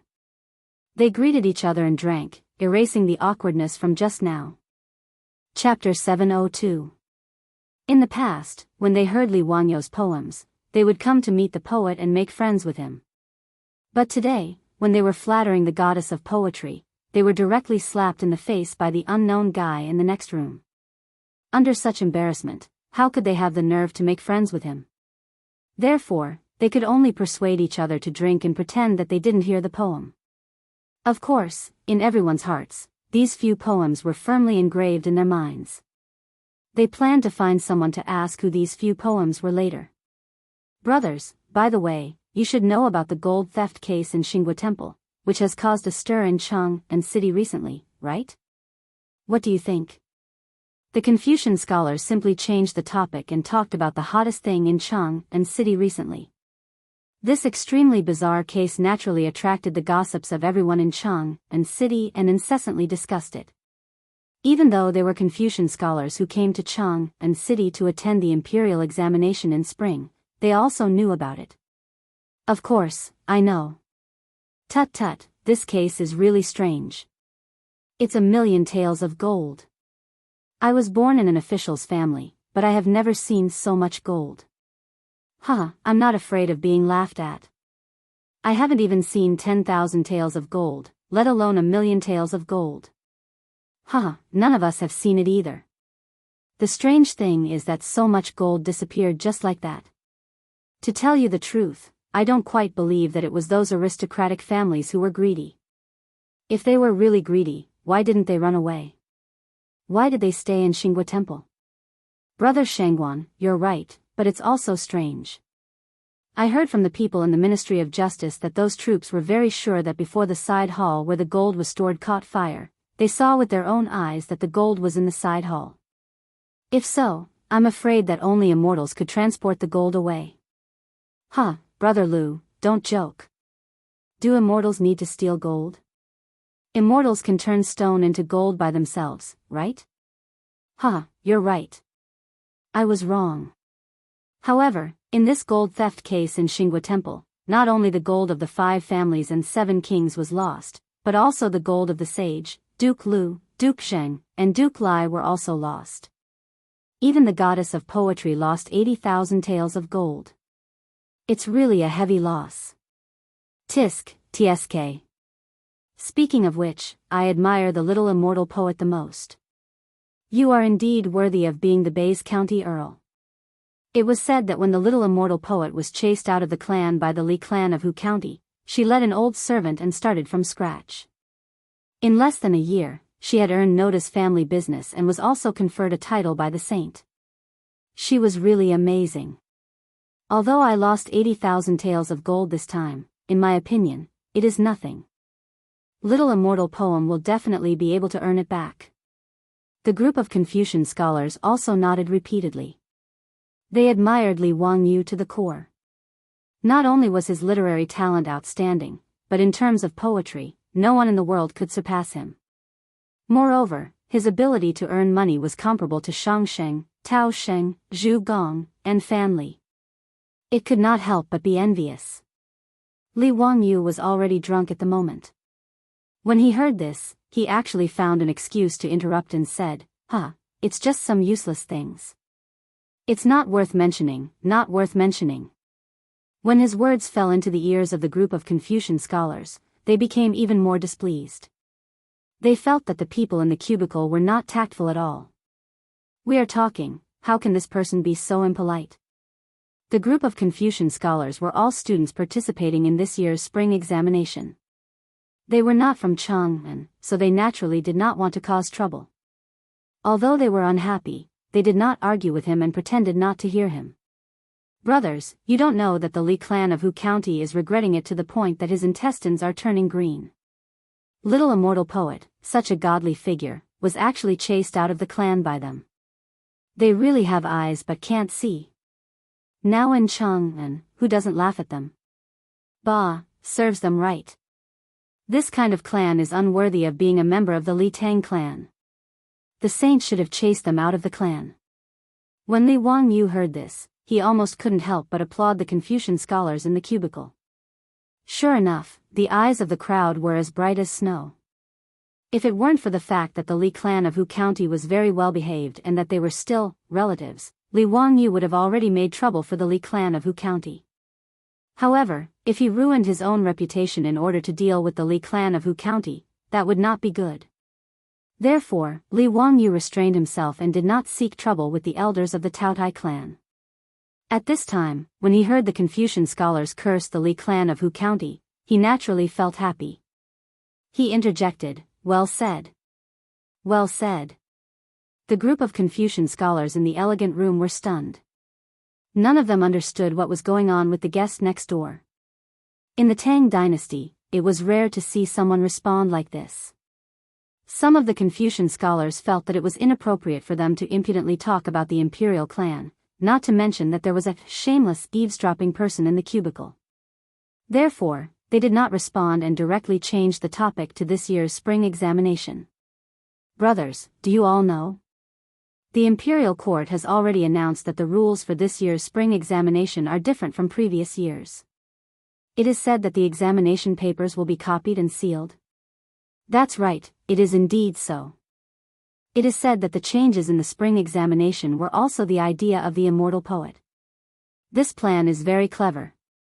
In this way, why do we need to care about the examinees who have submitted their papers? Speaking of this, I feel very carefree in my heart and should drink a toast. With this sealing of the papers, we don't need to worry about cheating in the spring examination. We brothers have studied hard for many years and can also display our talents. We should drink a cup to victory. Speaking of which, the person I admire the most right now is none other than the immortal poet. Not to mention his poems and essays, just the immortal poet's engraving printing technique is a blessing for us scholars. Brother Shangguan is right. What I admire even more is the water wheel and four-wheeled carriage that the immortal poet created. This is something that will benefit the country and the people for thousands of years. If I can learn from the immortal poet and benefit the people, then my years of study will not be in vain. If I can become the immortal poet's disciple, I would rather not take this year's spring examination. Brother Lu's words are exactly what I want to say. After the scholar surnamed Lu and Shangguan said these words, the crowd of Confucian scholars burst into laughter. Brother Lu and Brother Shangguan don't joke like this. Why don't you see who the immortal poet's disciples are? Not to mention the Crown Prince and His Highness King Yu, even Junior Supervisor Yen and Imperial Censor Ma. One is a 4th-rank Imperial Censor and the other is a 6th-rank Imperial Censor. It is not easy for Brother Lu and Brother Shangguan to become the immortal poet's disciple. Passing the spring examination is easy, but becoming the immortal poet's disciple is too difficult. Brother Lu and Brother Shangguan, do you still have the extravagant hope of becoming classmates with the Crown Prince and His Highness King Yu? Li Wangyu was dizzy when he heard the Confucian scholars next door dismissing the two of them. He couldn't help but laugh and say inarticulately, why not? You, the two of you, as long as you pass this year's spring examination, I will accept the two of you as my younger children. When his words fell into the ears of the group of Confucian scholars, they were first stunned and then became furious. What an arrogant guest! It was one thing to rudely interrupt time and time again, but now he actually dared to speak such drunken nonsense? Everyone could hear that the guest in the next room was very drunk and couldn't speak clearly. He actually came to take advantage of them and said that he wanted to accept Shangguan and Lu as his disciples. Who did he think he was? Did he really think that just because he drank a few cups of wine, he was a character like the immortal poet? At this time, the Confucian scholars couldn't care less. In a moment of anger, they directly pushed open the partition screen in the room, wanting to see what kind of crazy person was so rude. When Niu saw the Confucian scholars angrily push open the partition, he quickly stood up and prepared to stop them. Just as he was making a ruckus, he heard a burst of noise from the back of the room. Wahahaha, I told you that I didn't see wrong. Isn't the person sitting downstairs the middle of that brat Zio's residence? That bastard Zio must be drinking and making merry here. Let's find him and settle the score. Hearing these words, Li Wangyu, who was still dizzy a moment ago, suddenly quivered. Chapter 703. To be able to make such a sound that could make Li Wangyu tremble in fear, other than Qing Yaojin, there was only Qing Chumo, that dandy. The group of dandy were carefully led to the third floor by the restaurant's manager and doctor, who were smiling apologetically. They pushed open the door to Li Wangyu's private room. Seeing that it was indeed Li Wangyu and Niu Wu in the private room, the dandy laughed and scolded. Damn it, this kid is drinking and making merry here. He actually didn't call his brothers. He really deserves a beating. Ziyu, you bastard, you made us run around like donkeys, and you came to the restaurant to have fun. TSK, you even called us singer. Li Wangyu. You bastard, you've learned bad things. Everyone, don't talk nonsense with this kid. Today, we must make this kid drink, otherwise, we won't be able to vent our anger. This bastard, he sent us to manage the Wangyu Charity Hall, but he came here to have fun. Brothers, today, we must not let this kid off. As soon as the dandy saw Li Wangyu, they shouted to beat him up. Li Wangyu, who was already drunk, looked at the situation and suddenly broke out in a cold sweat. Even his drunkenness sobered up a lot. He naturally knew why the dandy were like this and knew that he was in the wrong. He quickly stood up and bowed to the dandy. Hee, brothers, good day. Ziyu greets all my brothers. It's been a few days since we last met, and I've missed all of you. I didn't expect to meet all of you here in this restaurant. Come, brothers, please take a seat. Today, this little brother will be treating, and we won't leave until we're drunk. The Wangyu Charity Hall that Li Wangyu set up on a whim was not short of money, but there were many things that needed people to do. March was the time for spring sowing, but last year, a large area of Guangzhong Road was hit by a disaster. Even though Pai Lupi issued a decree to waive last year's rent, it was still a drop in the bucket, and the people were now crying for food. Although the government also provided disaster relief, it could only ensure that the people of Guangzhong Road did not starve to death. At this time, Wangyu Charity Hall, which was not short of money, could play a role. With the support of Empress Zhongsun and a group of top playboys in Chang'an, the Wangyu Charity Hall did not encounter any resistance in the Guangzhong circuit. But even if he had the money, it wasn't easy to run a charity hall. Whether it was counting the number of farmers affected by the disaster or distributing food, it was a very complicated matter. The debauches didn't understand this either. Although they had their own stewards to help them, they were still very busy. He sent someone to ask Li Wangyu for help, but at that time, Li Wangyu was busy digging a hole for the 5 surnames and 7 factions. How could he care about these things? He repeatedly said that he was not free and refused. Moreover, with his temperament, he didn't have the patience to do these things. He had always been the one who only cared about setting fires and not cleaning up. Li Wangyu did not expect that he would be caught red-handed by these foppish playboys when he came to this restaurant to relax after seeing Monk Wenzai off outside Chang'an City and wanted to have a drink on the way back. Ching Chumo ignored Li Wangyu and went forward to grab him by the collar and scolded jokingly, "Don't talk nonsense, Zio, you scoundrel. You left so many things to us. You tell us what to do." Niu Wu knew that the debauches were joking with his Lang Jun and did not stop them. He just laughed and watched the fun. Li Wangyu saw that the debauches were coming at him aggressively and decided to play rogue. He spread his hands and said, "Brothers, this little brother's 50 kilograms is here. If you are not satisfied, then you can deal with me however you want." His shameless appearance made the debauches laugh. Fang Yai simply shouted, "Beat him." Then the group of debauches rushed forward and pressed Li Wangyu to the floor and ravaged him for a while. The scene in the elegant room shocked the group of Confucian scholars. They had originally planned to denounce the person in the room and see who was constantly interrupting them. They didn't expect that before they could open their mouths, they would encounter such a scene. Although the Confucian scholars didn't know who the debauches were, they could see from their clothes and the precious jade ornaments on their waists that they were nobles that they couldn't afford to offend. The Confucian scholars were just about to return to their own elegant rooms when they heard the conversation between the debauches and Li Wangyu. They couldn't help but be surprised. Li Wangyu? Zio? The Confucian scholars looked at each other in disbelief. They were so excited that their bodies were trembling. Could this be the famous Count of Hu County that they had been discussing all this time, Li Wangyu, Li Zio? They thought back to the poem that the person in the room had recited. If it was said by the immortal poet herself, wouldn't it all make sense? No wonder. In this world, besides the immortal poet, who else could compose such a poem? The Confucian scholars suddenly felt that today was truly the blessing of the Tao ancestor. They had run over to this restaurant and were actually able to see the immortal poet herself. They were truly too happy. The Confucian scholars were all scholars. Although their eyes were constantly emitting a scorching light, they didn't scream like the fans of later generations would when they saw their idol. They could be considered to have excellent self-restraint. It wouldn't be an exaggeration to say that in the eyes of these Confucian scholars, Li Wangyu was no different from the superstars of later generations.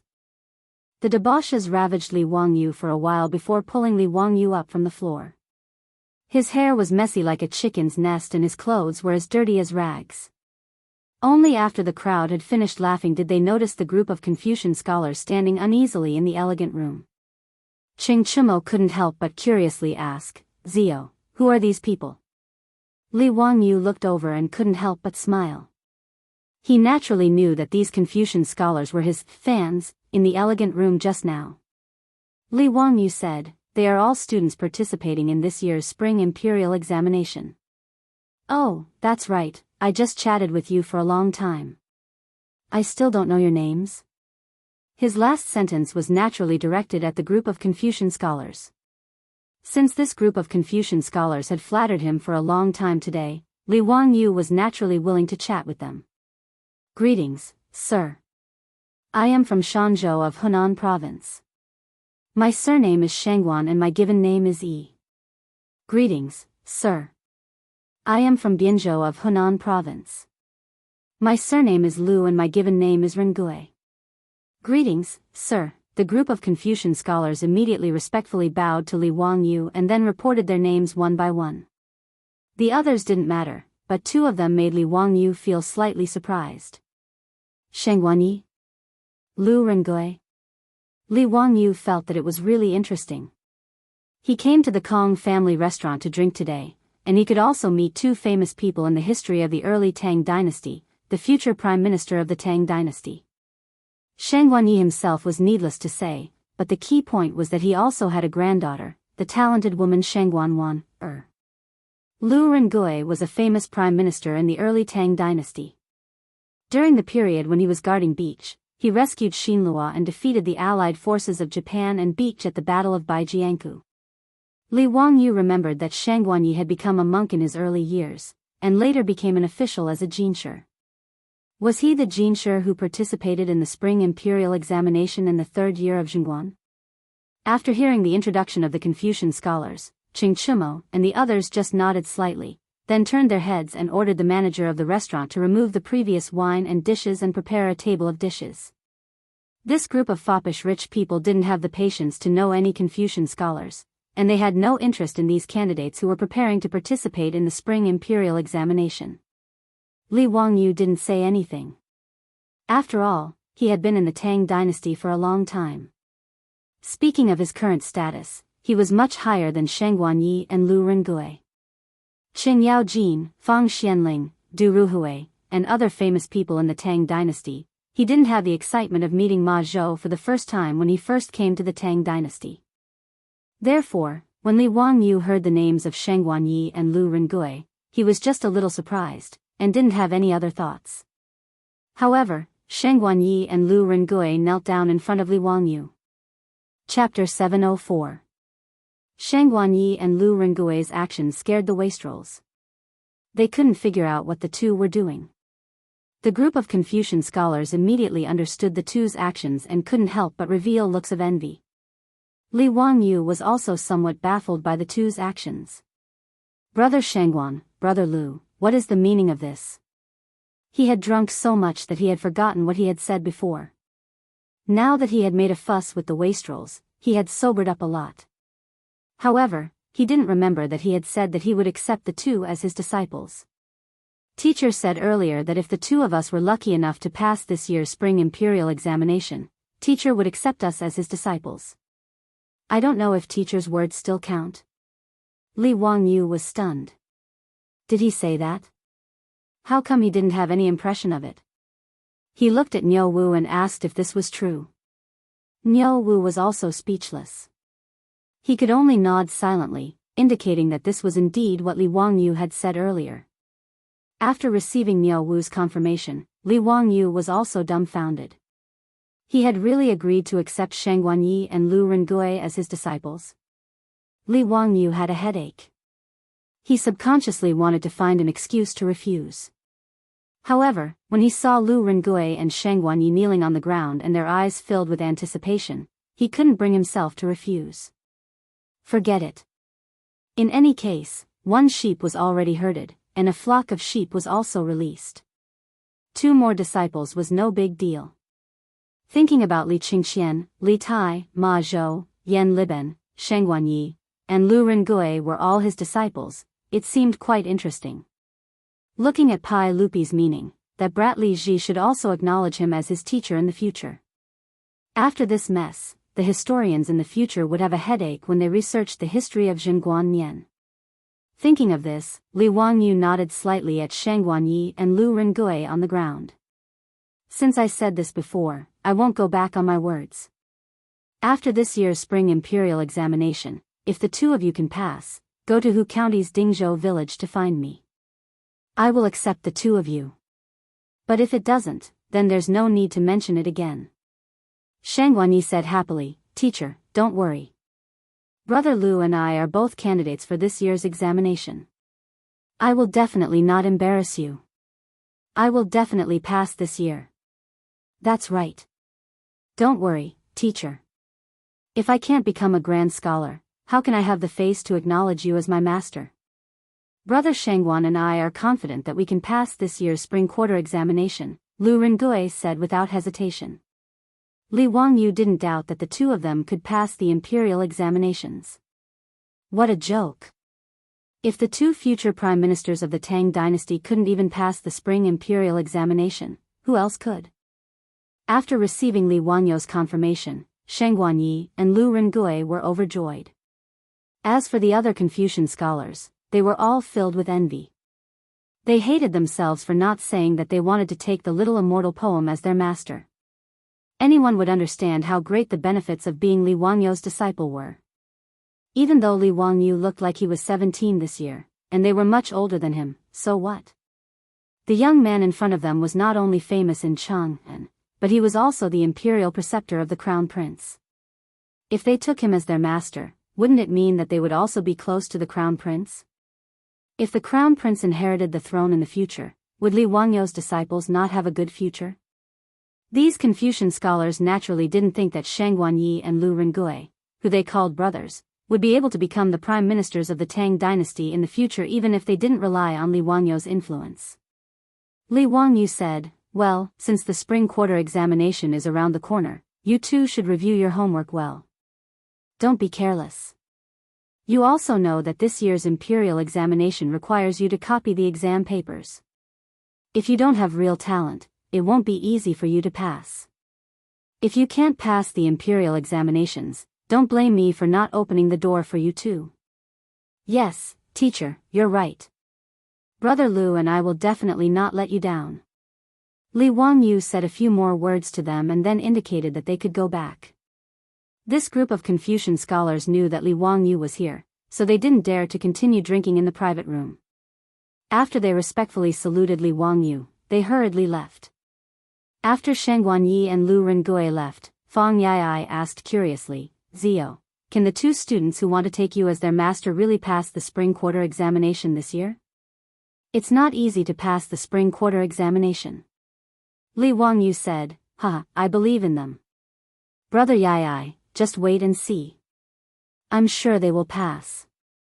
The foppish young masters didn't quite believe his words, but they didn't care. After all, whether the two students passed or not had nothing to do with them. Don't talk about that. Come on, everyone, let's drink. Today, we must make that bastard Zio drunk. Ching Chimo raised his glass and shouted, which attracted the response of the foppish young masters. The private room suddenly became noisy. Needless to say, Li Wangyu was drunk again. The next day, he rubbed his temples and got up from the bed. He took the hangover soup from his beautiful boss and drank it in one gulp. Then he said painfully, I will never drink with Ching Chimo and his group of bastards again. His beautiful boss rolled her eyes at him and said, Humph, you say that every time, but when have you ever done it? Wangyu, don't forget that you are not 26 years old now. Your body is only 17 years old. Getting drunk like this is not good for your body. Li Wangyu said with a cheeky smile, yes, my wife cares about me. Humph, who's your wife? Li Wangyu grabbed his beautiful boss's soft arm and imitated the tone of the bully in the TV series as he teased, what's wrong? Do you want to break off the engagement? To tell you the truth, today you have to obey, even if you don't want to. The beautiful boss didn't bother to pay attention to him. She reached out and pinched his ribs. Li Wangyu was in so much pain that he immediately let go and said, it hurts, Changqing, do you want to kill your husband? Stop pretending. Get up quickly. Ching Chimo and the others have been here for a long time. They are waiting for you in the restaurant downstairs. The beautiful boss smiled and pulled him up. Li Wangyu was speechless. He put his hand to his forehead and said, my God, what are they doing here again? Are they going to ask me to drink again? Changqing, go and tell them that I am sick. Well, I am very sick and can't go out for a few days. The beautiful boss said, don't worry, they are not asking you to drink. They said that today the charity hall will go to the south of the city and give food and clothing to the poor families. You have the nerve to set up a charity hall and leave it all to Ching Chimo and the others? Isn't it true that the able do more work? Besides, I am also very busy. Didn't I just earn 80,000 taels of gold for the family recently? Li Wangyu was really lazy. He really didn't want to run out and do good deeds with the rich playboys. It was not that he didn't have a heart, but this guy felt that since he had spent the money, why couldn't he be the boss? He spent the money, and the rich playboys spent the effort. It was fair and reasonable. However, since Ching Chimo and the others had already come knocking on his door, Li Wangyu also knew that he would definitely not be able to escape today. He could only sigh and climb up from the bed. When his beautiful superior helped him change his clothes, this guy did not forget to take advantage of her, causing her to roll her eyes to almost reach the sky. The beautiful boss slapped away the soft hand on her chest and said in a coaxing tone, well, be good, go early and come back early.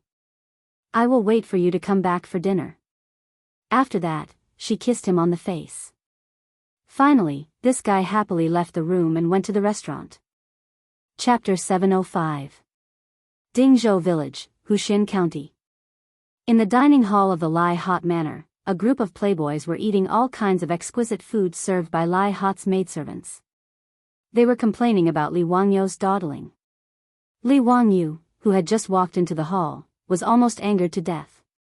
This group of animals, yesterday he was drunk until he was unconscious and had not woken up since noon. They, on the other hand, were fine. Each of them looked lively. Just looking at them made him angry. Moreover, before he passed out yesterday, he vaguely remembered that he had ordered Niao Wu to return to Dingzhou village.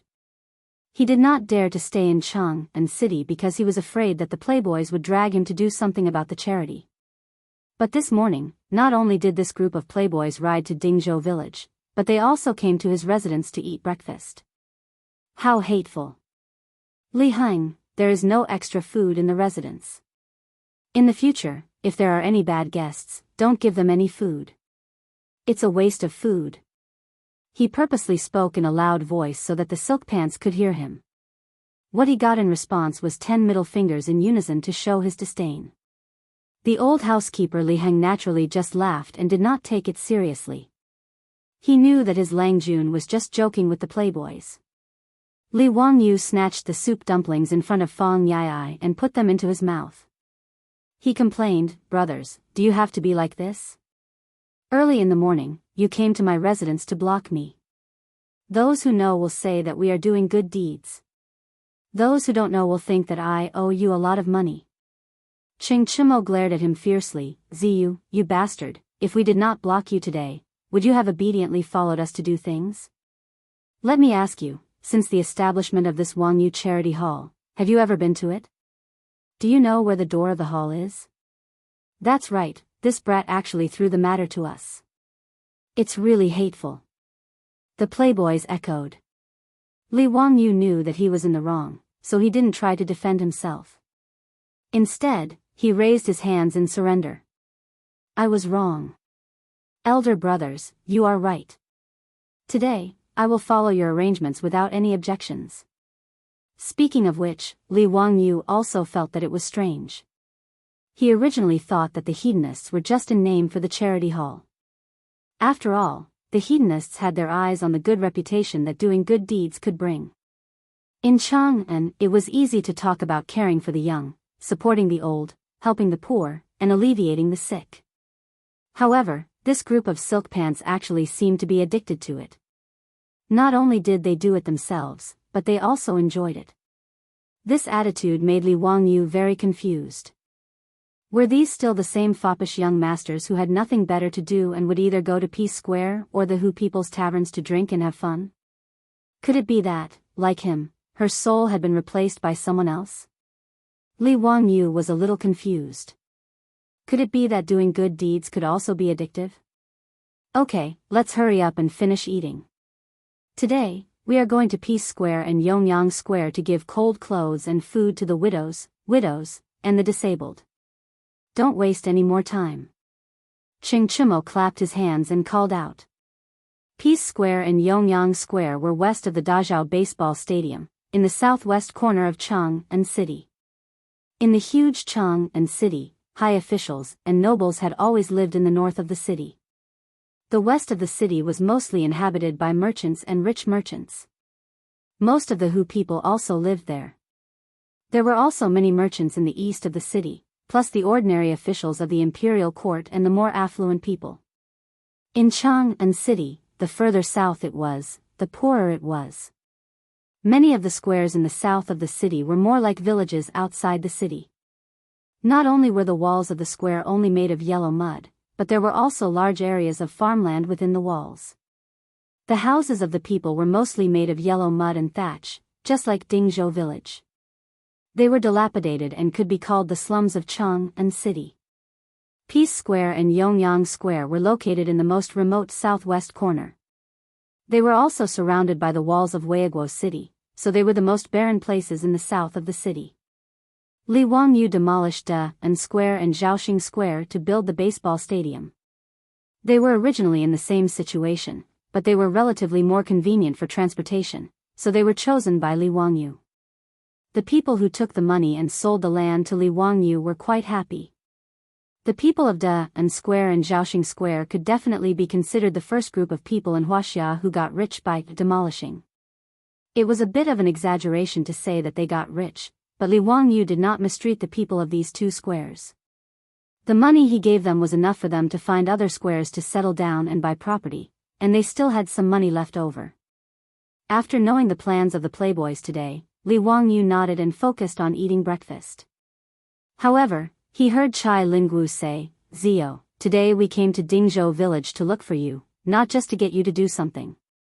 We want you to go to Xianwei Square and find a few of old Immortal Sun's disciples and grand disciples to come with us to Peace Square and Yongyang Square to treat the sick people. The charity hall will pay for the medicine." Li Wangyu looked up in shock. No wonder this group of playboys came to Dingzhou village so early in the morning. It turned out that they had other motives.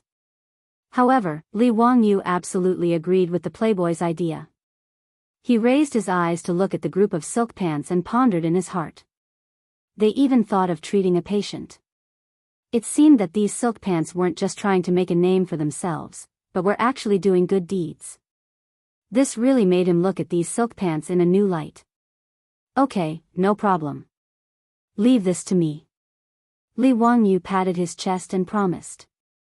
He was naturally not boasting. With his relationship with Sun Simiao, it was not a big deal to borrow his disciples and grand disciples to treat illnesses. That day, Li Wangyu made a bet with Zhang Baozong. After Mr. Baozong lost, he really went to Xianwei Square and kowtowed to Sun Simiao to become his disciple. In fact, Zhang Baozong was originally unwilling to do this. However, when he came into contact with the microscope in Xianwei Square and the magical surgery and penicillin, he became willing. Not only did he not hesitate to call Sun Simiao master, but he also took the initiative to send his disciples and grand disciples to Xianwei Square. The Xianwei Square, which was originally not small, actually became a little crowded after dozens of the best doctors of the Tang dynasty gathered there. Li Wangyu also felt that it was a waste for Sun Simiao and the others to gather in Xianwei Square. After all, the medical conditions in the Tang dynasty were really not good. Even in the capital of Chang'an, when most people fell sick, they just relied on those unreliable medical workers. After the fops mentioned this, Li Wangyu thought about whether he should invest in building a hospital in Chang'an City. Huaxia was actually the first country in the world to set up hospitals. As early as the Western Han Dynasty, Emperor Wu of Han Dynasty, Lu Che, set up medical centers everywhere. People with diseases and epidemics give up empty houses to buy medicine, equipped with doctors and medicine, and treated the people for free. However, hospitals similar to modern hospitals in the future, which recruited and treated patients according to their categories, only appeared in the southern Song dynasty. Li Wangyu felt that since the charity hall was going to treat the poor, this kind of free medical treatment was just a temporary act. It was better to take out gold to open a hospital. After all, with Sun Simiao, the great god, there was no need to worry about not having enough good doctors. As for money, it was even less of a problem. Not to mention that Wangyo's charity hall earned more than 200,000 strings of cash every year by collecting feces in Chang'an City. Even with his current wealth, it was not difficult to use it to maintain a few free hospitals. The more Li Wangyu thought about this matter, the more feasible it was, so he simply told the fops his idea and wanted to hear their opinions. Chapter 706. After listening to Li Wangyu's explanation about the hospital, Qing Chumo and the others naturally applauded and cheered. However, Fang Yai glanced at Li Wangyu vigilantly and asked, "Zio, what kind of hospital is this? Don't tell me you intend to be a hands-off shopkeeper and leave it to us to manage? No way, you don't even need to think about it." Fang Yi's words reminded the group of silk pants that this was indeed the case. Li Wangyu, this bastard, all of his ideas were good. It was just that this fellow was lazy to the bone and belonged to the type of person who only cared about killing and not burying. This was the case with the charity hall. Although the playboys also enjoyed it, when they thought about how they were running around outside every day while this guy was eating, drinking, and having fun in the manor, they couldn't help but feel angry. Li Wangyu couldn't help but have a few black lines appear on his face. Damn, how did this group of playboys see through my thoughts? When did these bastards become so smart? He quickly coughed dryly and said, "Ahem, brother Yai, what are you thinking? How could this little brother think that way? Hee, you all misunderstood this little brother. This hospital, and we naturally can't manage it. After all, we don't know medicine. This little brother is going to let old Immortal's son manage the hospital. Our Wangyu Charity Hall will only be responsible for providing money and food. What do you all think? That's fine. The charity hall can take out 1,000 copper coins every month. He was now responsible for the account books of the Wangyu Charity Hall, so she naturally knew. Li Wangyu said, if the hospital's expenses are not enough in the future, this little brother will pay for it out of his own pocket. This is nothing. Since all the brothers have no objections, I will go to Xianwei now and find old immortal Sun to settle this matter. Qing Chimo impatiently waved at him, motioning him to go quickly. He then turned to the old housekeeper Li Hang and asked, Housekeeper Li, may I ask if there are any cows that have just fallen to their deaths recently? If there are beef, cut a few catties for us. Li Wangyu was getting up and walking out. When he heard Qing Chimo's words, he almost staggered and fell to the ground. F***ck, this bastard who doesn't want firth. Who would cut a few kilograms of beef for breakfast? What was even worse was that he actually asked Li Hang if there were any cows that fell to their death recently. Obviously, this was the after effect of the stewed beef with potatoes that he had treated Pai Lupi, Fang Xianling, Qing Yaojin, and Du Ruhui to. Li Wangyu pretended not to hear Qing Chimo's words. He comforted himself while muttering, don't be angry, don't be angry. If you get sick from anger, no one will take your place. Then he went out to look for Sun Simiao. Li Wangyu, Sun Simiao, and Zhang Baozong greeted each other before taking their seats in a private room. Old immortal Sun, Mr. Treasure, I'm here today because I have a request. After seeing Sun Simiao, Li Wangyu came straight to the point and said, I see that in Chang and City, when ordinary people fall ill, they lack doctors and medicines. It's very pitiful. So I want to do something for them. Sun Simiao and Zhang Baozong looked at each other. They did not quite understand what Li Wangyu meant. Zio, I know this too. I often go to the mountains to collect herbs and treat the people for free. But it's just a drop in the bucket. Immeasurable deity, I can't do anything about it. There's always a limit to human power. Sun Simiao sighed. Old immortal Sun, because of this, I plan to open a hospital in Chang'an City. There will be outpatient clinics and inpatient clinics to treat the patients. Oh, outpatient clinics are where the patients come to see the doctor and get medicine. Inpatient clinics are where the patients who have difficulty moving and are easy to infect will be opened. I'll pay for all the medical expenses and medical expenses of the ordinary people's families. Although I don't charge any money, I'll treat the patients and the medicine will be good. What do you think, old immortal Sun and Mr. Treasure? Oh. Free consultation fees and medicine. Zio, you'll pay for it? That's not a small sum. Zio, are you really willing? Sun Simiao and Zhang Baozong did not expect Li Wangyu to be so generous. They could not help but be surprised. This was not something that could be done with a few thousand strings of cash or even tens of thousands of strings of cash. They estimated that the hospital would have to spend hundreds of thousands of strings of cash or even more every year. Li Wangyu smiled and said, I won't hide it from you, old immortal Sun and Mr. Treasure. Do you know about the Wangyu Charity Hall in Chang'an City? I'll donate all the earnings from the toilets in Chang'an City. It's a charity hall led by Empress Zhongsun. Now, the charity hall earns up to 200,000 strings of cash every year. It won't be a problem to use part of it to set up this hospital. Sun Simiao and Zhang Baozong were impressed by Li Wangyu's generosity. They looked at each other and nodded in approval. Zhang Baozong stroked his beard and said, County Count who is indeed extraordinary. I've wronged you. Since County Count who is willing to set up this hospital, I don't have any other abilities, but my medical skills are not bad. If you need my help, County Count who only has to ask. Sun Simiao said, Zio, if you're really willing to pay for the medicine for the people of Chang'an City, I'm naturally willing to help.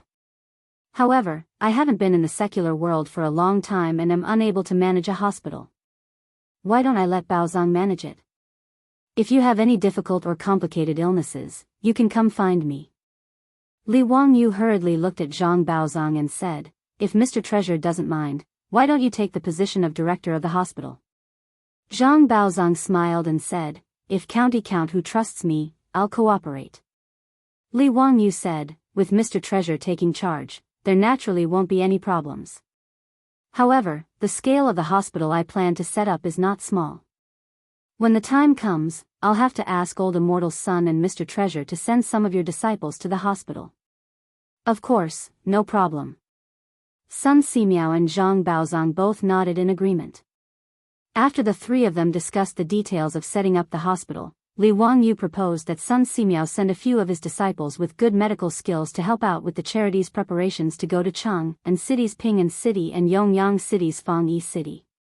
Of course, Sun Simiao would not refuse. He immediately had the little Taoist boy in the temple call for a few disciples and had them follow Li Wangyu to Chang and City. Li Wangyu led Sun Simiao's disciples and grand disciples to meet up with the foppish young masters. Then, they rode towards Chang and City. Since Ching Chumo and the foppish young masters wanted to do good deeds, Chang and City naturally had to cooperate. When they arrived at Yongyang City's Fangyi City, the bailiffs of Chang and City who came to maintain order were already waiting there. The Li Zheng of Yongyang City was also waiting there respectfully. What made Li Wangyu speechless was that Cui Zhua, the county magistrate of Chang and City, was also waiting at the entrance of Yongyang City's Fangyi City. Li Wangyu did not know that in this period of time, Wanyo's charity hall had become famous in Chang and City. Empress Zhangsun personally took the lead. Duke Zheng, Duke Lai, Duke Lu, and the other young masters of the Duke's manors were personally in charge. Chang and City and Wanyan City naturally had to cooperate fully with Wanyo's charity hall. Cui Zhua and Lu Deheng were not fools. As the two county magistrates of Chang and City, how could they let go of this opportunity to improve their reputation and flatter Chang and City's Fangyi City? Knowing that a group of young masters were coming to Yongyang City and Ping'an City to give food and clothing, Cui Zhua did not even care about his official duties. He personally came to Yongyang City to wait. He was prepared to accompany the playboys to help the poor. Today, the clothes and food used to help the people of the two cities would naturally be delivered by the charity hall's steward. These things did not need the playboys to personally take care of. When Cui Zhua saw that Li Wangyu had also come today, he quickly went forward to greet him. Greetings to the county magistrate. Today, the county magistrate has actually come to Yongyang City to help the poor. I am very impressed. Thank you for your trouble, Ming House. Li Wangyu politely returned the greeting. Looking at the young man smiling at him, Cui Zhua could not help but feel a little absent-minded. The scene when he first met Li Wangyu outside Dingzhou village was still vivid in his mind. Who would have thought that this young man, who was chased out of the clan by the Li clan of Hu County, would become the county magistrate of the founding dynasty within a year, a level 4 official. And he was still the level 6 county magistrate of Chang and City. Cui Zhua could not help but feel that he had lived for so long in vain. Chapter 707. Let's not talk about Cui Zhua, the county magistrate of Chang and County. Li Wangyu and the foppish sons were carefully escorted by the Li Zheng of Yongyang Lane. Behind them were several carriages piled with grain sacks, salt, clothes and other supplies. Whether it was in the future or the Tang dynasty, Li Wangyu had never personally done such a thing to help the poor. He had seen a lot of it on television in the future. The general idea was to distribute the food and other supplies to each household and then say a few words of comfort. Actually, Li Wangyu did not agree with this method of giving people fish to feed the poor. Even the poverty alleviation in the future was not so simple. Simply giving the poor people some money and food could only relieve them of their poverty for a while. It could not change their poor lives. Continuously giving them money and food would only raise lazy people. It would not help at all. The poverty alleviation in the future of Huaxia was more about helping the poor find jobs, providing them with vocational training and jobs. This was the reason why it was better to teach a man to fish than to give him fish. But now, Wang You's charity was only blood transfusion. It did not have the effect of creating blood. Li Wangyu could not help but shake his head when he thought of this. But the wastrels were in high spirits. It could be seen that this group of wastrels was sincerely doing good deeds. Even though the clothes of the people in Yongyang Lane were shabby and dirty, Ching Chumo and this group of wastrels who were used to living like princes did not mind. They even personally carried bags of food from the carriages and sent them to the people's homes. Sun Simiao's disciples also began to treat the illnesses of the people in the homes. Yongyang Lane was very lively at this time. The streets and alleys of the lane were filled with children running around. There were also voices of people bowing and thanking the wastrels.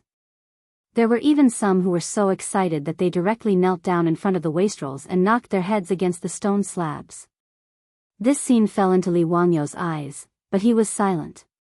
Fang Yai had just personally delivered the food to the two families and was sweating profusely. However, it could be seen that he was in an extremely good mood at the moment.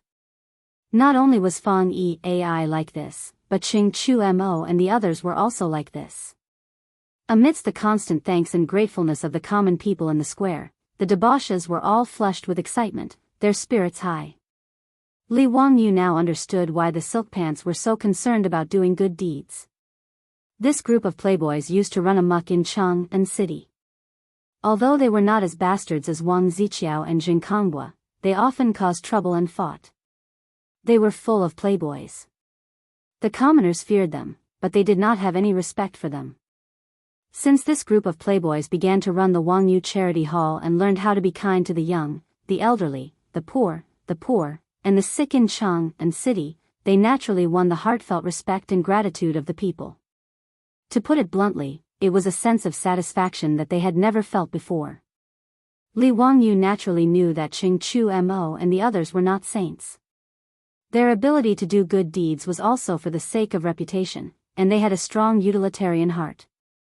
But just like what he said to Pai Lupi in Dingzhou village, Zi Lu receives cows, doing good deeds with a utilitarian heart was not a problem, and should even be encouraged. He just felt that the way the silk pants did good deeds was not appropriate. Fang Yai strode back to the carriage, picked up the water bag, and gulped down a few mouthfuls of water. He wiped the water stains on his lower lip and the sweat on his forehead, and then slapped Li Wangyou's shoulder heavily. "Ha, Zio, your decision to run the charity hall that day was indeed very correct. Doing good deeds and helping the poor really makes one feel happy." The silk pants at this time also leaned against the carriage and took water to drink. It was obvious that everyone had put in a lot of effort. Ching Chu Mo pointed at Li Wangyu and scolded with a smile, "That rascal, Zio really knows how to be lazy. We are all sweating, but this rascal is actually hiding on the side to watch the fun." That's true, this rascal really is very tired. It was he who was more careful and saw that Li Wangyu did not seem to be in a good mood. She could not help but say, "Zio, why don't I see a smile? Could it be that you are distressed about the copper coins that you spent?" He's words were naturally a joke, but she just wanted to tease Li Wangyu to make him happy. Li Wangyu looked at the silk pants and then looked at the smiling people in the square, but did not know how to answer. However, on second thought, he remembered a joke he had seen in the future. He said to the silk pants, "Brothers, I thought of a joke. Are you interested?" "Oh. What joke? Let's hear it." It was said that in a certain place, there was a man who was famous for being charitable. Every day, when he went out, he would meet a beggar, and he would give the beggar 10 copper coins. It was like this every day. A year later, one day, the man went out and met a beggar. He only gave 1 copper coin. So the beggar asked him why he only gave 1 copper coin today. The man replied that he was married, and needed to support his wife and children. Who knew that the beggar would fly into a rage, and actually slap the man, and angrily scolded, "How can you use my money to support your wife and children?" After Li Wangyu finished his joke, the silk pants did not laugh, and looked at each other suspiciously. Ching Chumo, Yuchi Baolin, and a few others with fiery tempers immediately scolded, "What kind of nonsense is this? That beggar is so unreasonable, how did it become his money? This kind of beggar should be arrested and thrown into prison, and the heaviest punishment is 50 strokes. If I meet this kind of beggar, I will definitely beat him." Chai Lingwu, Du He, and the others could hear the hidden meaning in Li Wangyou's joke, and could not help but frown. After a long time, Chai Lingwu asked uncertainly, "Zio, Do you mean that what we are doing now is the same as that man? It can't be, right? The common people are mostly simple, how can they be as shameless as that beggar? He turned her head to look at the smiling common people, and asked with uncertainty. Li Wangyu said, brothers, as the saying goes, if you raise the rice, you'll be grateful, but if you don't, you'll be hated. If one is used to being helped and given, they will openly ask for more from you. His words moved the group of silk pants. After thinking about it carefully, they felt that it made some sense. Ching Chimo muttered unhappily, Zio, it was you who said that you wanted to set up a charity hall. Why are you the one pouring cold water on us now? Are you not going to help the poor anymore? Li Wangyu smiled and said, Brother Chimo, you misunderstood my meaning. This kindness to the young, to the old, to the poor, to the sick, naturally still needs to continue. Otherwise, there is no meaning in setting up a charity hall. I just feel that we should think of a way to let these common people have the ability to earn more copper coins themselves, and not rely on our charity. Of course, for the old, young, sick, and disabled, it is a different matter. Regularly giving them some money and food is something that should be done. The silk pants pondered for a while and nodded. Zio's words are reasonable. The common people in the south of the city have a hard life, but relying on us to give them some copper coins to eat is not a long-term solution. Zio, you have many ideas. Tell us, how can we help these common people find a livelihood? Seeing that the silk pants threw the difficult problem back at him, Li Wangyu was also depressed. In such a short time, how could he think of a good idea? Chapter 708. Li Wangyu really didn't know how to help these poor people in Cheng and make a living. Poverty alleviation in later generations was supported by a huge amount of government data, and targeted re-employment training for the poor to help them find suitable jobs. However, these people in the Tang dynasty were illiterate, and the only thing they could do was labor. Even so, most of the people in the south of the city could only farm a few acres of land in the inner square and occasionally find some odd jobs to earn some copper coins. It was not that there were no jobs for them in Chang'an.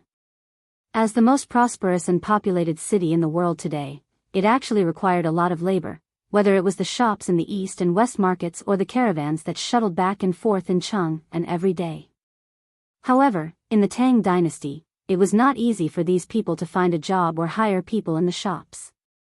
There was no other reason, no other information. In the Tang dynasty, there were number 58 cities, gathering websites, recruitment websites, direct recruitment websites, and so on. Even powerful people like Jiang Zia and Zhuge Liang had to find willing people to take the bait to find a job, let alone these ordinary people. It was not easy for the merchants in Chang'an to find people. Most of them had to ask the middlemen of the broker house to help introduce them. And the people who were introduced may not be suitable. There was no situation like in later generations, where hundreds or thousands of people competed for a job with a recruitment advertisement. Li Wangyu felt that he should have thought of this. He had heard his beautiful boss complain many times that it was really difficult to recruit people for her family's businesses. Thinking of this, and looking at the Dazhao baseball field not far away, Li Wangyu couldn't help laughing. He stretched out his hand and snapped his fingers. Brothers, I have an idea. Hearing this, the playboys looked sideways. Zio, what's the idea? Tell us. Li Wangyu pointed to the Dazhao baseball field and said with a smile, the idea lies in the baseball field. The playboys were stunned and then shook their heads. How many people can you use in your baseball field? It's just more than 100 people. Zio, don't joke. Li Wangyu said, brothers, have you forgotten about the ball newspaper? Now, every issue of the Globe could sell tens of thousands of copies in Chang'an City. Since that was the case, why not help these people publish information in the global newspaper? I'll just create a job search column. In this way, whether it was merchants or shops, when they needed people, they would be able to follow the map. Since we can help these people find a source of livelihood and also solve the needs of the merchants, why not? Job search column? Every word Li Wangyu said was understood by the rich kids, but when put together, they were completely dumbfounded. They didn't understand what he meant. Zio, why is there a job hunting column? Heh, it's simple. Just gather the information of these people, such as their name, age, where they live, what specialties they have, and so on. Then, publish this information on the global newspaper. Now, everyone in Chang'an would read this newspaper, including the merchants and shopkeepers of the eastern and western cities. If they need help in their shop, they can choose from among them. Isn't this the best of both worlds? When the silk pants heard this, they more or less understood what Li Wangyu meant. He pondered for a moment, but shook her head. No. Zio, do you know that there are tens of thousands of people in the southern part of the city? How can a small globe publish all of them? Li Wangyu was stunned. This seemed to be a problem. However, looking at the smiling Chang and County Magistrate Cui Zhuo, Li Wangyu smiled again. Brothers, this is simple. We'll have to trouble Cui Ming House with this matter. Why don't we ask Cui Ming House and Lu Ming House of Wanyan County to send out their scribes to gather the information of the people in the two counties in detail and compile it into a book? We'll publish the information on the globe and let the merchants who need help go to Chang'an and Wanyan counties to inquire. Then, we'll let the county magistrate bring the people that the merchants have taken a fancy to the county magistrate. Both sides can meet face to face. Isn't that enough? Li Wangyu's idea came out of his mouth. The fancy pants nodded in agreement with his words, but Cui Zhuo's expression did not look so good. If the county magistrate did as Li Wangyu said, wouldn't it become a middleman?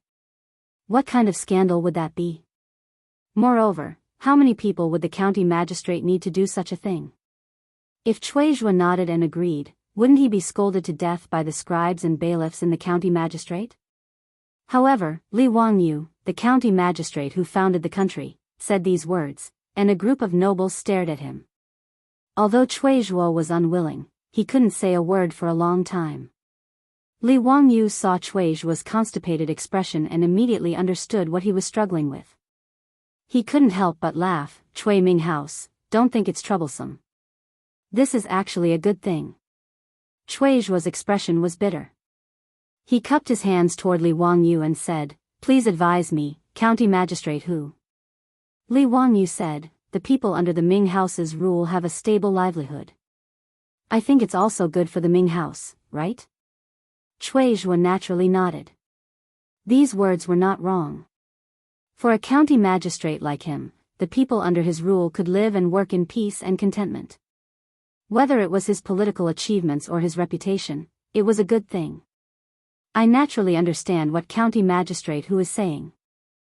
However, if we want to manage this matter, we need a lot of people. I'm afraid that the bailiffs and scribes in the county magistrate will have many complaints. Li Wangyu said, The county magistrate can make a lot of money from this matter. I think it should be enough to dispel the people in the county magistrate's complaints. Cui Zhuo couldn't help but ask curiously, What are the benefits? Please advise me, county magistrate who? Li Wangyu said, Simple, collect money. Collect money? Cui Zhuo and the other playboys were all confused. Yes, collect money. Since the middlemen can collect money, why can't the county magistrate take money? The county magistrate has calculated the data. If the merchants want to hire people, they naturally have to pay. The Cui Ming House can collect copper coins from the merchants based on the number of people they hire. For example, for every person the merchants hire through the county magistrate, they will give the county magistrate 500 copper coins. Although this is not a lot, many little drops make a mickle.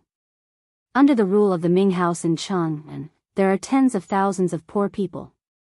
Is the Ming House afraid that the county magistrate won't be able to make money? The Ming House can take out a portion of this money and use it to subsidize the bailiffs and scribes. Would they have any complaints after taking the money? Li Wangyu's words made Cui Zhuo's eyes light up. It seemed to make sense. If the middlemen could collect money, so could the county magistrate. However, for the county magistrate of Chang'an and Wanyan to collect money, he didn't know if the imperial court would allow it. Li Wangyu saw Cui Zhuo's concerns and continued, The Ming House doesn't have to worry about the imperial court opposing it. Isn't there still Brother Eai and Brother Du? I think Prime Minister Fong and Prime Minister Du will give us some face. Haha. Cui Zhua immediately looked at the playboys inquisitively. He wanted to see their opinions. Fong Eai, Du He, and the others looked at each other and nodded with a smile. It seemed that the officials in their manners wouldn't object to something that was beneficial to the people. Seeing that the playboys also supported his actions, Cui Zhua became interested. Since County Magistrate Hu and the other princes say so, then I will give it a try. Chapter 709. 10 days later, a new issue of the newspaper was released. Nowadays, reading the newspaper had become a trend in Chang'an. Whether it was the ordinary people, the shopkeepers in the two markets, or the officials and nobles in the imperial court, they were used to buying a copy of the newspaper and reading it carefully after it was published. It was not that everyone liked to watch the batting game or buy lottery tickets, but because everyone read the newspaper. If they didn't read it, they wouldn't even have a topic to chat with others. Therefore, whether they liked it or not, they would read the newspaper carefully. However, today's newspaper was a little different from the past. People were surprised to find that there was a content that had nothing to do with the batting game at the bottom of the newspaper. The newspaper stated that the Wangyu Charity Hall, which had recently become famous in Chang'an, was now cooperating with the two counties of Chang'an and Wanyan to help the poor.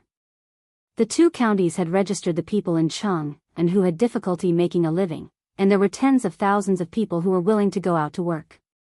Any shopkeeper in Chang'an who needed to recruit workers could go to the two counties of Chang'an and Wanyan to recruit workers.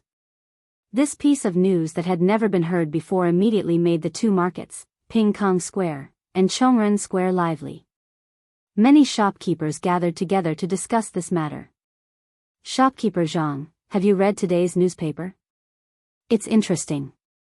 The two counties of Wanyan and Chang'an are also doing business as brokers?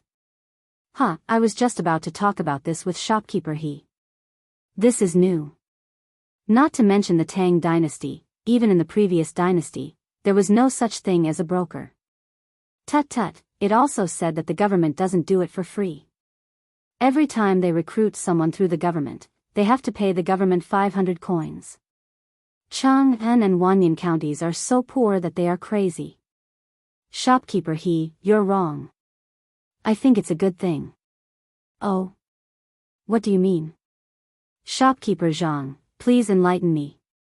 Shopkeeper He, you were also recruiting workers a few days ago, right? Yes, that's right. Shopkeeper He, are you satisfied with the workers introduced by the broker? It's just a so-so. After all, it was recommended by the broker house. We can only make a final decision after half a year of trial work. The trial period was the probation period. The merchants of the Tang dynasty were even more black-hearted. The probation period was as long as half a year, during which they were only given basic food, lodging, and a few copper coins. If he was an apprentice, it would be even worse. He would have to be an apprentice for at least a year. During that time, he would not be able to earn a single copper coin. She could tell that shopkeeper He was not very satisfied with the servant introduced by the broker house. This was also very normal. His shop needed workers, so he went to the broker house, and through various connections, he found someone to bring over for the shopkeeper to take a look. Regardless of whether it was good or not, he could only give it a try first. As for whether this person was suitable or not, and whether he could satisfy the shopkeeper, that was up to fate. Shopkeeper He, look at what's written in the newspaper. There are tens of thousands of people in Wanyan and Chang'an counties. When we need to recruit people, won't we be able to choose at will? Wasn't that a good thing? In this old man's opinion, although I've never heard of the county yamen doing this, it's more reliable than finding a broker. Even if we were to pay the broker house, it would be more than 500 copper coins. Moreover, this was done by the Wangyu Charity Hall behind the scenes. What's wrong with that? The broker house in Chang'an City was similar to the headhunting company or employment agency in the modern world. Naturally, they would charge a fee for introducing workers to these shops. Most of the workers in Chang'an City were paid about 1 copper coin a month, and the broker house would charge a month's salary as a reward. In comparison, the fees in Chang and Wanyan counties were half of the price of the broker house. Shopkeeper Lu's words make sense.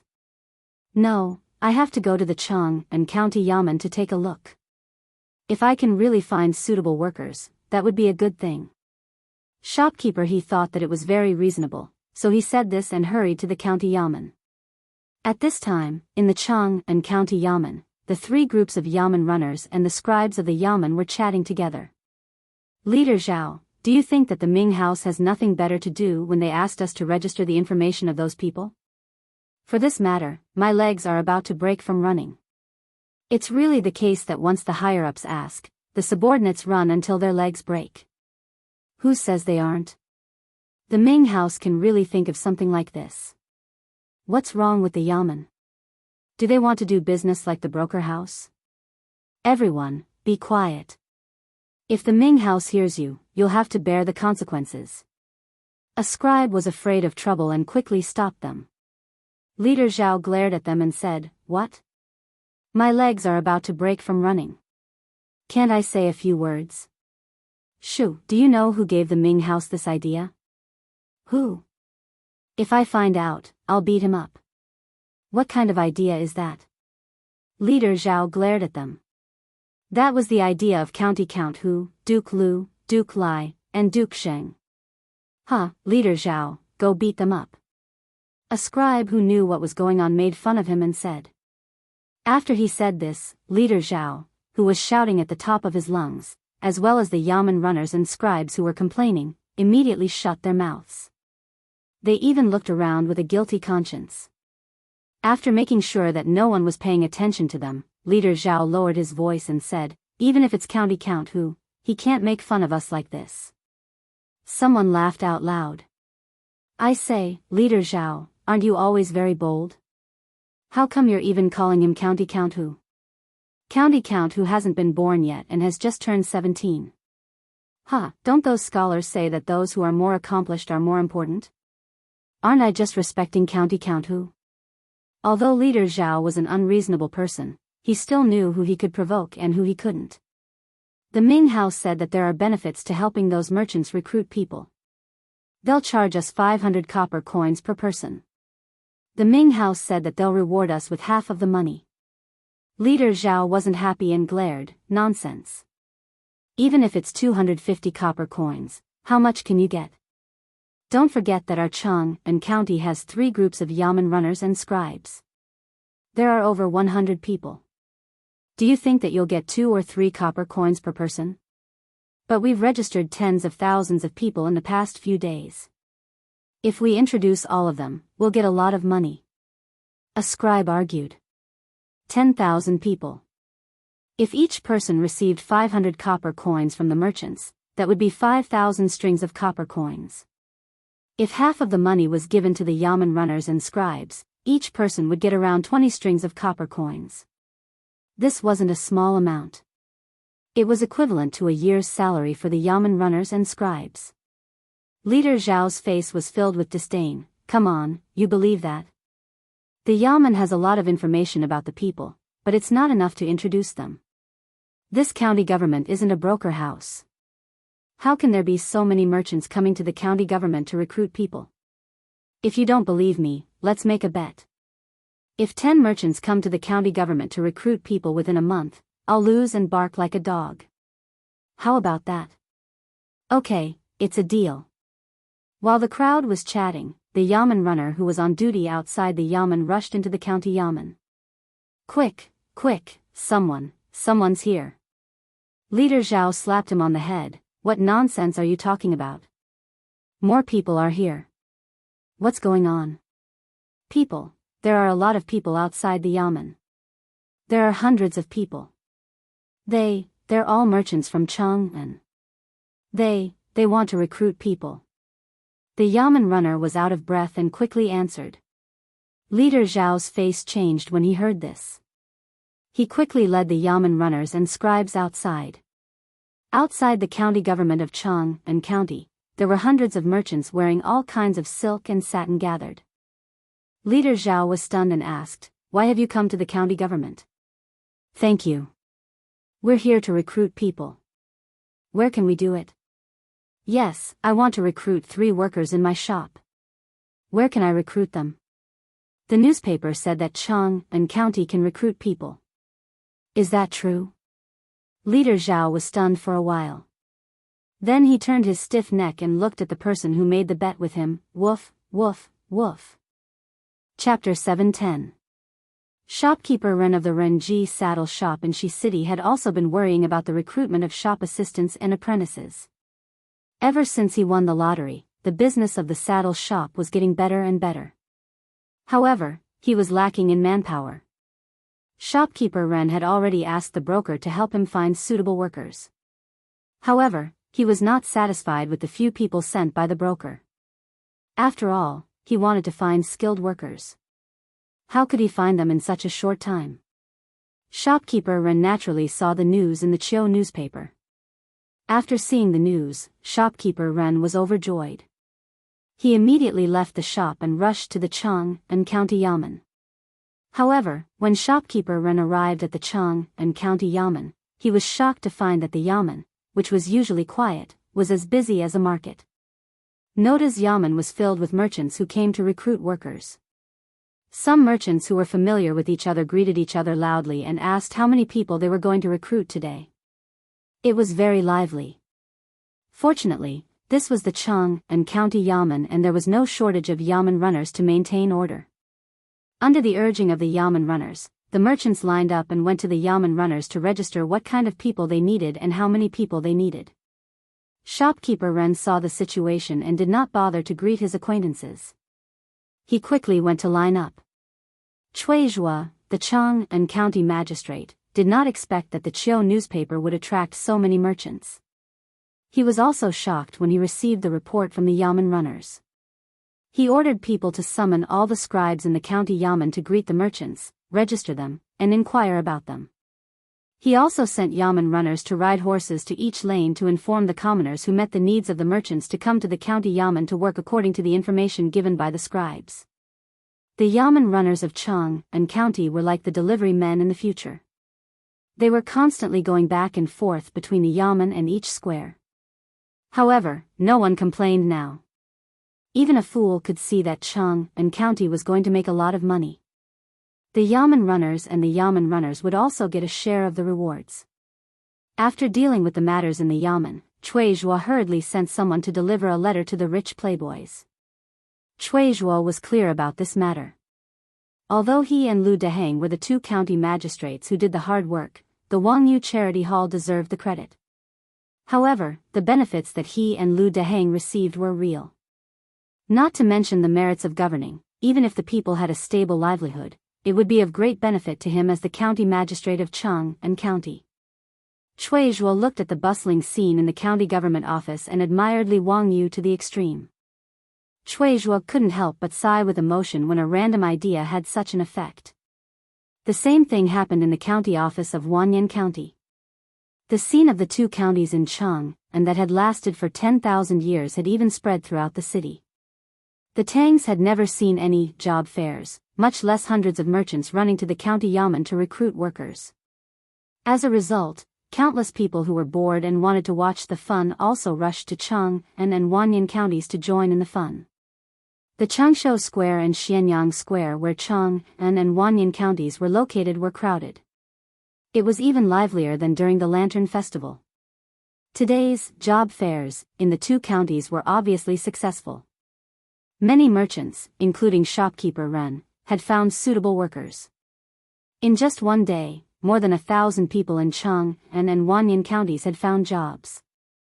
In the eyes of the Tangs, this was simply a legend. For this reason, even the big shots like Fang Xianling and Du Ruhui solemnly submitted a memorial to Pai Lupi the next day in the Chang, an imperial court to commend the 2 county magistrates, Cui Zhua and Lu Deheng. Wangyu Charity Hall also became famous in the hearts of the people because of this.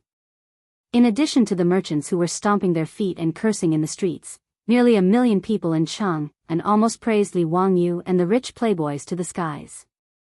In this regard, the rich playboys naturally became more excited and more diligent in managing the affairs of the charity hall. Li Wangyu didn't feel very happy.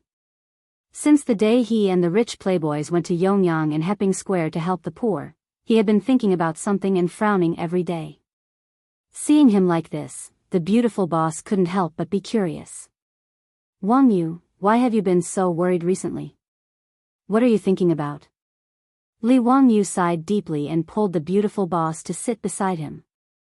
Changqing, recently I've been thinking about why God sent us back to the Tang dynasty. The beautiful boss seemed to understand his meaning, but she didn't say anything. She just quietly looked at the little man in front of her and waited for him to continue. In fact, when I first came to the Tang dynasty, I'm not afraid of being laughed at by you. My idea was very simple. I just wanted to be a small landlord. My family had good land, thousands of beautiful concubines. When he said this, he felt a pain in his waist. Li Wangyu knew that he had said something wrong and hurriedly begged for mercy. It hurts, it hurts. I was wrong. I was just thinking about it. Humph, pig trotter, don't even think about it. The beautiful boss said angrily. Li Wangyu quickly grabbed her soft hand and gently stroked it. He continued to say, yes, yes, I don't want to. Listen to me and don't interrupt me. I originally just wanted to live a leisurely life in the Tang dynasty. I didn't have to worry about food and clothing. I really didn't have any ideals or ambitions. You see, I can't be like those pig trotters in time travel novels and usurp the throne. I can't deal with that old man Li Shimin. He laughed self-deprecatingly. Changqing, you also know that I'm not an engineering student. I'm just a bad student. I don't even know how to make steel, let alone make a steam engine in the Tang dynasty. So, I can't start an industrial revolution, right? The Tang dynasty is so powerful. You and I both know the following history. The rule of Zhenguan, the prosperous Tang dynasty. As for the Anlushan rebellion, there's still more than 100 years. I guess no matter how hard I work, I won't be able to live until then. It has nothing to do with us. Li Wangyu stood up and paced back and forth with a slightly irritated mood. Changqing, you see, we have money and a house now, but I'm confused and don't know what to do next. Do I really have to live like this in the Tang dynasty for the rest of my life? It's ironic.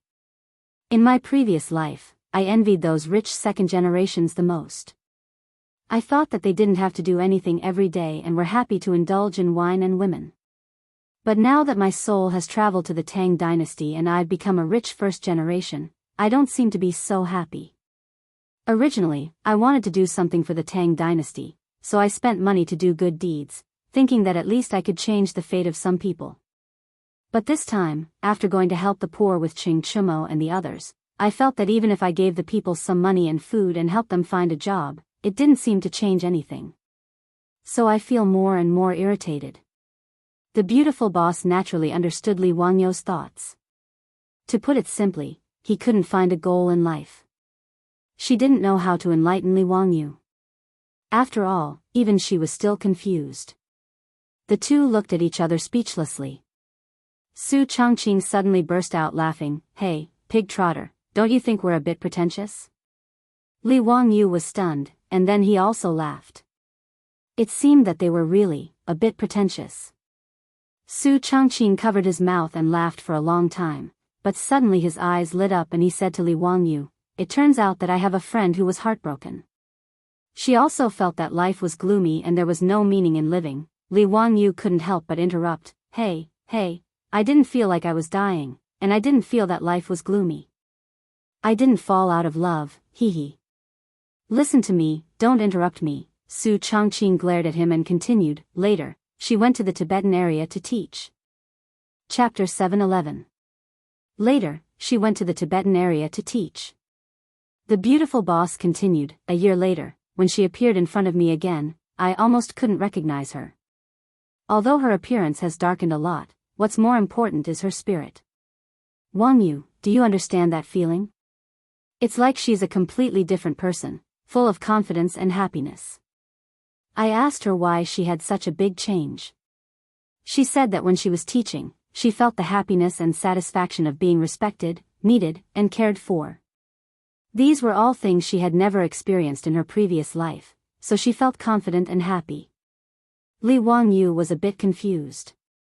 He looked at Su Changqing in puzzlement and asked, "Changqing, what do you mean?" The beautiful boss poked his forehead with her slender finger and said, "You're so stupid. I mean, since you can't think of anything to do for the time being, you might as well teach." Teach? Yes, since you want to do something for the Tang dynasty, you might as well teach and educate people. You can't change this era, but you might as well change a person's fate. Isn't that meaningful? Have you forgotten that sentence? Knowledge can change fate. Hee, although you're a bad student, in the Tang dynasty, well, you can barely be a teacher. Ma Zhou and Yan Liben were fooled by you, weren't they? The beautiful boss laughed. Li Wangyu said, "Don't you know how to chat?" "What do you mean by fooling?" "They were the ones who begged me to be their teacher." "By the way, do you mean that I should take in a few more disciples?" The beautiful boss was speechless. She directly rolled her eyes and said, "You're so stupid. Why take in disciples? What I mean is that you should run a school. Speaking of which, Dingzhou village doesn't even have a private school now. Aren't you embarrassed to watch those naughty kids run around the village all day long? In the future, at this age, they've already gone to school." Li Wangyu couldn't help but feel embarrassed after hearing the beautiful boss's words. He muttered, "Changqing, don't joke around." "Me? Run a school?" If my primary school's homeroom teacher heard this, he would probably laugh his head off. He didn't think that he could start a school. Wasn't this a joke? A flunky from a second-tier university came to the Tang dynasty to engage in education? The beautiful boss glared at him. Why not? Don't forget that Li Qingxian and Li Tai are all learning from you, as well as Ma Zhou and Yan Liben. Since that's the case, what's wrong with being a teacher for those brats? Li Wangyu was speechless. He raised his head and stared at the ceiling for a long time before finally nodding. All right, then let's give it a try. It's just misleading the students. Anyway, illiterate people were everywhere in the Tang dynasty. Since he dared to be the emperor's tutor, teaching a bunch of brats shouldn't be a big deal. Li Wangyu also agreed with the beautiful boss's words. Since knowledge could change one's fate, he might as well try and see if he could change the fate of some brats. Since we're going to open a school, why don't we just waive all the fees? I'll take care of the students' food, clothing, housing, and transportation. Let those naughty kids in the village go to school as well. It'll be a dormitory system, and they'll go home every 10 days. What do you think? Li Wangyu thought for a while and discussed with his beautiful boss. Of course. How many students are you going to recruit? Li Wangyu said, let's recruit 100 people first. We'll see how it goes. The beautiful boss asked again, where are you going to set up the school? Li Wangyu remembered that he had asked Pai Lupi for the land on both sides of the Gan River. He couldn't help but smile and said, let's set it up next to Dingzhou village. Some time ago, because of the potato incident, Li Shimin rewarded me with 10,000 mu of land. It's right next to the Gan River. I'll take out 100 mu of land to build the school first. If the school wants to expand in the future, there will be enough land. The beautiful boss naturally had no objection to this. After confirming that they were going to build a school, both of them became interested. They immediately found a pen and paper and began to write and draw on it, thinking about how to build the school. Sports field, track, canteen, dormitory, teaching building, swimming pool, horse racing field, archery range, auditorium, lake, lawn. It was as if the two of them had found a fun toy. They were constantly drawing on the paper according to their imagination and intentions. Li Wangyu had just swindled more than 100,000 taels of gold from the aristocratic families. He didn't treat money as money. He could design the school's blueprint however he wanted. Li Wangyu and Su Changqing began to plan the school's blueprint at noon. They were actually in high spirits all the way until it was time to light the lamps. Li Wangyu stretched his body with satisfaction. He looked at the sketch that was beginning to take shape in front of him. His heart was filled with satisfaction. The beautiful boss looked at the sketch, but suddenly burst into laughter. Changqing, what are you laughing at? Hee hee, I remember you said you were only going to recruit 100 students? Huh? What's wrong? The beautiful boss pointed to the sketch and asked, look at how big the school we designed is. Let alone 100 students, I'm afraid it can accommodate 10 times more, right? Isn't this a bit too exaggerated? Li Wangyu was also stunned. It seemed to be true. If the school was built according to this sketch, thousands of acres of land might not be enough. It seemed too exaggerated. The scale was comparable to the scale of the universities in the later generations. But looking at the sketch, he was reluctant to modify it because it was his and the beautiful boss's painstaking efforts. Li Wangyu touched his nose and couldn't help but laugh. Let it be big. Anyway, we have plenty of land and money. Maybe we can recruit more students in the future. The beautiful boss asked, what about the teachers? How are you going to solve it? Li Wangyu didn't think about the teachers. He was stunned for a while before he replied with uncertainty, recruit from Cheng and City. Pay more. You can recruit some people, right? The beautiful boss glanced at him. Are you going to find some old masters to teach those students? What's the difference between that and a private school? Why spend so much money to build this school? Li Wangyu couldn't help but be speechless. What the beautiful boss said was right. But there was no solution. He couldn't go back to the later generations and recruit a group of teachers to work in the Tang dynasty, could he? It was even more impossible for him to teach so many students alone. He couldn't do it even if he died of exhaustion. Li Wangyu couldn't think of a solution even if he scratched his head. He simply acted shamelessly and spread his hands. Changqing, what do you say? I'll listen to you. You're so stupid. You see, the spring imperial examination is just around the corner. There are so many scholars in Cheng and City. These people can't all pass the examination, right? Li Wangyu nodded. Of course.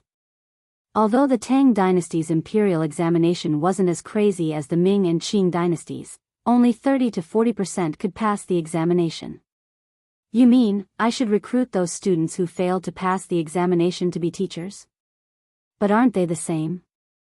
Do you expect these scholars to teach the students we imagined? The beautiful boss laughed. Have you forgotten what was the first thing you did when you just graduated from university? Huh? What was it? Li Wangyu was at a loss. Then he realized. You mean the vocational training before the job? Bingo, congratulations. You got it right. Chapter 712. Before Li Wangyu could complete his plan for the construction of the school, he was summoned to Cheng and City by the palace eunuch sent by Pai Lupi. The reason was that the imperial examination in the third year of Zhongguan had begun. Originally, the imperial examination in spring had nothing to do with Li Wangyu. However, he had been rude and had shown off the imperial examination system in front of Pai Lupi, Fang Xianling, and Du Ruhui. What he had said, such as copying the names, sealing the examination room, searching for smugglers, and forbidding the examiners and assistants from contacting the outside world during the examination, made Pai Lupi and Fang Xianling take his words as the golden rule. It couldn't be helped. Who asked the imperial examination to not be a very strict thing during the early Tang dynasty? Because the examination was not copied and the names were not covered, the examinees could even write their names on the examination paper. The fairness of the examination could be imagined. As for the internal ranking of the examination paper, there were countless cases. The most famous one in history was Wang Wei, a poet in the early Tang dynasty. When Wang Wei participated in the imperial examination and won the first place, he relied on the merit of the examination paper. Therefore, in the early Tang dynasty, the imperial examination was actually a test of connections and connections. As long as the connections were strong, there was no one who could not pass the imperial examination. Among them, the biggest beneficiaries were the aristocratic families. Therefore, Pai Lupi was quite resentful of them. Therefore, When Li Wangyu and Pai Lupi talked about the measures to prevent cheating in the imperial examination, Pai Lupi was wild with joy.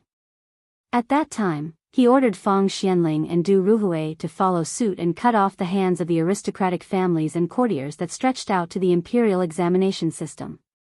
Now that the imperial examination in spring had begun, Pai Lupi was still worried, so he ordered the eunuch to summon Li Wangyu back to Chang'an City and let him accompany him to inspect the examination room.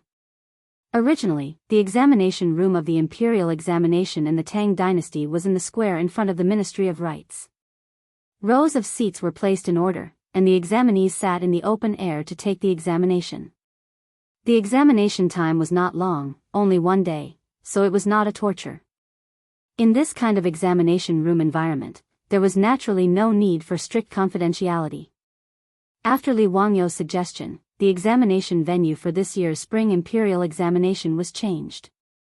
The Ministry of Rites specially vacated a courtyard in Noda for the imperial examination. Under Pai Lupi's orders, Qing Yaojin dispatched the imperial army of the Golden Guards to surround the examination venue. Outside the examination hall, the candidates who were preparing to take part in the imperial exam this year had already gathered in front of the examination hall, waiting for the examination hall to open. There were many subjects in the imperial examinations, such as Ming Fa, Ming Swan, and Ming Ci, which were not taken seriously by others. Even if one passed the imperial examinations, one would only be appointed as a small official by the imperial court. The elementary scholars section was abolished because it was too difficult. The earliest Shōtsai was worthy of being called a talented scholar. It was not something that the scholars of the Ming and Qing dynasties could compare to. At this time, the imperial examination of the Tang dynasty paid special attention to the Jinshi and Ming Jing examinations. Jinshi was tested on current affairs, poetry, and essays.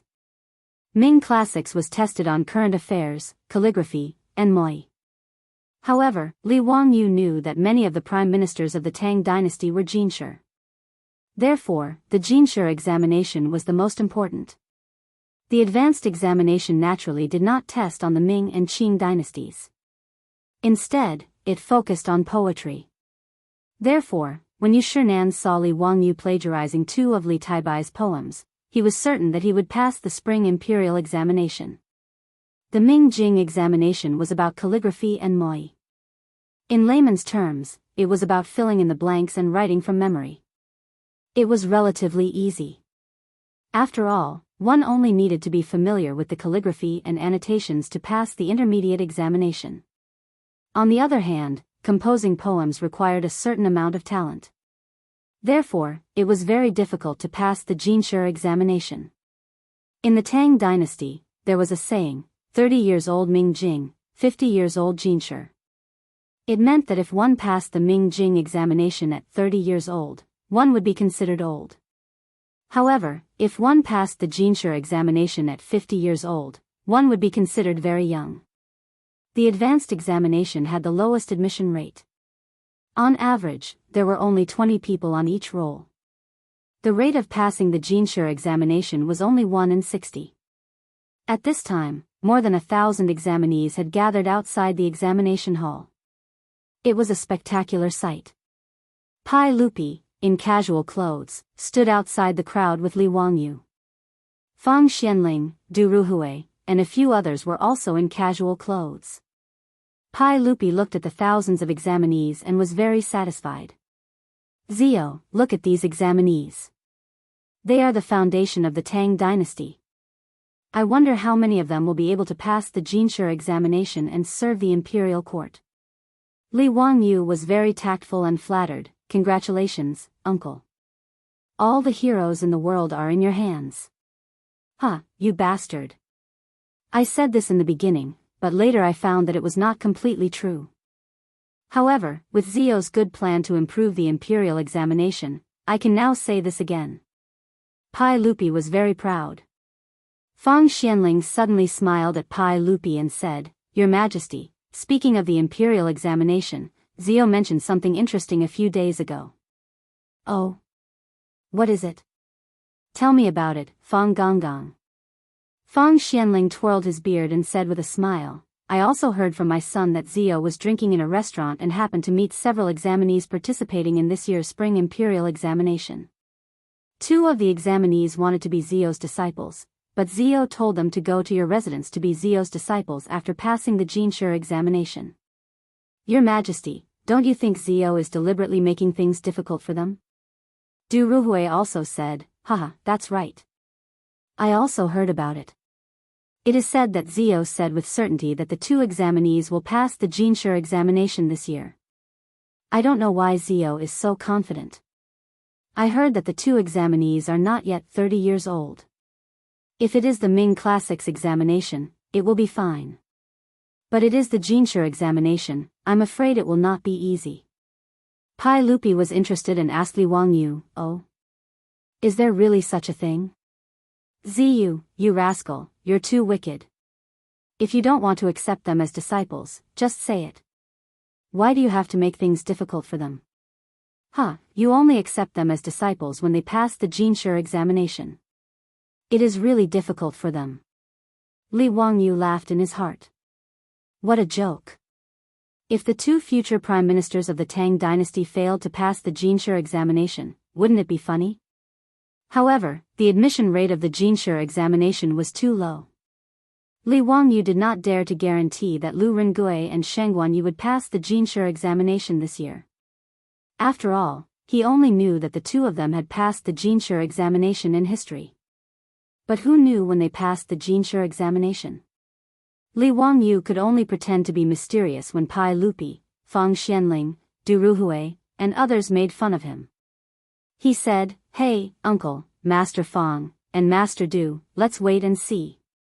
Pai Lupi said, I don't believe that Zio, you can casually pick 2 examinees in a restaurant and pass the Jinshi examination. Tell me the names of the 2 people. I want to see the results when the list comes out this year. The 2 people are called Sheng Guanyi and Lu Rengui. They are both examinees from Hunan province.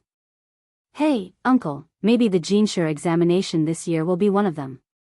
Li Wangyu said. The Jinshi examination was the Zhuangyuan, but there was no such thing in the Tang dynasty. The term Zhuangyuan was later changed to Jinshi because people thought that Jinshi was too indecent. Li Wangyu was just saying it casually. Anyway, Sheng Guanyi and Lu Rengui must have real talent. As for whether they passed the Jinshi examination or not, it didn't matter. Anyway, bragging didn't pay any tax. However, Pai Lupi took his words seriously. Chapter 713. The drum outside the Ministry of Rites sounded 3 times, signaling the opening of the examination hall. The examinees waiting at the examination hall began to line up and prepare to enter. However, when they entered, some unpleasantness occurred. The reason was that the Imperial Army of the Golden Guards who were guarding the examination hall wanted to search the examinees' bodies to see if they had any notes. When this news spread, the entrance of the examination hall at the Ministry of Rites was instantly thrown into chaos. This year's spring examination was too different from previous years, causing the examinees to be caught off guard. In particular, the examinees were actually being searched by the Imperial Army. This made the examinees even more dissatisfied. This was something that had never happened before. This is a disgrace to the educated, truly a disgrace to the educated. We are all examinees participating in the spring examination. Why are we being searched by the Imperial Army? I have also participated in the spring examination a few times, but I have never been searched like this before. Why are we being searched this year? The entrance of the examination hall was in chaos. There were even people who shouted to charge in. Such provocative words made the scene even more chaotic. Seeing this situation, Pai Lupi couldn't help but frown. His good mood from before was instantly ruined. Nonsense. How dare these examinees be so impudent? Mitua, pass down my decree. Those who cause trouble will be disqualified from this year's spring examination. Pai Lupi ordered Mitua, who was serving behind him. Yes. Mitua replied. He turned around and prepared to pass down the decree to the Imperial Army, but he was stopped by Li Wangyu. Uncle, let's give them a chance. These rules have just been implemented this year. These examinees don't have it easy, so let them off, Li Wangyu persuaded. Speaking of which, he also held some responsibility for the commotion in front of the examination hall at the Ministry of Rites. After all, he was the one who suggested the rules for the spring examination to Pai Lupi. If many examinees couldn't participate in this year's spring examination and wasted a year's worth of time, Li Wangyu would feel apologetic.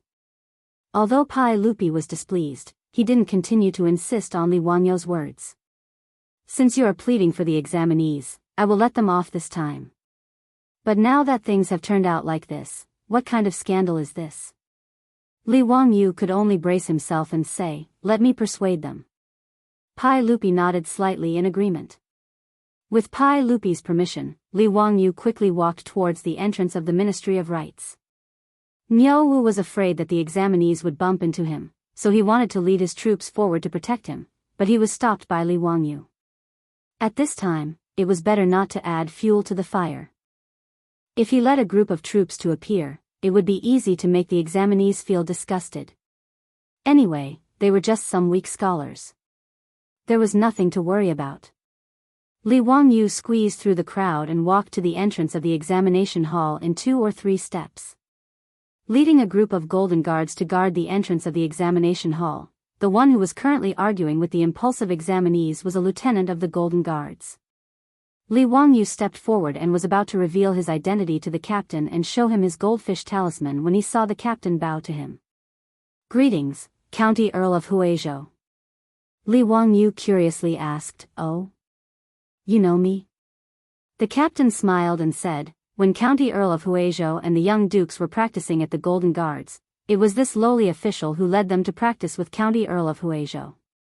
Only after he said this did Li Wangyu realize that this captain was very familiar.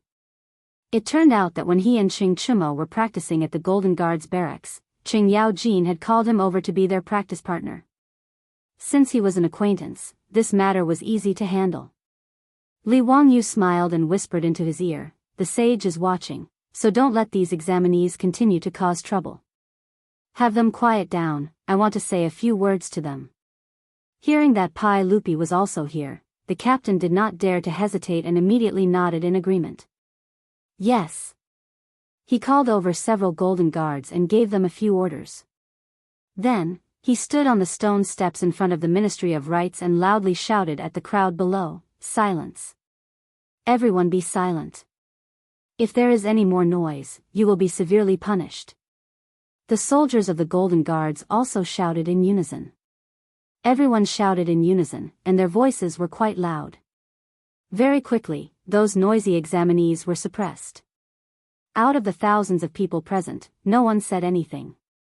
Seeing that the crowd had finally quieted down, the captain invited Li Wangyu to the steps and then shouted at the examinees, This is County Earl of Huizhou.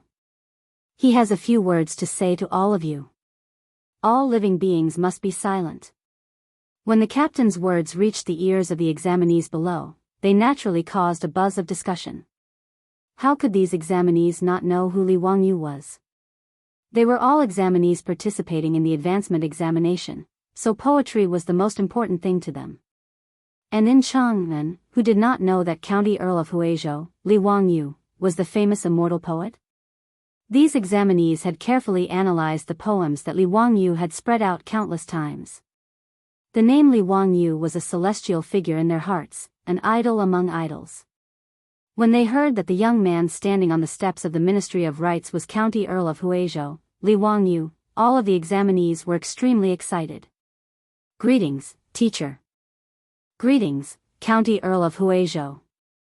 Greetings, immortal poet.